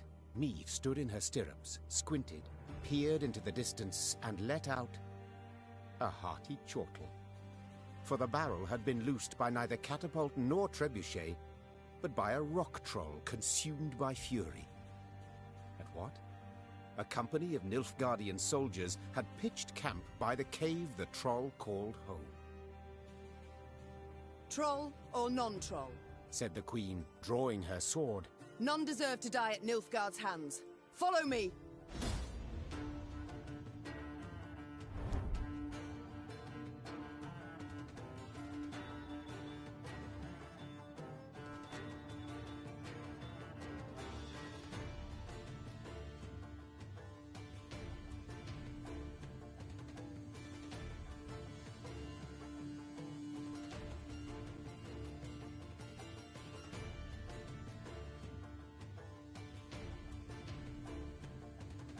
People often disregard trolls upon seeing their clumsy movements and hearing their awkward, crooked sentences. Hey, something me and them got in common. They conclude that trolls serve as no real threat, beasts easily outwitted or outrun, should the need arise, but the Nilfgaardians would soon realize the falseness of these assumptions and learn the high price for their mistake. Yeah, let's help out Shoop.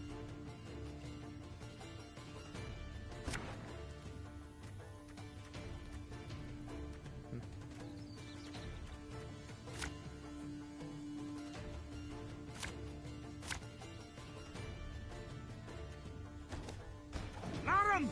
Essayr Tuvin Avian! For Shoop!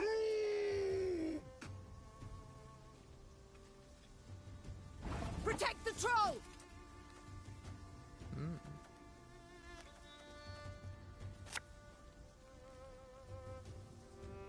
Left, right, left, right.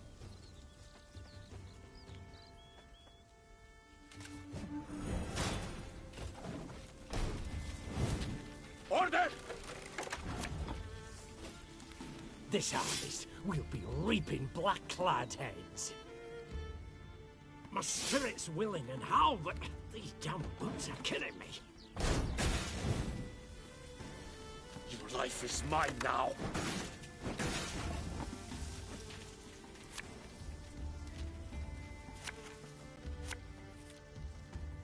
Keep calm, Tiberius. There's a time to reap, a time to sow, and a time to die.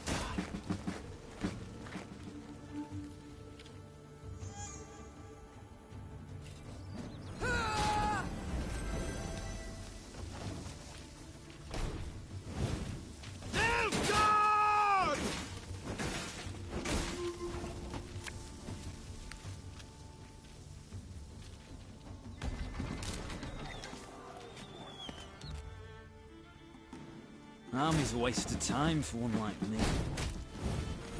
Ah! It's safe! Your Grace, the troll, it's a bit unpredictable. Claw and cat down! One boat's all I need.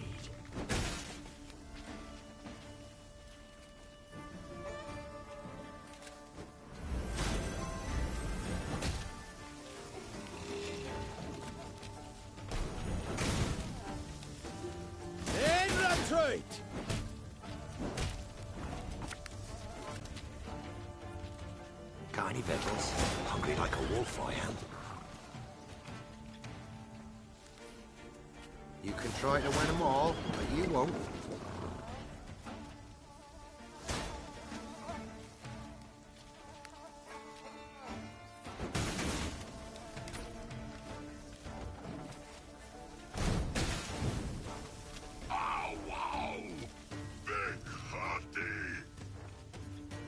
Oh no. Poor Shoop. Alright.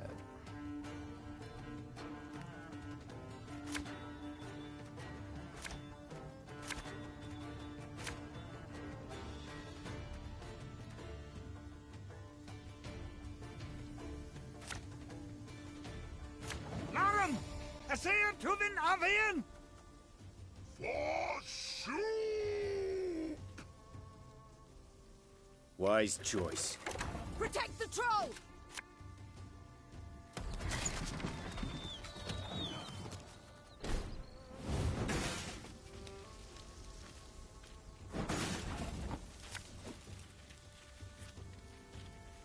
My spirit's willing and how, but these damn boots are killing me.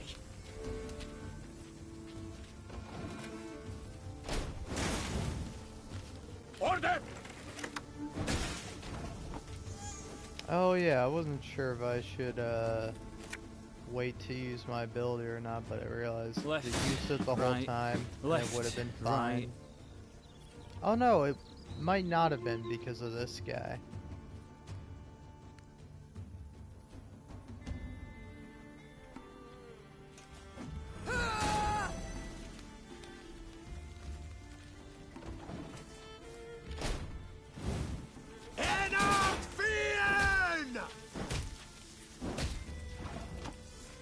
Fucking leave the poor guy alone, Jesus.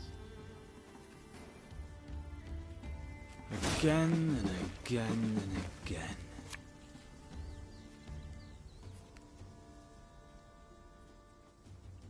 So 2, 4, 6, 7. So I'll do 7 damage to you. Give Which, me a target. if I do that, should be good. And yeah, you know what? End turn for now. Oh. It's safe! Your Grace, the troll, it's a bit unpredictable.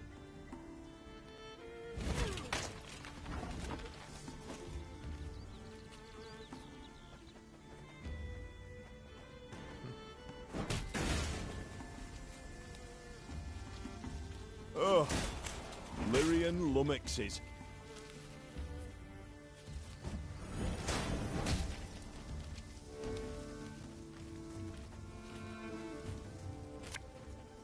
For Rivia! Your life is mine now.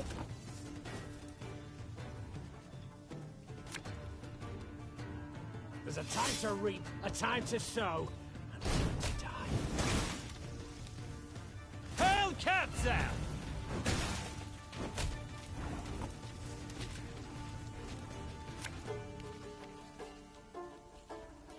Arbalista, your command.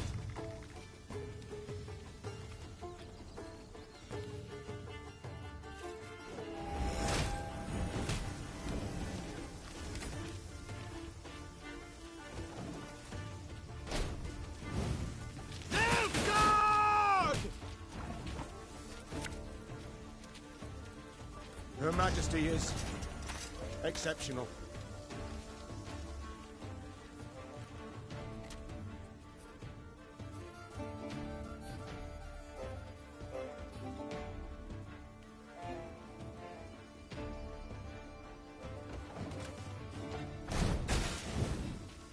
Ow, wow! Big hurty! Damn. Cool.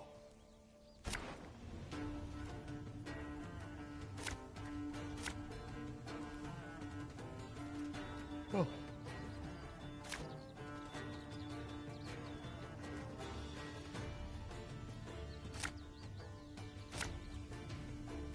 Narren! Essayr Tuvin Avian! For soup! Your life is mine now. Protect the troll! There's a time to reap, a time to sow, and a time to die.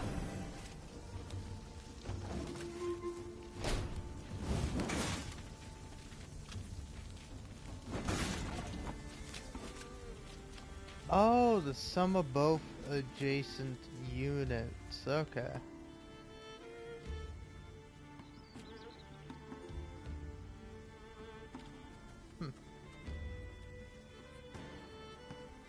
Well, let's see what happens when there's none.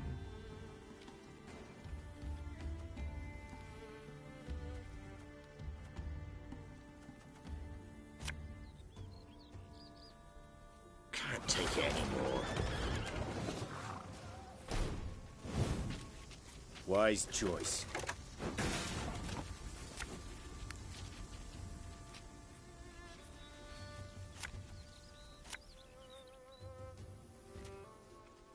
Our ballista at your command.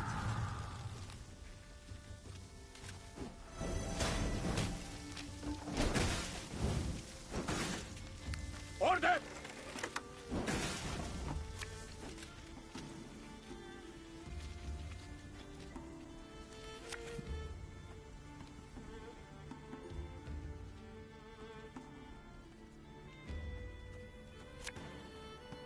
Again and again and again.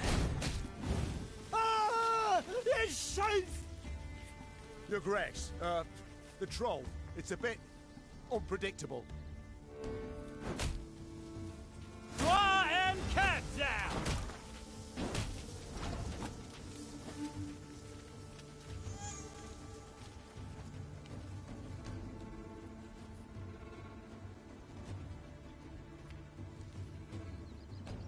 Aye.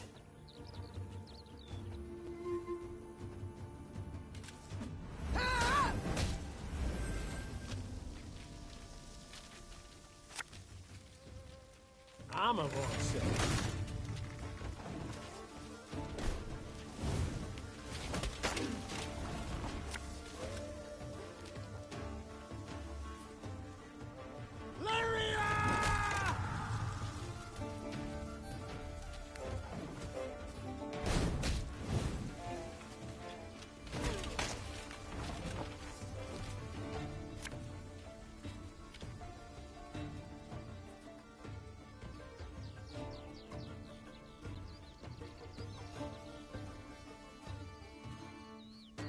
Keep calm, Tiberius.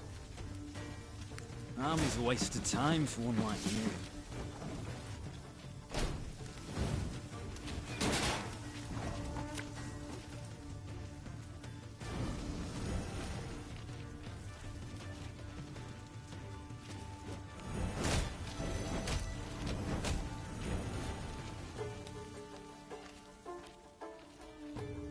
I'm coming, I'm coming. Nilfgaard! Company, forward march! Left, right, left, right. Ha! This one's got spirit.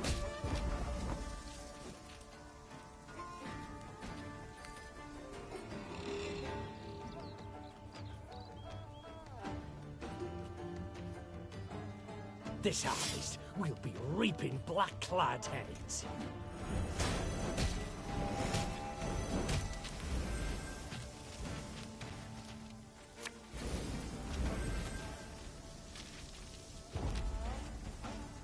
Humans good do, should help.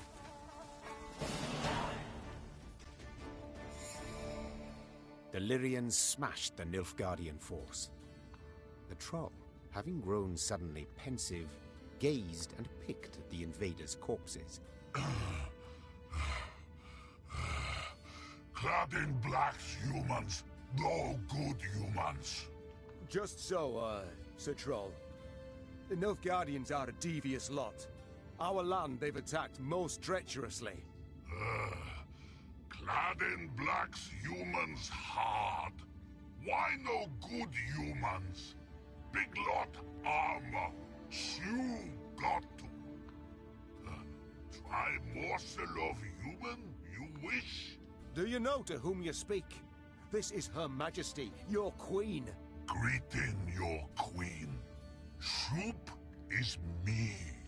There, Reynard. I believe I can manage this. Say, Shoop, You've quite the stockpile of kegs. Do you engage in custom, perhaps? No. Kegs good for smash when Shoop angry gets. But costume engaging. That what mean? It means... well, to trade one thing for another. At a profit. One thing for other. For glitter rocks, even. Yes, if you play your cards right, you might just convince someone to pay you in rocks. Cards, kegs, trade, glitter rocks. Shoop plan god. Shoop gotta go. Afore human go, Shoop human give. Your queen aid give, your queen aid get.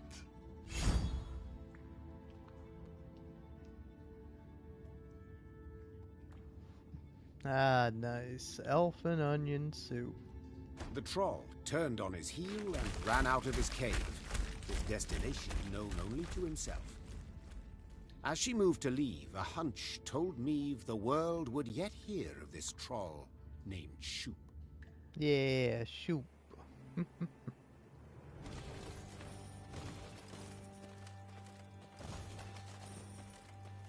Alright, honestly, I think I'm gonna call it there.